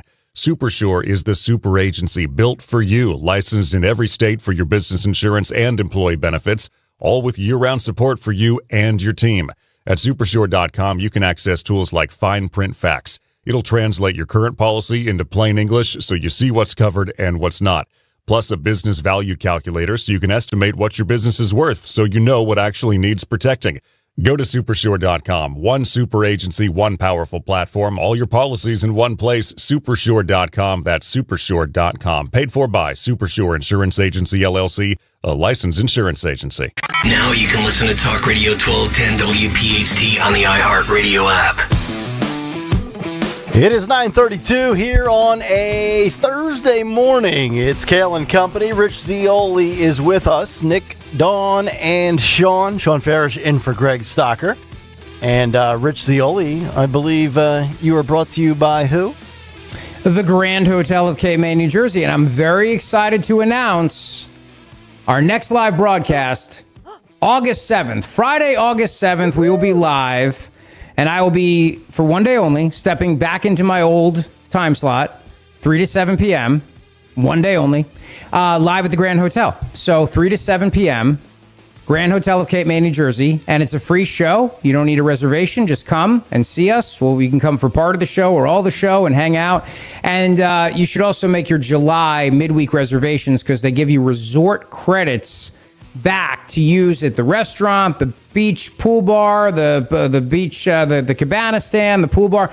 They have an outdoor heated pool, an indoor heated pool. Wonderful things to do for the kids. It is the ultimate beautiful family escape, and it's also a great weekend getaway if you and your wife or your husband want to get away for the weekend. Or if you're a throuple and you want to get away. No, I'm kidding. They don't allow throuples there. They're very family. They don't do that. But GrandHotelCapeMay.com is where you want to go. GrandHotelCapeMay.com. And mark down August 7th, Friday, 3 to 7 p.m. Live show, My Happy Place, GrandHotelCapeMay.com. Love it. Couple of big stories to hit on here in the cut sheet as the Tyler Robinson hearing is day number 4 today as it continues this week in the assassination of Charlie Kirk. I want to get to clip 27, Phil. And Rich, earlier this week, we were talking about this hearing and how stupid Candace Owens looks has been really the theme as pretty much all of social media. I've never seen people rally around one cause more than all of anybody pretty much right of center on social media, specifically X, saying how stupid Candace Owens looks with all of her theories. Well, she doesn't know, but she knows, right, Nick? Right. She kind of knows, but she has it, and she's just kind of asking the question out loud because she doesn't want to be sued. She stole that from Finding Nemo, by the way. Correct. You never really know, but when they know, you'll know, There you go. Yeah, exactly. Nemo. So a Utah SBI agent, Brian Davis, testified that Tyler Robinson came to the Washington County Sheriff's Office to turn himself in, and there he was along with his parents as well as a family friend. Let's roll clip 27. The reason you went down there was you had been told that an individual wanted to turn themselves in. That's correct. Did you observe that individual? I did. And where was that person at the time? So when we arrived, we went into the room that we were in. It was one of their office, the cubicles there. On the wall, there was a television monitor where I viewed an individual on that screen that was sitting in one of the soft interview rooms. That room was equipped with audio, video recording device, and so I observed him on that screen at that time. Were you aware, or did you become aware what time that individual arrived at Washington County Sheriff's Office? I was told he arrived there about 9 p.m. that evening. And was he with anybody else? He'd come there with his parents and a family friend. Did you speak with this individual that we've been talking about? Yes, I did. Did you get his name? Yes, we obtained his name and date of birth. What was his name? Tyler Robinson. Did he tell you that himself? He did. So, Rich, Tyler Robinson was on the campus multiple times over the course of a day and change, and the Mossad did not turn themselves in. Right. Charles Manson didn't turn himself in. The Boogeyman didn't. Tyler Robinson did. So, obviously, it was the Jews that killed Charlie Kirk. No question. Netanyahu himself. Yeah. Obviously. Yep. Yes. BB. Yep. But I was paid BB with a BB $7,000 gun. to not say that. Yeah. How's that Qatari cash treating you, by the way, Sean? Qatari? I don't deal with Qatar. I only deal with Tel Aviv. Oh, okay. That's it. I got the Mossad. I got. Do they wire BB, the money BB directly? Netanyahu. Is it crypto? Yeah. He sends it. No, BB sends it to me on Venmo under an alias. It's great. So Nice. it's one of those things, and so if $7,000 Do you have to share it with Ben Shapiro or?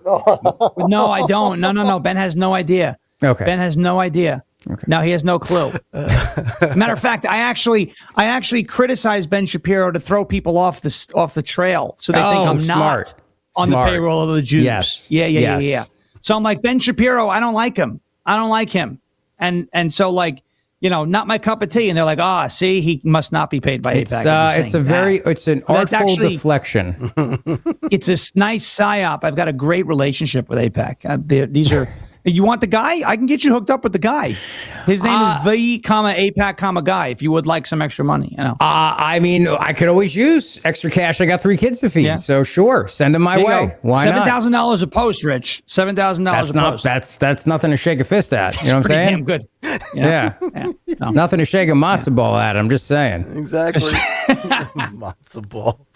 Other big story, obviously, is what's going on in the Middle East. Trump NATO, Turkey, Iran, Israel. Let's go to 13G here, Phil. Trump on Iran says they're a little loco, they're a little crazy, they're absolutely scum, and he's doing what the world needs, stopping Iran. Roll it. So when you say not a success, it's a tremendous success. The fake news likes to say how well they're doing. They're doing terribly. They have 350% inflation. When the war started, they had like 6%, 5%. They want to make a deal, but they don't know how to make a deal, and then they go around shooting ships at night. I don't like that. They're dealing with very fine people. They're dealing with Steve Witkoff. They're dealing with Jared Kushner and J.D. Vance, and they're dealing with Marco and Scott. They're dealing with great people, but I don't know. I think they're a little loco. They're a little crazy. But they told us they'd like to go to the funeral of a person who was killed a lot of people. Khomeini killed a lot of people over the years, and there for a long time. Don't forget, what we did should have been done 47 years ago. It could have been done any time within 40. This has gone on for. They were the bully of the Middle East, so they're a much different country now. In one day, all of their anti-aircraft things are gone. That doesn't mean they're not going to get a plane at some point, but all of it's gone. Everything's gone. Their leaders are gone. They had leaders, they're gone, and they had another set of leaders, they're gone. Now they have another set of leaders, they may be gone. Who knows? And you know what? I may be gone too, because I'm their number one target.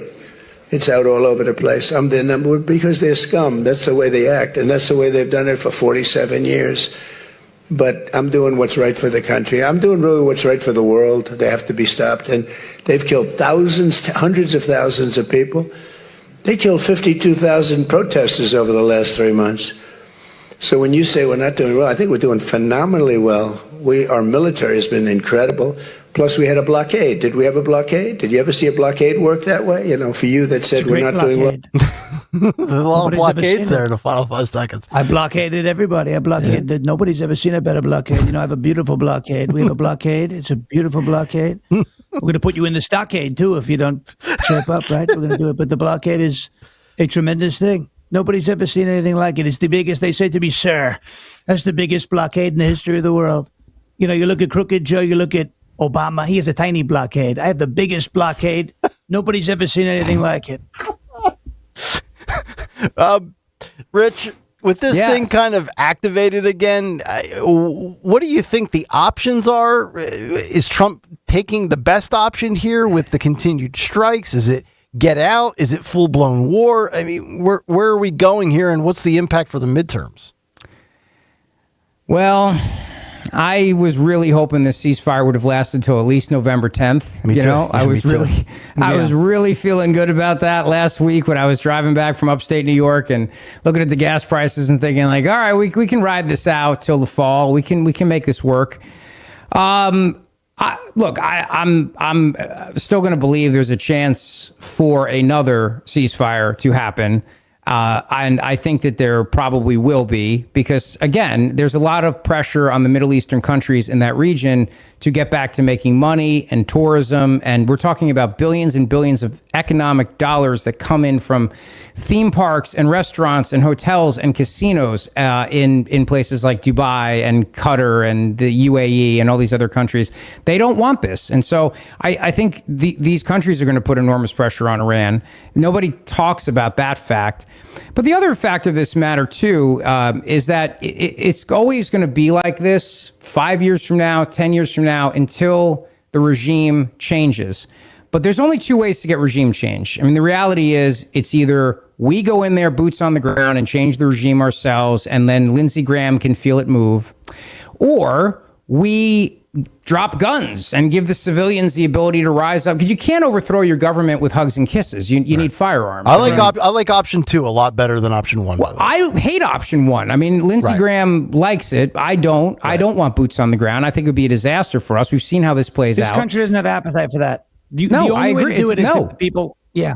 Yeah. The only way to do it is if the people overthrow the government. But they how do need you arm weapons. them, you know? Exactly. Yeah. They need guns. And there's no weapons fairy that's going to come down and leave a weapon under your pillow, right? Yeah. So, like, how do you do it? Yeah. You can't airdrop weapons in. You can't. So, I mean, that's the problem, what we're dealing with. So then the third option, which I like to call like the Jersey way, which is that if the people around the radical Islamic fundamentalists can make more money by getting rid of the Islamic, nut jobs, they'll do it. You know what I mean? It's like all these other countries in the Middle East, they've abandoned their Islamic principles to let the infidels in to drink and have sex in their casinos. And gamble. So, I mean, they do it, right? But Iran is a fundamentalist whack job country, but it wasn't always. I mean, we remember 1979. Sean doesn't. He wasn't born yet. But, I mean, a lot of us remember when the Shah of Iran... I wasn't either, but I've seen the videos, and it did look like somewhat of a civilized nation. It was. Yeah, it was. And the Shah of Iran was a friend, and we got along well with them. And I mean, it could go back to that, but you need. So if the people can't overthrow their government, if we're not going to overthrow the government, your only option left, the third option, is that the rich people overthrow the mullahs and push those people out, and they join the table of nations that make a lot of cashish. Mm-hmm. I don't see another option. Do you guys? No, I don't. And I love option 2 a lot more than option 1. I think option 1 has a very But option small 2 is not level of- realistic. No, though. you're I mean, right. It's not. It's not like it's you're like playing you Call of looking Duty. good in flip flops. It's never going to happen. Right. It's never going to happen. And I will never wear them ever again in the workplace. I think what's going to happen. You should never wear them ever, anywhere, ever. I'm going to wear them in Cape May on August 7th. Oh, God. I'd love to have you there, but not in flip flops. All right. It's a deal breaker then. Not in flip flops. Dawn, you were going to say? I just think we're going to see regime change. That's what's going How? to happen. I don't know. But how? Just kill the entire regime? Yeah, the Jersey way. Yeah. And what's the Jersey way one more time, Rich? The Jersey way is these guys go in there and they say, we can make more money without these radical Islamic fundamentalist nut jobs, and we take over. Who are these guys? The guys. You got some guys. The rich you gotta guys. come to This is the guys. The rich guys. Yeah, those guys. Exactly. Right. And I think that Trump thinks like a businessman, and his whole perspective with Iran is, if we can enable these people to make lots and lots of money, they'll run the country, and they'll move out the fundamentalist whack jobs who want to keep everybody in the 1800s. You know what I mean? Well, that's what I think his thinking is. And you're right. I think most people do have a price, like you said, the UAE, Dubai, things like that. You know, they'll put their moral high ground to the backdrop in the back burner for the sake of lots of money. But you're right. The radical Islamic fundamentalists, they can't be bought. They have to be killed. And There are casinos in these countries. They don't allow alcohol and gambling, but they have them. They have a gigantic. They're investing in a theme. What is it? Universal Studio, maybe one of them. Six Flags. Six Flags Dubai. Disney's looking to build there. Disney Dubai. Like, it is a hot spot in the world right now for tourism. So they don't want this crap going on. Right. That's how you get regime change. You get the people there who say, I'd rather make money than have Islamic fundamentalism. It's amazing. Dubai has a casino and the state of Tennessee doesn't. So how that makes any sense, I have no idea. There's a boat. Isn't there a boat, Sean? It's a riverboat casino. That's a casino. Not a brick and mortar, though. It's not a brick and mortar. It's floating. It's a float job. That's right. Yeah. It's interesting. Anyway. Wow. All right. Last one before we get to Today in Music History and Dawn's Big Three, and we say goodbye to Sean, who's got his show coming up at 10, and we get to the Dawn show at 10. Good luck with that, Sean. We're all counting on you. Appreciate it. We're in good hands. What are we counting? Are you doing something different today? No, I was just saying it's a line from Airplane. We're all counting on you. Good luck. We're all counting on you. Yes. Great movie. Right over my head. It's a bad job out of me. That's why I got to stay on script. Flip flops. Clip 35. Man boobs. Well, have you seen these things? I heard you say it yesterday. Yeah. I might be getting a deal on a supplement. I tuned in right as you were saying my man boobs are yeah. What did you say? Popping or peaking or peaking like Pritzker? Oh. Yeah. I'm not Pritzker-esque yet, but I'm getting there. And my 6-year-old said, "Daddy, what are man boobs?" And I had to click off the radio, so I heard all of like 10 seconds. Just listen to the iPad, right? It'll be show and tell. I'll tell you about them, but I'm not showing them, Dawn. Clip 35. So my daughters have these, and Rich, I'm not sure. Do your boys, do your children and boys and girls, do they have those little? We used to call them stress balls back in the day, but now the rage is they're called squish balls. Do the kids have any of them? I gotta check. I'm not sure. They're always bringing crap home from school and stuff like this. They're like squishy things, right? Like little things. Yeah, right. I think so. I think I saw a pink one the other day. But when I find that stuff, I throw it out because we have a 9-month-old puppy and he'll eat that, and that's not good for him. So I throw that stuff right out. And I'm getting fat, and I'll eat anything. So if there's nothing in the fridge, I would eat a squish ball. I can't believe you have any. You're like Jabba the Hutt, like a Pizza the Hut. You're gonna eat yourself one day. I am Pizza Hut. Yeah, that's right. I'm making Pizza Hut great again. Husky. Order by order. Pizza the Hut, huh? You like that? Tomorrow is cheat day Friday for pizza. I might have to skip out on that. I'll go asparagus instead. It's a scary one. But you guys, are we work? I was at the gym for about an hour and a half on the bike. Yeah, nice. And I'm not even sore today, which I'm thankful for. But David is great job. He's my 19-year-old. Yeah. He's like, if everybody he's like, all right, come on, Mom. Yeah. Come on, push.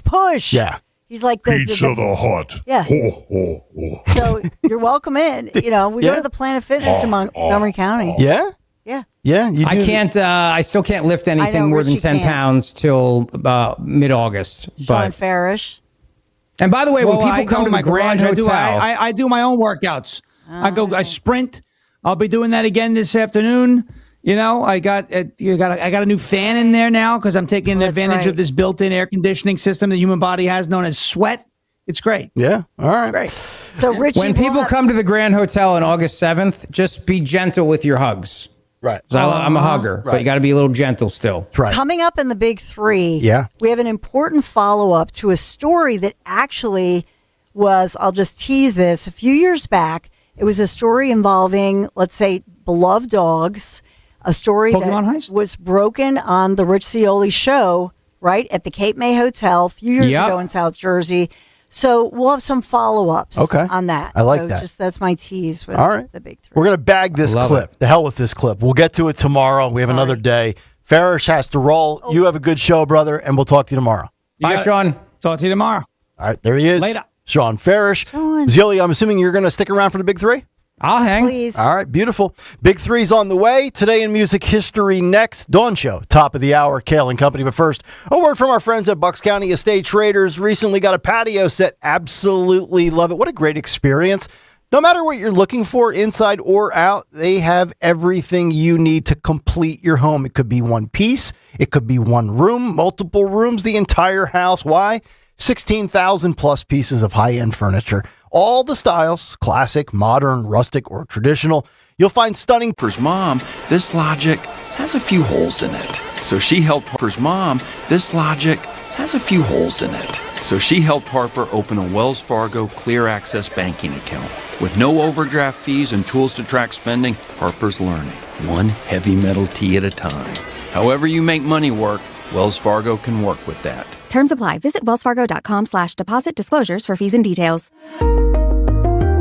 Is reviewing life insurance on your to-do list? Now's the perfect time to add it. A friend recently told me that securing life insurance sooner rather than later can help you lock in lower rates for years to come. So I bumped this up on my list and got it done. I called SelectQuote and couldn't believe how easy and affordable life insurance is. I'm 40 and got a $500,000 policy for $16 a month. My husband's also 40 and his $500,000 policy was only $18 a month. Plus, with SelectQuote's same-day coverage, there was no medical exam required, and we were covered by the time we hung up. Knowing I have this checked off my list feels amazing, but the peace of mind knowing my family is protected feels even better. Call SelectQuote at 1-800-329-1010. That's 1-800-329-1010. Or go to SelectQuote.com to get your free quote today. That's 1-800-329-1010. Details on example rate at SelectQuote.com. Henry'sHots.com. Craving real barbecue? Head to Henry's Hots Barbecue in Folsom, New Jersey. Voted Best of South Jersey Barbecue for 14 years. Open Friday through Sunday from noon till 7. Featuring St. Louis-style ribs, beef brisket, burgers, and an all-you-can-eat buffet every Sunday. Dine inside, relax outside, grab takeout, or let Henry's Hots cater your next event with full-service catering. Find them at 1003 Black Horse Pike in Folsom or visit bestbbqsj.com. Henry's Hots Barbecue, real Texas-style barbecue done right.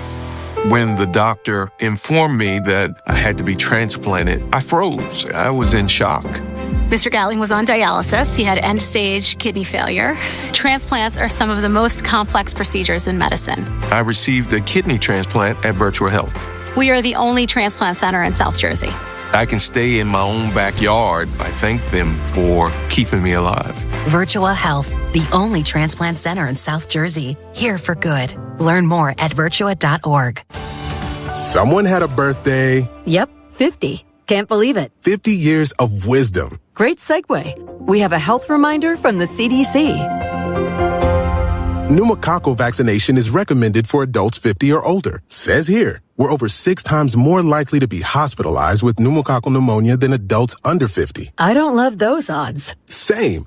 Look what I found. Pfizer's Prevnar 20 is proven to help protect adults against pneumococcal pneumonia and invasive pneumococcal disease in just 1 dose. And millions have already gotten it. Continued approval may depend on a supportive study. Don't get Prevnar 20 if you have a severe allergy to its ingredients. A weakened immune system may lower your response. Common side effects include injection site pain and swelling, fatigue, headache, muscle, and joint pain. For full prescribing information, please call 1-855-213-2138. Visit Prevnar20.com or talk to your doctor or pharmacist.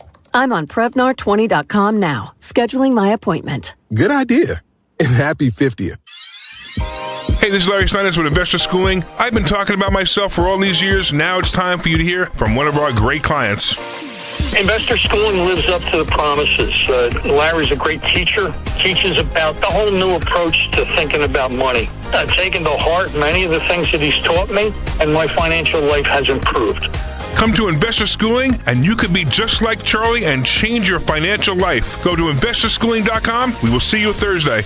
I know that hiring can be challenging. You sort through tons of resumes and you get too many so-so applicants. You're just waiting for someone to match your role perfectly.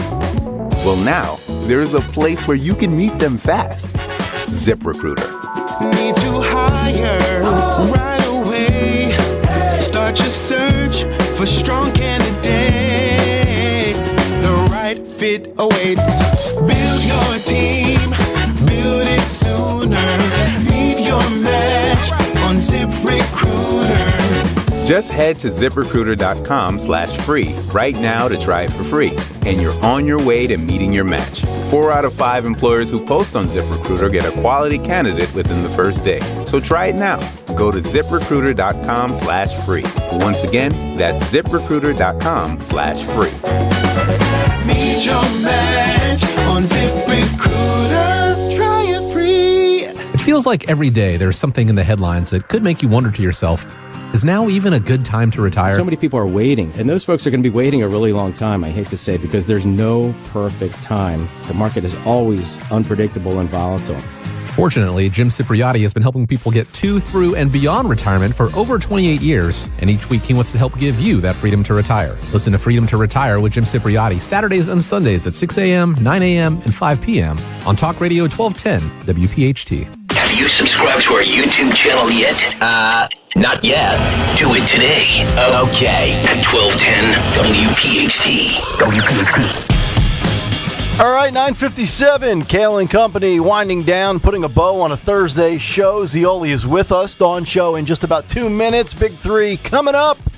But right now, before the Big Three, we always go to the A-Chair himself with what occurred today in music history. What happened on this day in music history? Music history on Kayal and Company. Today, July 9th, we celebrate the birthdays of Frank Bello from Anthrax as well as Courtney Love. Heavenly birthday shout out to Bon Scott from AC/DC and Mitch Mitchell from the Jimi Hendrix Experience. We also lost Buddy Tyler yesterday. Sing include Who's Crying Now by Journey in 81. Albums include Exit Wounds by the Wallflowers in 2021. Hot Wire by Kix in 91. And On the Same Day When Love Comes Down by Jimmy Jamison. Also in 69, the Beatles recorded Maxwell's Silver Hammer. In 72, Paul McCartney and Wings began their first UK tour. In 95, the Grateful Dead played their last show with Jerry Garcia. In 83, the Police was atop the singles chart. In 54, Elvis recorded Blue Moon of Kentucky. In 71, Jim Morrison was buried. In 58, Johnny Cash signed with Columbia Records. And in 74, Rush signed with Mercury Records. But lastly, on this day in 77, Elvis Costello quit his day job as a computer programmer at Elizabeth Art and Cosmetics to become a full-time musician.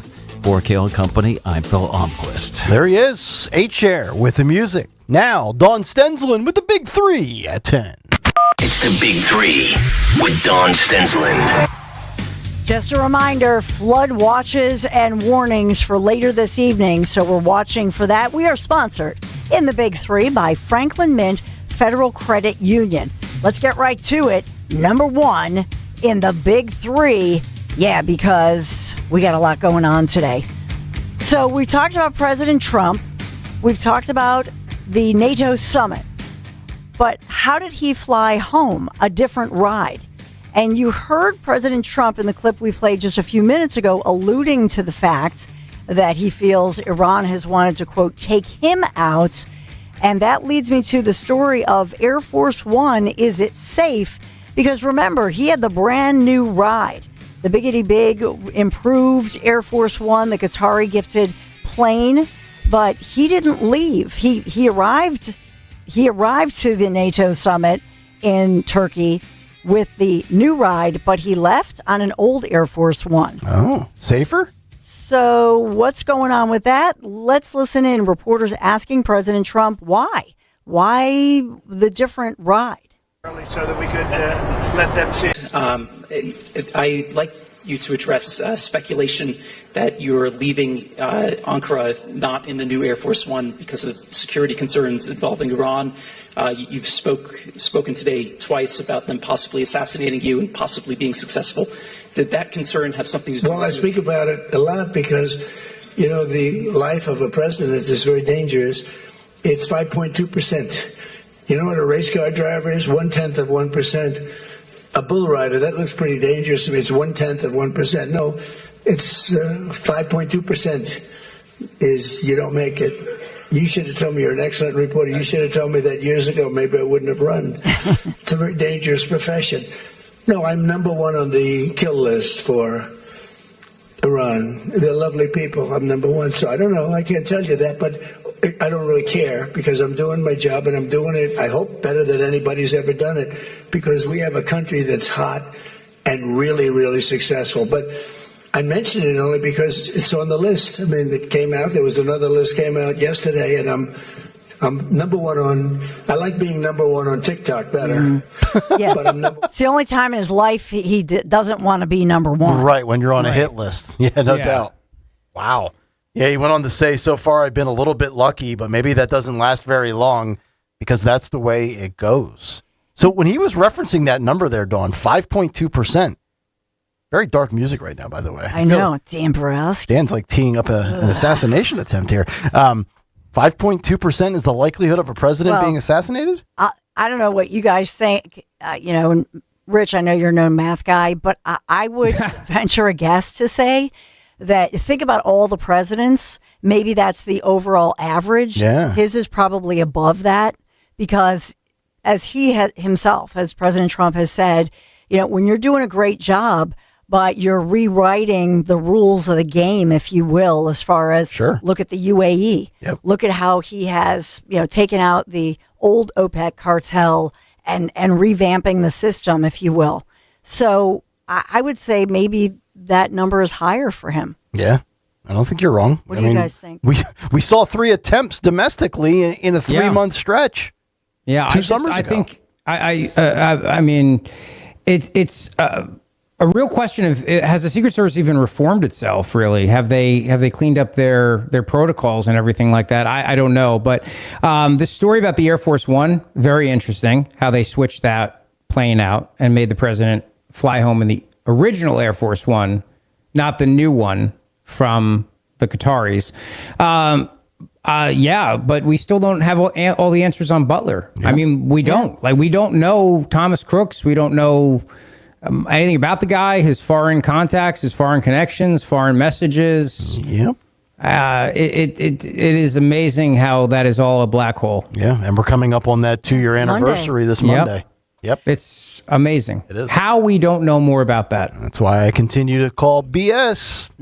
By the way, too, Dawn, do you remember roughly just ballpark when the Qataris gifted the second one that he's been using? Because I would think with all the attempts on his life, all the bells and whistles are cool. But if one is safer than two, in light of everything that's come my way in the last couple of years, I'm riding on one. Well, Dan, let's go. Dan has a couple of great clips on this. So let's hear more about this. Reporters are trying to get more information, and we don't know everything, but let's move on to your next clip. Yeah, at one point, Nick Sorter reported that reporters were told to draw their blinds, and this is the clip that happened. The reporter took audio of the sound in Air Force One after that happened. Here's how that sounded. Early so that we could let them see it. The whole base came out and saw the plane, and then we landed. Do you know why they had us close our window blinds? That was not usual. Well, yeah, because you're, probably on a dangerous flight because of the sleaze bags that we have to deal with. So you think that Iran was possibly thinking of trying to... Well, I mean, if they asked you to close your windows, probably they feel that way. They didn't ask me to close mine, but if they did, I would have done it. No, these are sick people. So I could see something like that. I didn't know they did that, but I could see something like that. Were you aware of any credible threat by Iran against Air Force One? Well, I have a threat all the time. I'm number one on their list before you. But if I go, you go. Right? But was there a specific threat today? Perhaps someday you want to change professions. What do you have, Daniel? Is it conclusive that there are strikes ongoing in Iran, sir? We just hit them very hard. And I say we hit them 20-1. Every time they hit us, we're going to hit them 20. And we did it last night. They did a little something today, but it was really retribution for last night. They hit actually 3 boats, not 2. And when they hit, we hit back much harder. Are we returning to a full-scale military conflict, sir? I don't know. I don't know. We'd win it very quickly. It's another way of doing it. We have many ways we can win. So the Secret Service urging President Trump, that's the story this morning, to fly out of Turkey on the old Air Force One instead of that newly retrofitted Qatari gifted plane out of, quote, an abundance of caution amid the escalation of Iran. So we don't have all the deets. I'm sure we'll get them. But it was kind of chilling when he said, if I go, you go.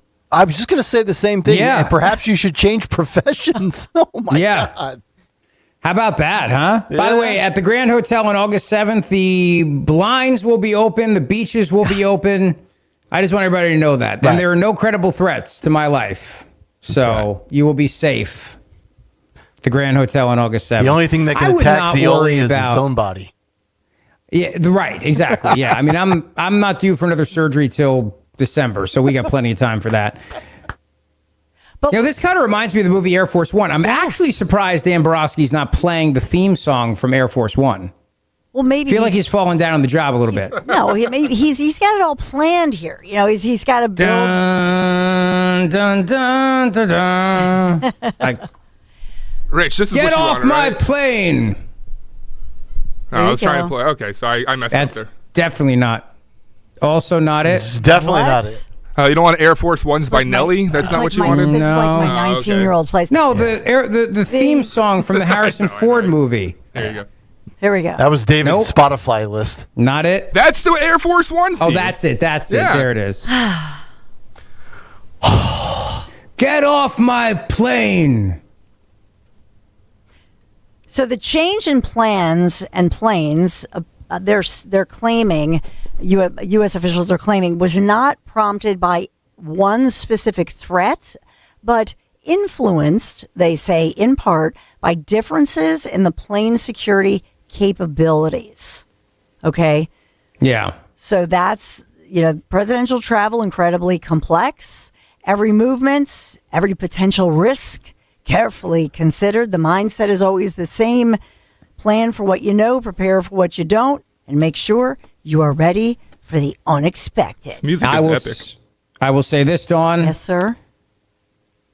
Any plane the president flies on is Air Force One. Well, that's true. Very true. Whether it's the old one or the new one, I guess. Well, let's hope Secret Or Service if he is just ready flies to go. a little, That's true. That's a good commercial point. prop. Because let's remember the end of Air Force One when they said, we have new call sign. Our call sign is now Air Force One. Remember that? At the very end, when they have the president on board? The military plane that rescues him? Yeah, you're right. That's true. I get chills. I got to go watch it now. Now we got to rewatch it.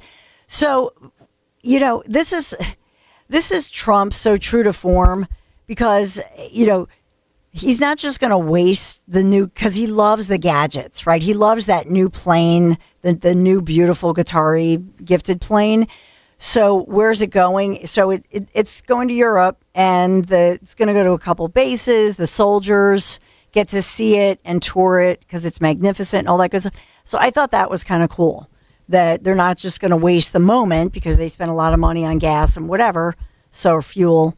So the soldiers will get a little tour, take it to a couple of bases. I just hope he's really protected and everybody's got their I's dotted and their T's crossed. And we're just a few months removed from some nut job running down a flight of steps at the Hilton in D.C. Like, if that guy can come that close, I'm not crazy about him being over the air with Iran below us. Just my 2 cents. Well, so one thing I will say, and I've thought this for a long time, I know that maybe President Trump didn't grow up with dogs, but I believe that, see, Rich Cioli, when I first met Rich many years ago, and Nick, Nick has a great dog. We love Nick's dog, but you love him, I don't. But Rich said he didn't have a dog. Well, now he has Gary, right? So I have faith that President Trump, who maybe he doesn't have a dog by his side, but there's something with a dog, especially a trained canine, that I think would bring an extra layer of security for President Trump. And I wish that I'm really serious. I wish that he would find a canine to be by his side. Well, maybe in a month or two, he can adopt from our new endeavor, our new venture. Yes. With our new Piazza Pets. That's right. Get a Piazza presidential pet. Yeah. It'd be Pet One. Yes, even Stalker has a dog. So everybody can have a dog then. Sadie. Yeah. So that brings me to a couple of sad stories, and I'll weave this into a story that Rich Cioli broke 4 years ago, almost to the week. But I'm going to take you currently to Salem County, New Jersey, South Jersey. Sheriff's Office sergeant facing very serious charges after prosecutors are alleging that he left not one but two canine partners in a hot vehicle for 7 hours. Awful. My God. Oh, my God. Tragically. Awful. Resulting in their deaths.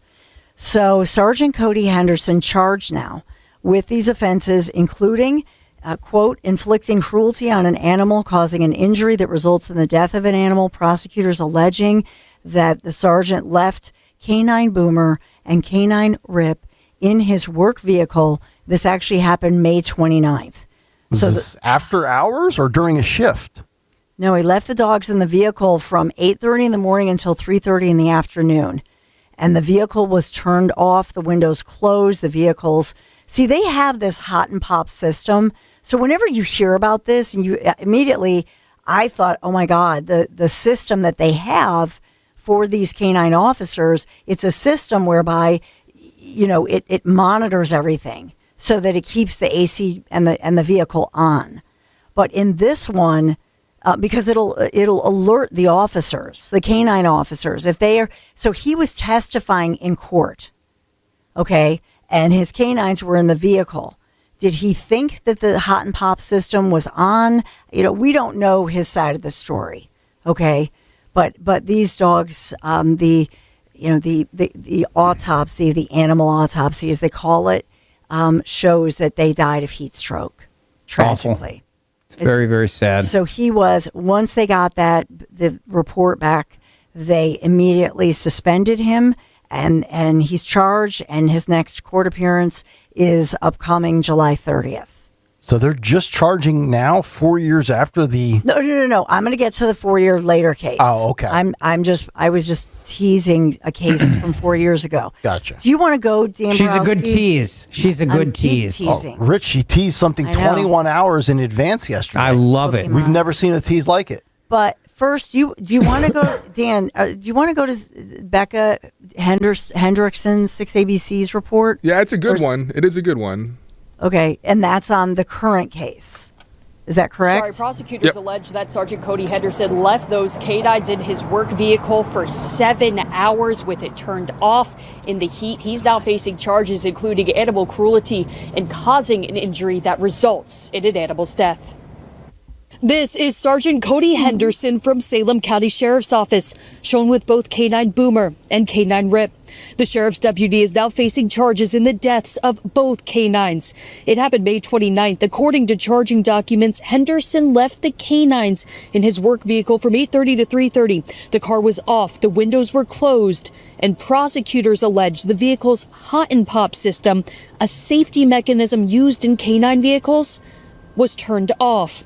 K9 Rip and K9 Boomer both died of heat stroke. If it gets too low or too high, it'll set off an alarm. Officer Matthew Mayhew of Hamilton Township Police has a hot and pop system installed in his work vehicle. He showed us how it works when activated. Heat from the interior of the vehicle will be sucked out of the vehicle. Officer Mayhew says while the sirens are loud, that alarm will go off until I physically come down and I press that button to say, I checked on my dog, and then I turned the alarm off. He appreciates the backup to keep his partner, laying down in the cold air, we've already went down 2 degrees. K9 Harv, safe. So think about when that happened, and you're looking less than 2 months. You have an officer charged, and he'll have his day in court to explain what happened. By all accounts, a tragic case. But you're right. But you know where I'm going with this, Rich Cioli. This current case in Salem County, South Jersey, is quite different from that of a first responder dog from South Jersey who died in a county vehicle buried in a fire marshal's backyard. It was 4 years ago that actually, for those of you who remember this, it was live on the Rich Cioli show. Cape May Grand Hotel broke the story. 4 years later, there is still no justice for Canine Ember. Do you remember the case of Canine Ember? And so this was a Gloucester County canine dog, died similarly in a vehicle, and this was with Fire Marshal Sean K. Layton. Very politically connected guy. Yes, right. 4 years ago. Yeah. So think about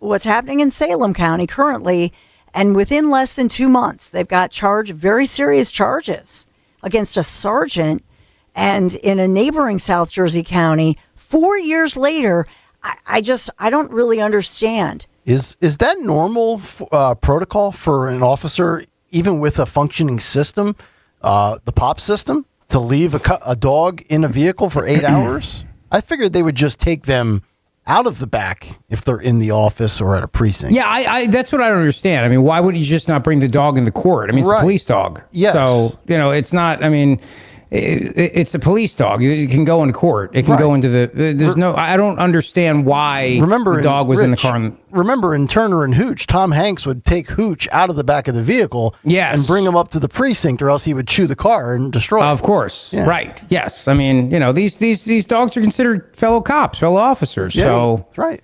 I don't know. I don't know what was going on, but you're saying the officer who's been charged was in court the entire time? Sounds like I don't know if I buy that story. Well, that was one of the stories, so that's reported. We won't really know. I don't think we're going to get the details until the July 30th date, because he'll be in court. Yep. Right, and so then he'll have a defense attorney. I mean, if they're charging him, they must have there must be something else. Because I mean, if it was a situation where he had to be in court, he thought the POP and whatever system it's called, whatever it is, was working and everything like that, they wouldn't probably have intent to charge him. So I'm trying to figure out, was there something else?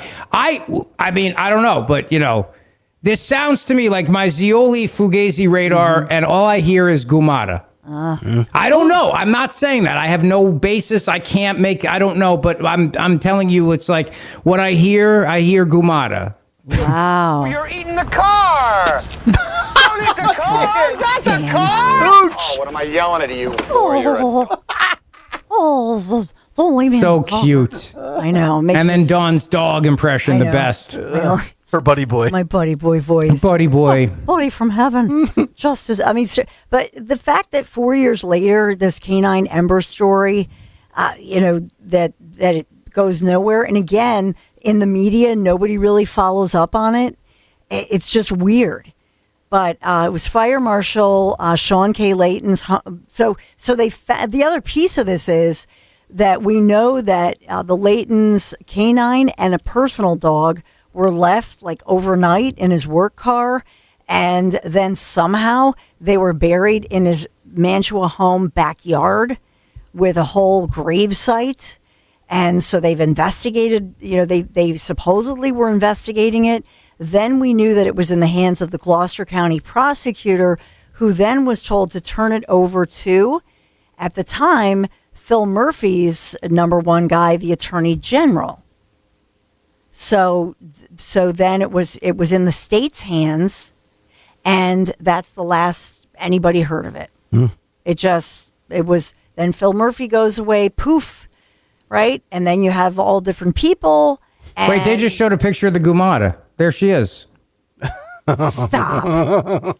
Richard. Steve Pacraduni now be said. nice, Richie. I'm doing Mama Zioli. Pacraduni was my source for that whole story with the Gloucester County. What does he say? He says it's simple. Remember, Steve? Gloucester County is controlled by Democrats, and Salem County is controlled by Republicans. Both cases, though, are very sad. But in this one, think about the county prosecutor is appointed by the governor. So the county prosecutor is a Democrat appointment from Murphy, from either Murphy or Mikey Sherrill. I don't know if Mikey Sherrill's have the ability to make the appointment yet. So, with the consent of the state senator, typically, who in this case is a Republican. Yeah, but I don't know. I'd be very curious to find out what the charging documents say. Right. So Road Warrior makes a good point. I mean, if he's in court, there's video. It's obviously, sitting there. And if it was just a simple thing where he thought the pop-in thing system was working, I don't know why they would. I don't know the basis for charging him. You know what I mean? Like, I feel like there's more to the story. Yeah. Yeah, and I don't have those deets, so look at her. She's hot though. Not the newswoman. Stop. Who, the dog? You like the dog, Rich? Hey, Rich, I knew you were into that. Oh. I do have a video of the fire marshal, if you wanted to see. Of Sean Layton. Yeah. Now, so we're... Nice to meet you, folks. Fire Marshal Bill here. Won't you come in? Don't mind if I don't. Wow, a real fireman. That's actually Phil Murphy. Yeah. That's Governor Phil Murphy right there. No, Jersey. Jim Carrey. But just to be clear, so two different... Let me show you something.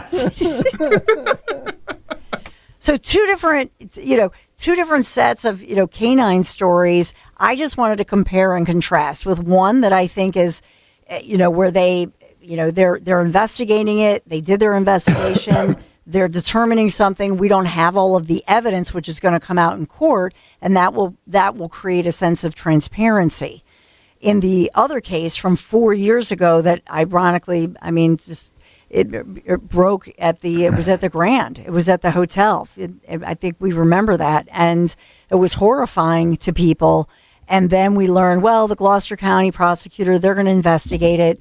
Then within months, the Gloucester County prosecutor had to turn it over to the state attorney general's office, and it just kind of died there. And we've never gotten any answers. And so I've called over the years. I'm sure many of you have. I'm sure, many of you who live there have been upset about it. But the fact that that's a canine. That's a sin. That's wrong. And no word. They're just allowed. And that's part of the problem with Jersey politics. And I'll just say this one more time till I'm blue in the face. New Jersey, get a backbone and get at least your own television news market or media news market, because you are represented by people who don't give an S about you. The Philadelphia market covers you. The New York market covers you, and they give you no respect. Well said. Amen to that. Well, they don't even have a Trenton Bureau anymore for No. 6ABC. There's nothing. No. It's a sin. So it's right by the train ridiculous. station, and it's just an empty building now. Yeah. No, look, when I was involved in Jersey politics, we had, trying to think, there were, when I was in the governor's office back in the day for DeFrancesco, they had, like NBC had an affiliate down there because Brian Williams was the reporter, and 6ABC and KYW, and they would all cover, the governor and all these. None of that happens anymore. So, It's terrible. That's the story of my life. No respect. I don't get no respect at all. They have the state-run media, though, right? Don't they still have that terrible public television they fund? Yeah, which is ridiculous. So who the hell watches that crap? Who watches that nonsense? I couldn't even tell you what channel it's on. Nobody. That's just it. It's but it's in part NJ State Television. It's like North Korea, but for New Jersey. Might as well. NJ State TV. I'm going to look it up now. But you're right. I mean, and so they have, New Jersey. Seriously, I still find it shocking that there is no media market in New Jersey. It's wrong. And this story is one of many. Do they not count Atlantic City? Isn't there like an NBC 40 down there? No, they sold all that. Oh, they did. All okay. gone. When did that go away? Had to be relatively it's a Spanish recently. network now, I think. Is it really? It's all gone. Yeah. What year did that go dark? Last 10 years? Roughly? Just about. Yeah. I was Probably down there 8. actually. Okay. I remember there being like a small little NBC affiliate down by the shore. Okay. Yeah. They're gone. All Okay. gone. 2014. Midnight of December 31st, 2014. Okay. Yeah, that's what I thought. Wow. Do you want to go to Eric Trump here? Yeah. So I'm just trying to bring, I don't know. Eric Trump is very excited about a new name, the Trump name going where? 5:01 a.m., the name of the airport changed from Palm Beach International to President Donald J. Trump International Airport. And there's no way in hell I was letting UPS be the first plane to land. So we got on Trump Force One, and Lawrence, you've been on it, and Brian, you've certainly been on it, and Emily, you've probably been on it as well. Yeah, we haven't been on it. We had to be the Eric. last plane to take off out of PBI. And then air traffic control comes on, and welcome to Trump Force One. You're the first plane to ever land, at this airport. And so we touched down at exactly 5:01 a.m. this morning, and it was a beautiful day. I don't think there's anybody more synonymous with Palm Beach than Donald Trump, and maybe all of Florida. And it's his home. He absolutely loves the state. Won the state by a major margin. And this is a plane that carried him to victory. A lot of people will argue 3 times, but certainly 2. It was the backdrop of so many of the presidential campaign stops, did so many stops with us as a family. So it was an incredibly special moment for us. Attention all aircraft, effective immediately. Palm Beach International Airport is officially President Donald J. Trump International Airport. President Donald J. Trump International Airport. ATIS Information Hotel, now current. Trump altimeter 3009. I love it. Here we go. It's official. Always 7 Alpha Foxtrot. Understand me. I am totally unsatisfied. I think Eric is finally satisfied. So it's officially, I would love to see all the Trump derangement syndrome people. Was there anybody on that flight when that pilot? They were. Who was? Wasn't Eric on it? Oh, okay. Isn't that what so he's that saying? wasn't like a public flight with. It'd be interesting to see the breakdown of who was on cheers there? versus boos, because every time there's a public appearance or mention of Trump, everybody wants to pull out their phone, record it, put it on social media, and then everybody will say, "Well, the deafening ovation," and then guys like Krasenstein are on X, are like, "Oh, he was booed relentlessly." I've flown into that airport before, but I've never been in Air Force One. That's ridiculous that I've never been in Air Force One. That is Now ridiculous. I'm angry now. I've never been to the White House. Yeah, I've been there a few times. Yeah. We don't have it in the budget, apparently. I'm always wrong. I'm always late to the party. Everything I get to has been defunded. Yeah. Yeah. Defund I joined the White radio House, when it that's became defunded. Post-apocalyptic Kayal over here. I love it. I love it. Was radio going through a tough time? I haven't heard that. Is that a thing? I start sports radio. Oh, we no longer go to the Super Bowl anymore. I join talk radio. Oh, we don't do the White House anymore. Okay. Well, maybe it's the price of fuel. So last story that we'll do for this is Dan and I have been watching these Freedom fuel stations. Is this the one? So FMZ is the first one we saw earlier this week. My channel. So let's go. Why don't you play this? Because I think this is interesting that we do have some people privy to these gas stations where the gas prices are nice and low. Action News reporter Cheyenne Corinne is live in Millbourne, Delaware County with more information on these gas prices. Cheyenne, it's just kind of like an up and down slope with these prices right now. Anna, yeah, people really are desperate to save as much money as they can at the pump. So this is where President Donald Trump says these Freedom fuel gas stations are stepping in. You can see that they have this American flag at the sign. I want you to take a look, because what also stands out is that price. You can see that the cost of gas here in Millbourne is $3.47. And this is almost 50 cents below that national average you just mentioned. Now, this first location in Drescher opened on Friday with this same price, and that's also a nod to President Trump serving as the nation's 47th president, of course. But that price has already started to rise after the president announced new U.S. strikes in Iran, sending oil and gas prices higher. Now, we went back to that gas station overnight, and it's already up 10 cents since opening just on Friday. The president announced last week that an unnamed retailer would lower gas prices at 25 of these stations and rebrand them as Freedom Fuel Network. Now, some of these locations across our area include Lansdowne, Bensalem, Pottstown, and Marlton, New Jersey. A White House official told ABC News the administration is not involved with the company and is not providing any funding or subsidies. Did you guys happen to pick up what was in the background there at that last Freedom Fuel Network right across from the gas station? McDonald's. McDonald's. Yeah. Fill up and fill up. You can't make this stuff up. Fill up and fill up. I love it. That's like Trump World. If that was a theme park right there, that'd be Trump World. That's where Trump would fill up with his gas tank and then grab a couple of Big Macs. So 25 stations. The golden arches. So Freedom. He loves French gold. Fries. It's true. And Bobby Kennedy would be like, we probably shouldn't have that, sir. Quiet, Bobby. 25 gas stations across the greater Philadelphia area, most located in Pennsylvania, but several in New Jersey. Was that Lansdale or Lansdowne? Because Lansdowne. Okay. Delco. Okay. Delco, Bucks. Go figure. Nothing in Monco, huh? No, because... Of course not. I mean, not for nothing, but I think they're placed in places where they're more purple. Oh, yeah. Bucks County. Not that Delco is anymore, but maybe. Right, yeah.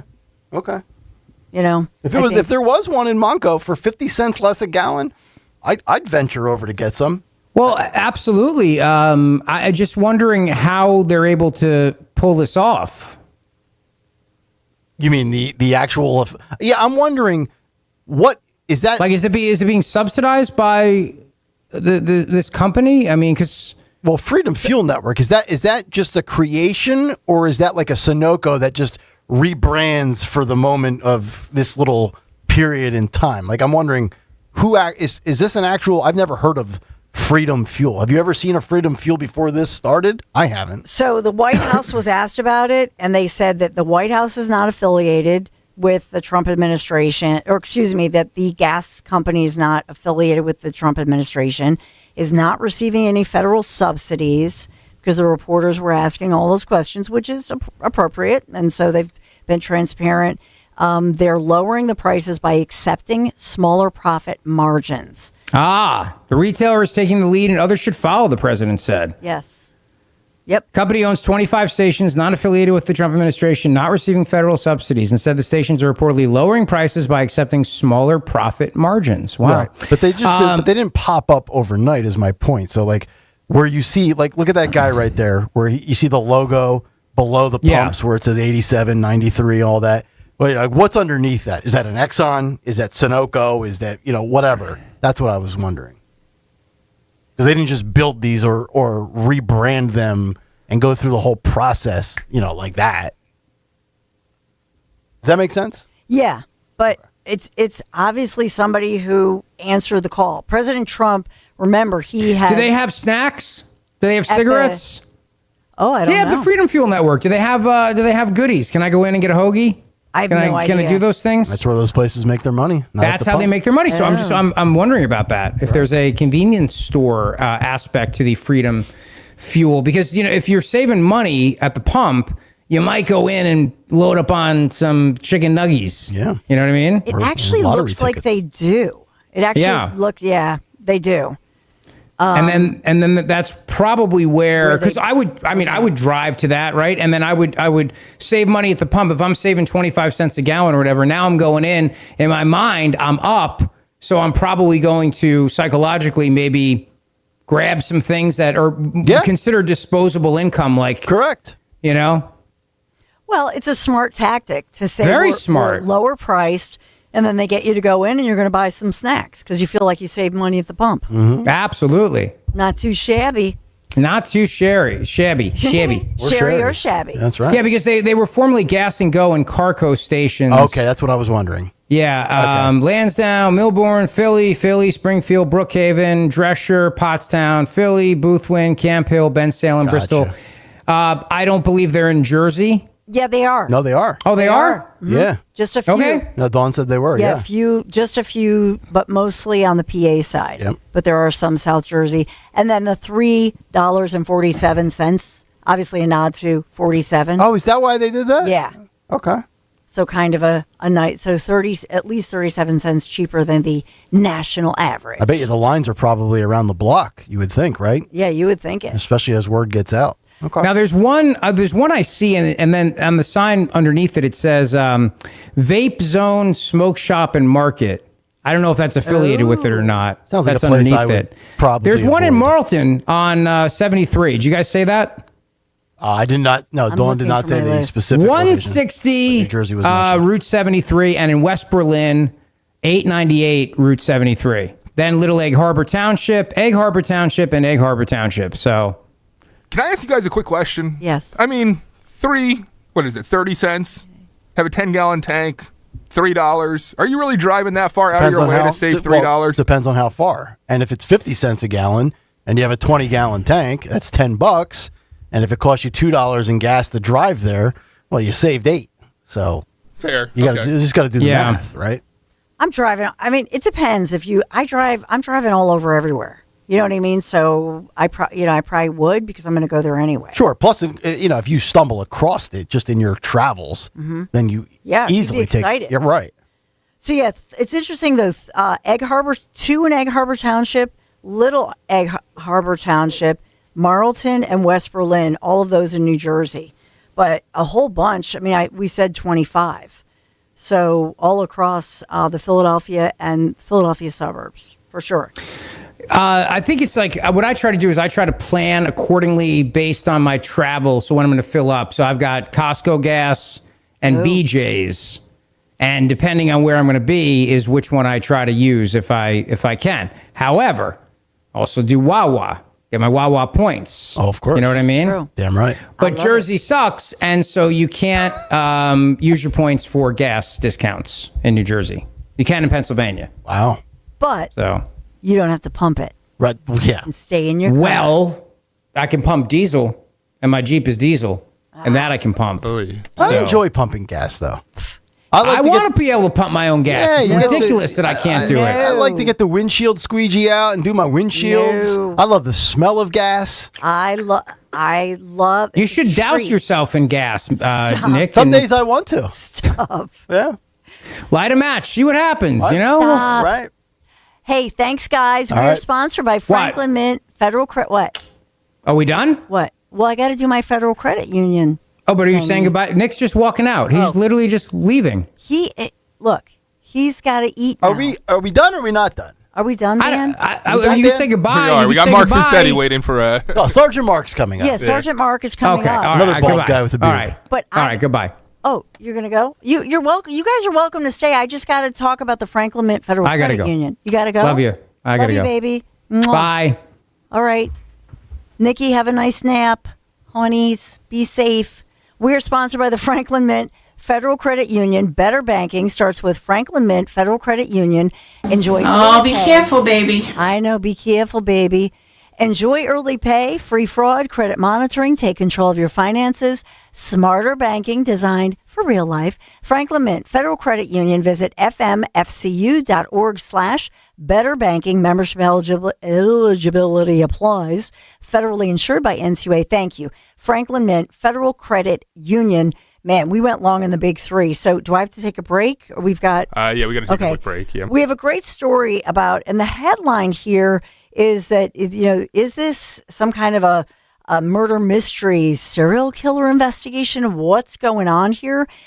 In Philadelphia, a story that I think was another story that was kind of buried. So we'll get some inside scoop. And then also we want to talk about the big bike ride coming up. Are you working out? Are you signing up? Are you sponsoring me or my boys, Michael and David? Because we need some sponsors. So we got a lot to talk about with Sergeant Mark Fuzzetti right around the corner.